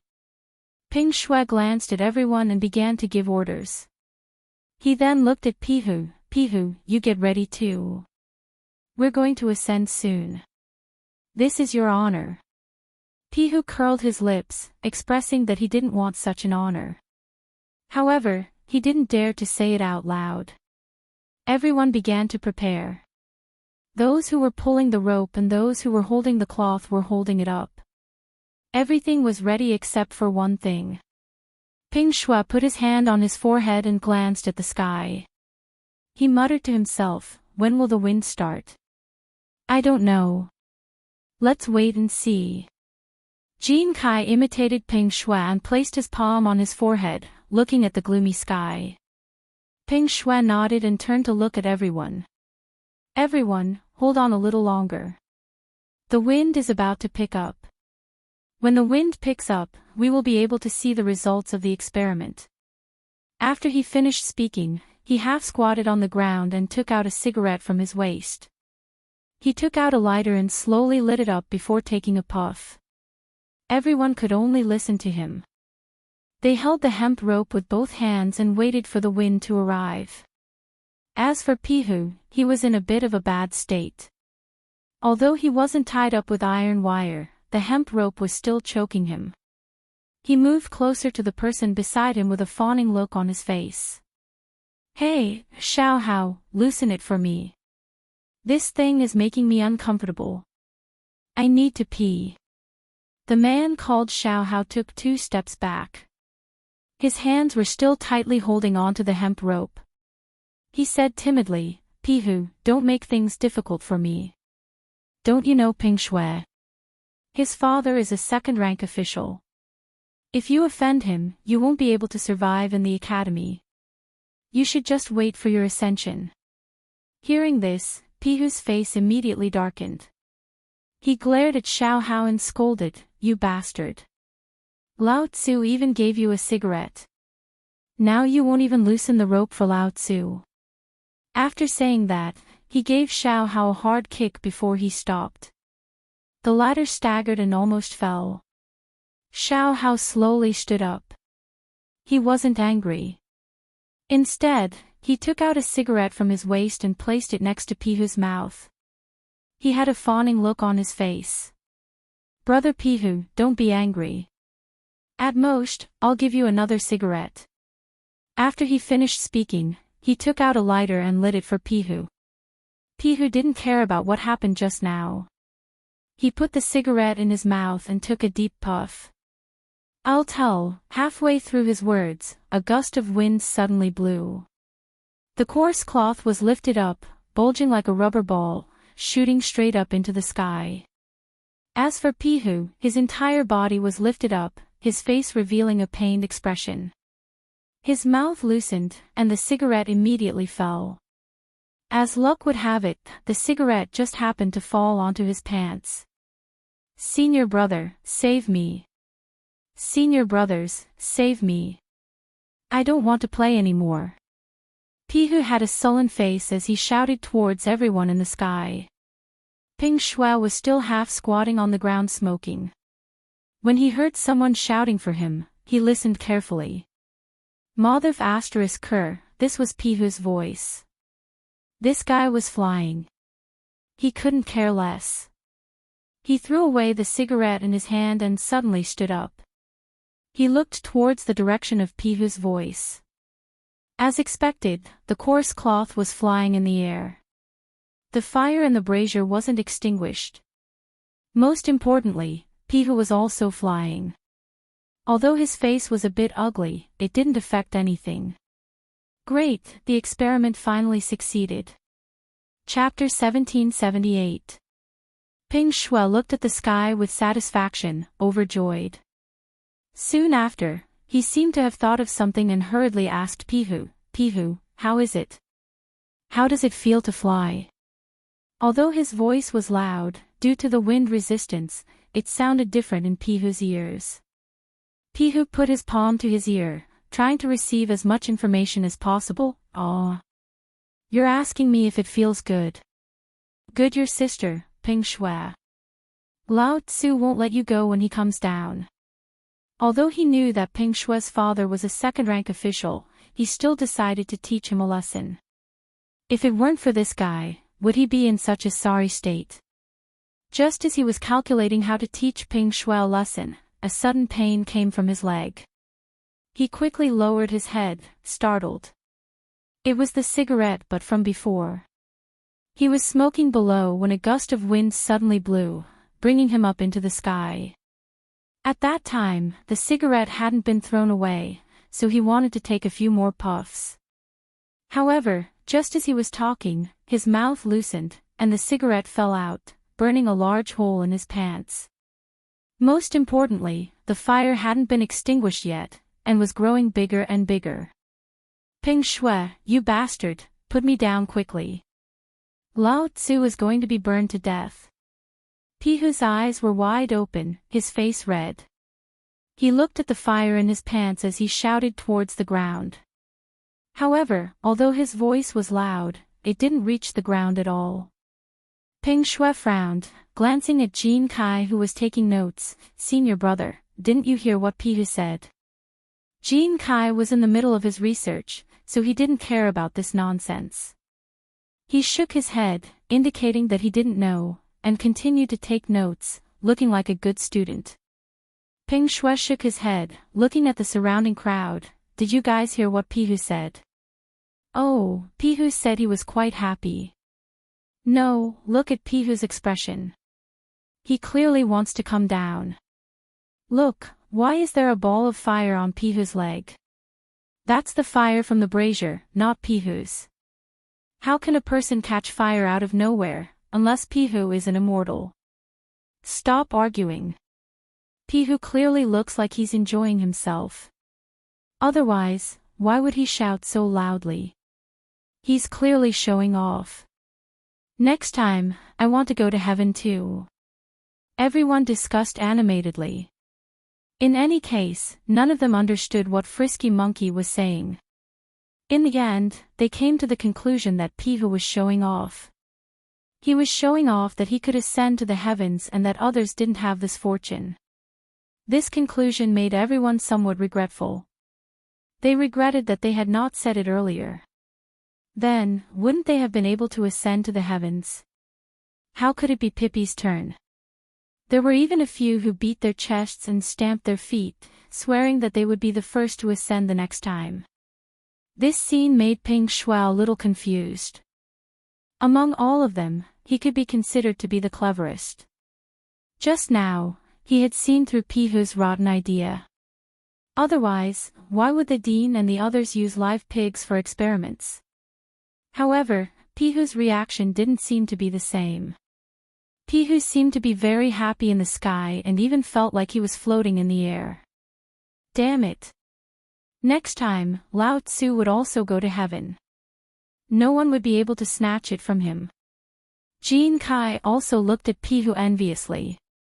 He put down the notebook in his hand and rested his chin on his hands, imagining how he would feel the next time he ascended to the heavens. However, they didn't know how uncomfortable Pihu was in the sky. At this moment, the fire had already reached his thighs and his throat was about to split. This group of bastards still thought that he was showing off. Pihu lowered his head dejectedly. It was as if a bottle of mixed feelings had been knocked over in his heart. However, there was only sourness, bitterness, and spiciness left. If he had resolutely opposed ascending to the heavens, perhaps he wouldn't have suffered such a calamity. Just as he was feeling helpless, another gust of wind blew. The coarse cloth fluttered in the air and the fire in the brazier began to sway as if it would be extinguished at any moment. The wind grew stronger and stronger, directly blowing the coarse cloth away. Pihu was also swaying in the air. He was tied up by the rope and couldn't move. Otherwise, he wouldn't be so passive. On the ground, when everyone saw Pihu being blown away by the wind, they couldn't help but feel jealous. What's so great about that? Isn't it just ascending to the heavens? Yeah, this time, Lao Tzu gave it to you. Next time, Lao Tzu will be the first to ascend to the heavens. Just show off for a while and it's over. Still fucking showing off here, do you really think we're fools? Everyone looked at Pihu with disdain. Their words were full of disdain, but they were jealous in their hearts. Their way of thinking was very strange. They didn't want to admit it, but they were jealous in their hearts and wished that they were Pihu. Peng Shui and Jin Kai were the same. However, the two of them didn't show it. They only quietly watched, but their hearts were slowly filled with envy. At this time, Jin Kai seemed to have discovered something and suddenly exclaimed, "What's going on? Why is Pihu hanging on the tree?" Once these words came out, everyone seemed to have discovered a new continent. Even those who had shifted their gazes away instantly looked towards Pihu's direction. Sure enough, Pihu and the coarse cloth were both hanging on the tree in a sorry state. Fortunately, the brazier was extinguished. Otherwise, the tree would have been burned. Chapter 1779. It turned out that when the wind blew, Pihu had been blown onto a tree branch. Because he couldn't move, he was hung on the branch. Luckily, the tree was big enough to support coarse cloth. Moreover, the fire on his pants had already been extinguished. Otherwise, he would have been burned to death. However, he wasn't any better. The fire had burned through his pants, immediately exposing his buttocks. There were still many burn marks on his legs. Some were green, some were red, and the most serious ones already had blisters. Pihu moved his body with difficulty. Looking at everyone, he roared, "You bastards, why aren't you coming to save Lao Tzu?" Because it was far away, when it reached everyone's ears, they were confused. However, they roughly understood what Pihu was saying. It was nothing more than saving a life. Jin Kai threw down the notebook in his hand and ran towards the tree. Peng Shui also hurriedly followed behind. If something really happened, the two of them wouldn't be able to escape responsibility. After all, they were the leaders. Right now, they didn't dare to be careless. Seeing their senior brother run over, the others didn't dare to delay. They all rushed over. The tree was still some distance away from everyone. Fortunately, they were still worried about coarse cloth and Pihu, so they didn't dare to stop. After about an incense stick's worth of time, they finally arrived under the tree. However, everyone was already panting from exhaustion. Looking at everyone under the tree, the anger in Pihu's heart involuntarily rose. "You bastards, Lao Tzu is about to die because of you. Hurry up and save Lao Tzu. Otherwise, Lao Tzu will definitely report you to the dean." He mercilessly scolded, not caring about everyone's face. Peng Shui's face was somewhat unsightly. He panted heavily, his face red. Both hands on his knees, he raised his head. "Pihu, you mother ****. Lao Tzu didn't force you to go to heaven. It was you who wanted to play. Why are you blaming Lao Tzu now? Wanted to play. Pihu's eyes widened. If he wasn't tied up right now, he would definitely give this guy a good beating. You bastard, it was you who threatened Lao Tzu. Now it's Lao Tzu who wanted to play. Pihu's mouth was unforgiving as he glared and scolded. Hearing this, Ping Shui was immediately enraged. He stood up and pointed at Pihu, cursing, "You mother****, you still dare to curse Lao Tzu. I'm giving you face, or do you want to die?" After saying that, he prepared to climb up the tree and beat up Naughty Monkey. Seeing that his posture was not right, the people beside him hurriedly stopped him. Pihu immediately felt a bit weak. He timidly said, "I won't scold you anymore. Can you find someone to put me down first?" Let you go." Ping Shui snorted coldly and leaned against the tree, looking as if it had nothing to do with him. Seeing this, Jin Kai, who was beside him, hurriedly advised, "Ping Shui, it's better to find someone to put Pai Ji down.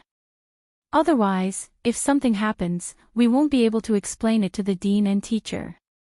You know their temper." Hearing this, Ping Shui frowned, obviously thinking about something. After a while, he turned to look at Pihu with a teasing smile on his face. "Pihu, it's not impossible to let Lao Tzu put you down, but you'll have to pour night incense for Lao Tzu every night." "Ping Shui, this isn't too good." Jin Kai looked at Ping Shui, looking like a good guy. "Senior brother, you don't understand. This is to teach this guy a lesson. Who asked him to curse me just now?" Ping Shui patted Jin Kai's shoulder, indicating that it was fine. Then, he looked at Pihu, his teasing smile even more obvious. "Pihu, how about it? If you agree, Lao Tzu will put you down right now." Pihu's brows were almost knitted together. His expression was ugly, and he wanted to say something, but stopped. Ping Shui's request was too polite. However, if he did not agree, based on his prestige, the other students would not dare to put him down. Could it be that he had to stay here forever? He was a bit hesitant. After a while, he seemed to have made a decision. "All right, I agree. Hurry up." Ping Shui nodded in satisfaction. He glanced at Little Hao behind him and ordered, "Little Hao, you go up." "Ah, me?" Little Hao exclaimed and pointed at himself. His expression was a bit ugly. "Can you let someone else go? I'm afraid of heights." "Stop talking nonsense. Brother Peng asked you to go, so go." A student behind pushed Little Hao, his words sharp. Little Hao slowly stood out from the crowd and looked at Ping Shui timidly. Seeing that the latter was unmoved, he then obediently prepared to climb up the tree. "Little Hao, hurry up. Lao Tzu can't take it anymore." Pihu lowered his head, looked at Little Hao, and kept urging him. Hearing that, Little Hao quickened his pace. Using both his hands and feet, he worked hard to climb up. Everyone formed a circle under the tree, looking up at Little Hao. This scene was like watching a monkey. At this moment, a scolding voice came from not far away. "What are you guys doing?" Hearing that, Ping Shui was enraged. Who the hell was ruining Lao Tzu's fun? Just as he was about to curse, he turned around and saw Ma Zhou and Hao Chujun staring at him. Instantly, he lost his previous elegance and smiled softly. "Respected teachers, why are you here?" Chapter 1780. Everyone turned around. When they saw Ma Zhou and Hao Chujun, they quickly lowered their heads like children who had done something wrong. Xiao Hao, who was on the tree, was also attracted by the sound. He turned his head and was so shocked that he couldn't help but let go of his hands. He immediately fell on his butt. "Ouch, my butt." Xiao Hao's eyes were half closed. His face was a little ferocious. He touched his butt and screamed in pain. His screams attracted Ma Zhou and Hao Chujuan's attention.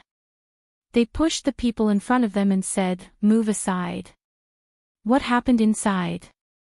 No one dared to disobey and made way for the two of them. Ma Zhou and Hao Chujun walked under the tree and saw Xiao Hao lying on the ground and screaming. What's going on? Ma Zhou pointed at Xiao Hao and questioned the crowd. He had asked this group of brats to move the equipment. After waiting for a long time, not only did the equipment not return, but the people were also gone. So, he and Hao Chujun decided to come out and look for them. Then, they saw this scene. Jean Kai walked out from the crowd and said respectfully, "Teacher, wait." Ma Zhou reached out and interrupted him. He walked around Jean Kai twice and touched his chin with his palm. He was puzzled and asked, "Why don't I remember having a disciple like you? What's your name?" Hao Chujun nodded and echoed, "That's right. We don't have a disciple as black as you." "Teacher, I'm Jean Kai." Jean Kai pointed at himself. After that, he used his hand to rub his face hard, trying to erase the traces on his face. Jean Kai. Ma Zhou widened his eyes in disbelief. Because in his impression, Jean Kai was a fair and clean man. How did he become so black? He looked as if he had just come back from digging coal. "You said you're Jean Kai." Hao Chujun pointed at Jean Kai. His eyes were full of disbelief, but the latter kept nodding. This made his confidence waver. "Since you said you're Jean Kai, prove it." They all know." Jean Kai pointed at the crowd and hurriedly proved himself. Then, he pointed at the students who started the fire with him. "Just now, my face was black because of the fire. These people are the same." Everyone nodded and admitted that Jean Kai was telling the truth. Seeing this, Ma Zhou and Hao Chujun temporarily admitted that the black-faced man was Jean Kai. Ma Zhou didn't have the time to care so much. He casually waved his hand and said, "All right, tell me what's going on now. Why did you take so long to get the equipment?" And they're all crowding around the tree. Jean Kai lowered his head like a child who had done something wrong. "Master, it's like this. At first, there was no problem with us taking the experimental equipment, but Ping Shui said he wanted to do an experiment, so we used the materials you left behind for the experiment. We even tied Pai Ji to it." "What? You dare to experiment on living people?" Ma Zhou's eyes widened, and his body trembled as he pointed at the crowd. At first, he didn't hear anything in the beginning, but the more he listened, the more he felt something was wrong. Using experimental equipment for experiments. Just how much guts did he have? Lao Tzu had just used the experimental equipment left behind by their mentor, and now it was being used by these bastards again. And most importantly, these guys actually dared to experiment on living people. One had to know that before his teacher left, he had repeatedly warned him not to use living people for experiments. These bastards. Where's Pai Ji now? Hao Chujun panted heavily, and his eyes were red as he said fiercely. He was also very angry, and now he wanted to give these guys a good beating.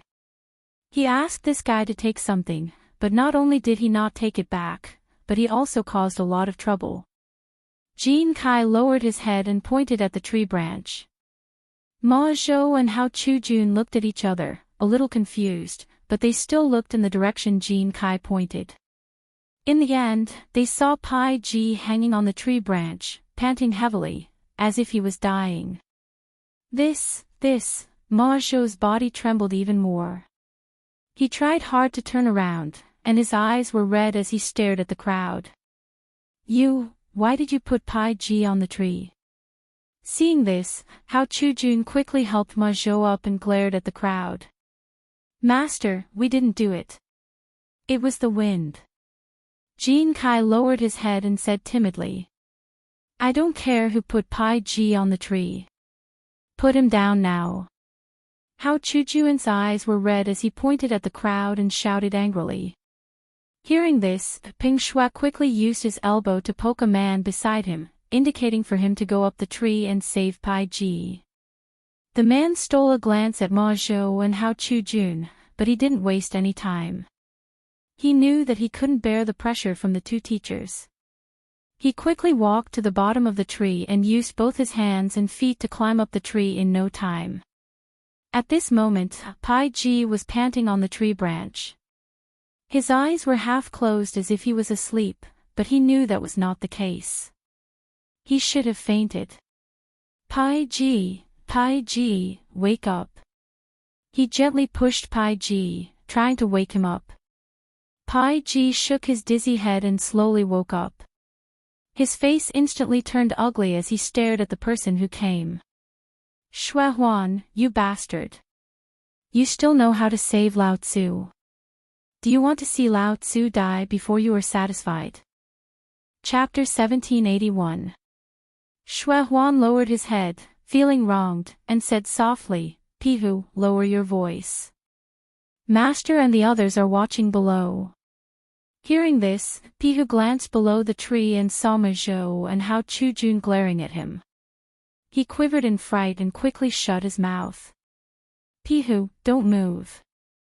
I'll save you now. Shui Huan whispered in Pihu's ear, and then began to untie the ropes on the latter's body. It was unknown which bastard tied the ropes, but every one of them was tied to the flesh.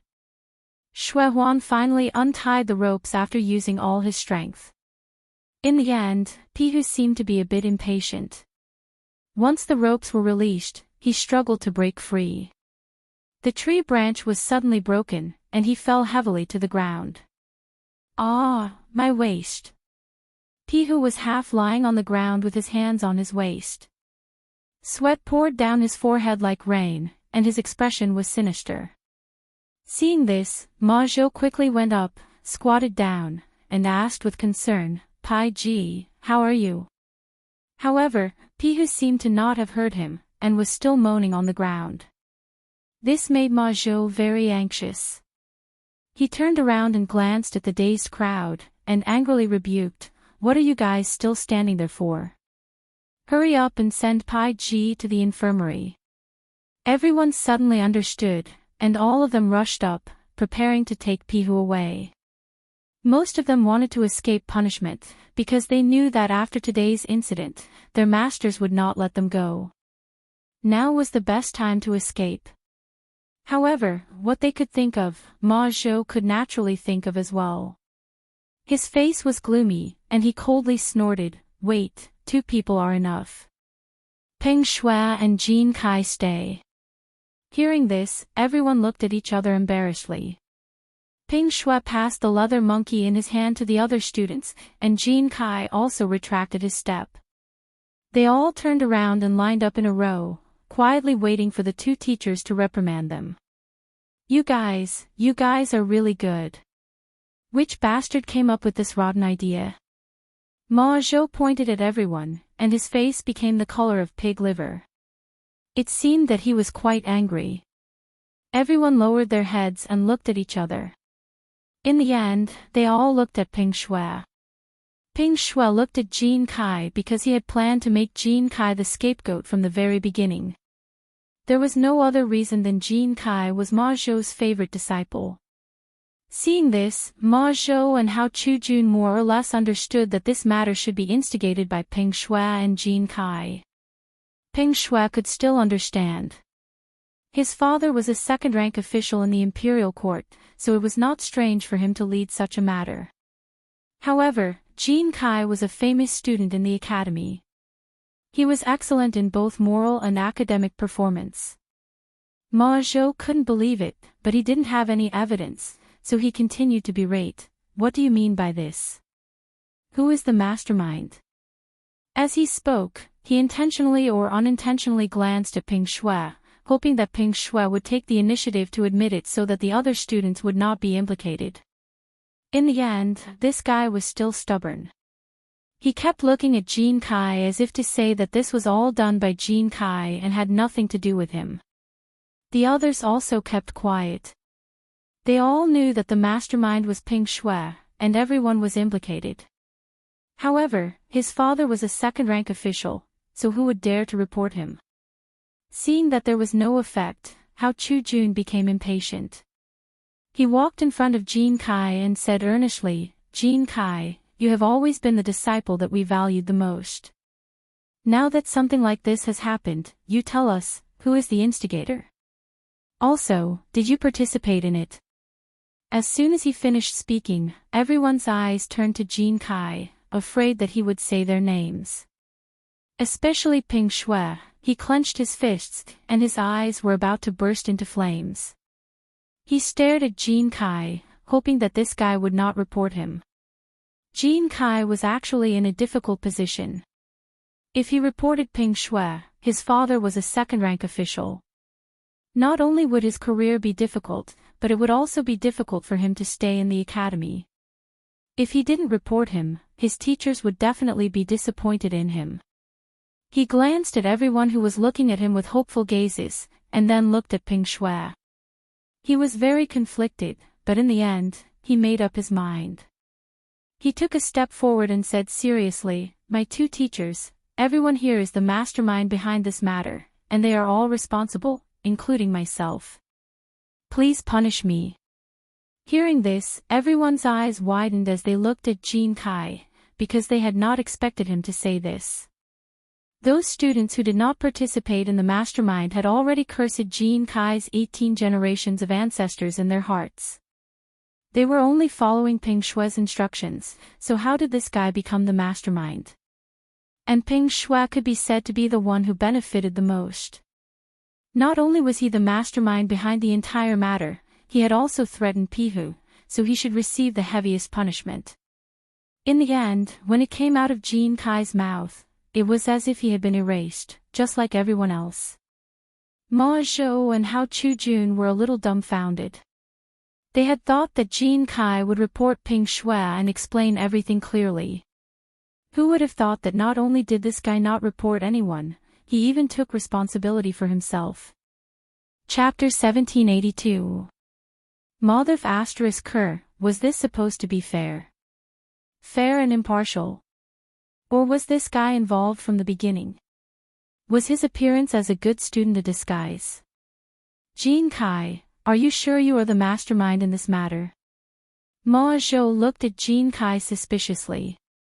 He could not believe that he had misjudged him.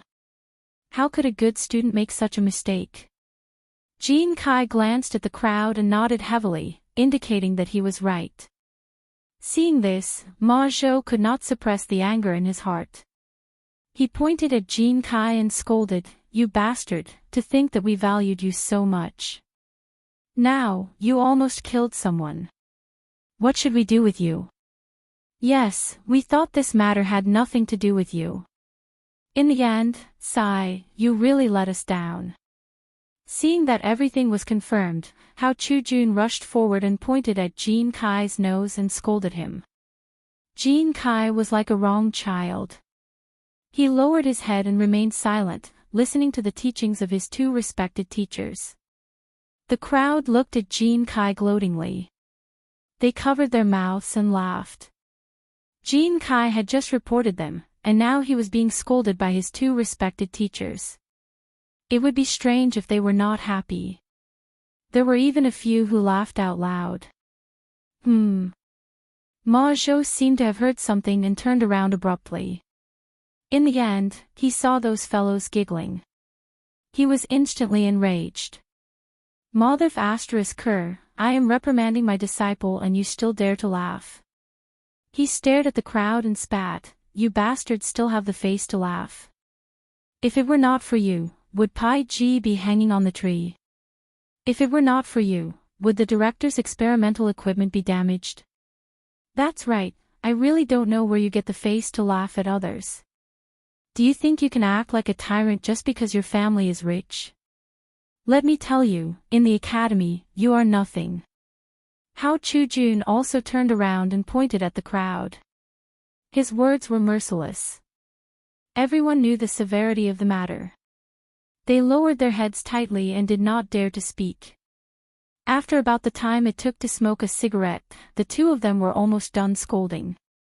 They glanced at the crowd and said impatiently, "Today, go fill the canteen with water, then take the dung to water the flowers and plants. Finally, find a place to buy the damaged experimental equipment. If these 3 tasks are not completed, you are not allowed to eat today." As his voice fell, everyone's expression became more and more unsightly. They were all pampered young masters. When had they ever done such menial work? Carrying water. Carrying dung. He still had to buy experimental equipment? Who the hell knew where these experimental equipment were sold?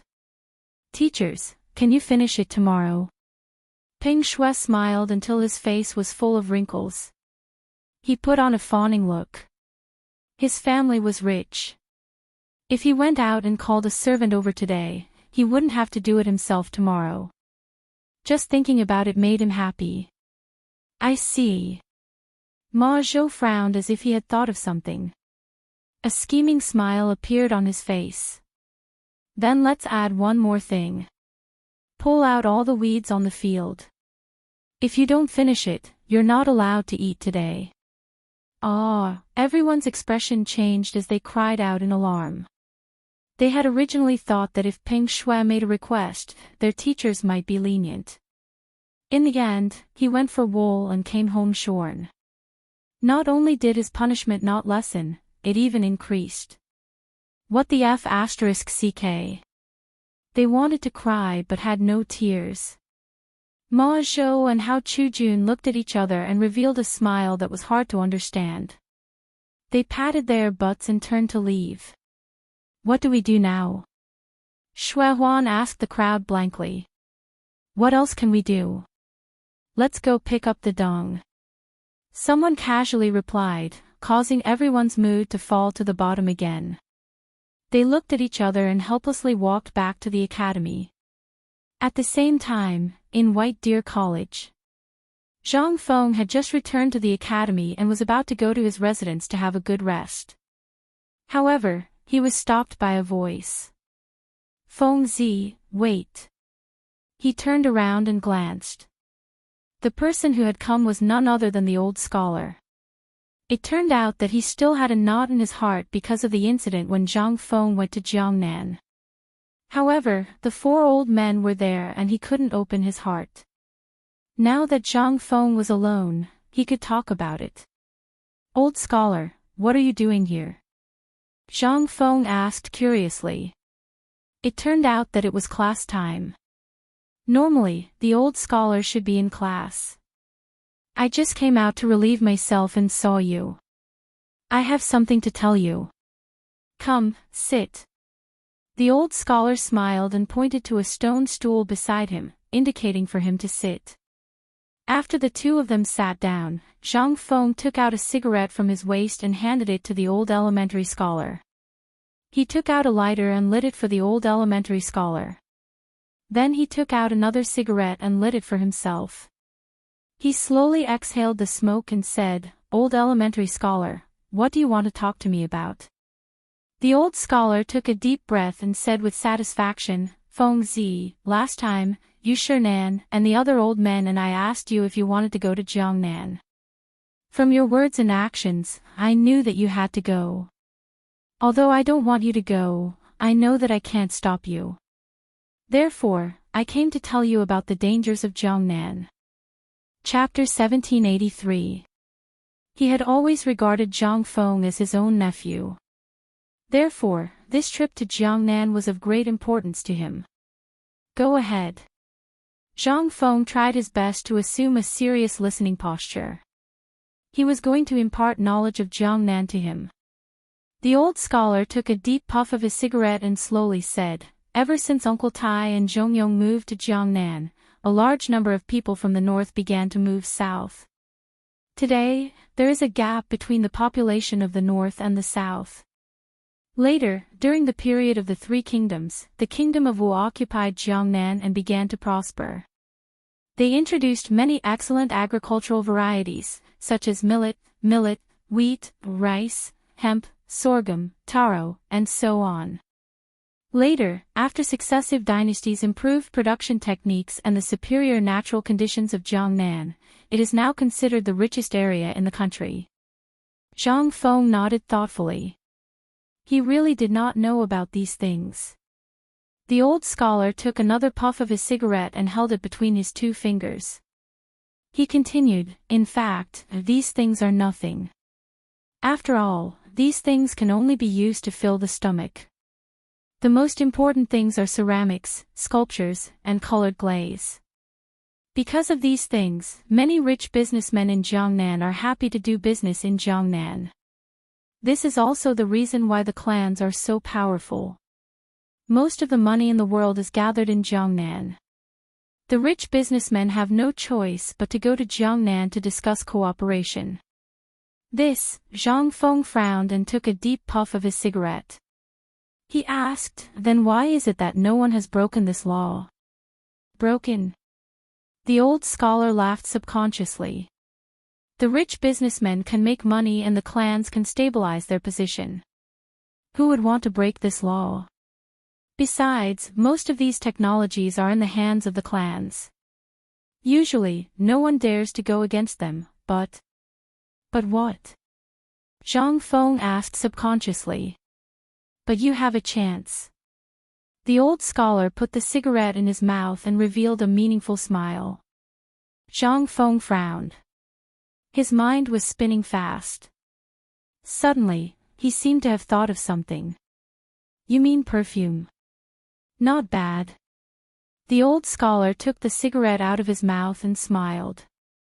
You really have a good brain. Just think about it. Ceramics, sculptures, glass, and other things have always occupied a large market in Jiangnan. If your perfume were to suddenly appear on the market, it would certainly cause a wave of reaction. At that time, the economic market in Jiangnan might change. However, the specific operation depends on you. Zhang Feng put the cigarette in his mouth and fell into deep thought. Indeed, almost all of the economy in Jiangnan was in the hands of the 5 families and 7 families. It was not easy to get a share of the profits.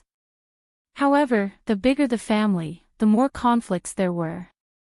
These guys might be fierce tigers in the eyes of others, but in his eyes, they were just insignificant insects.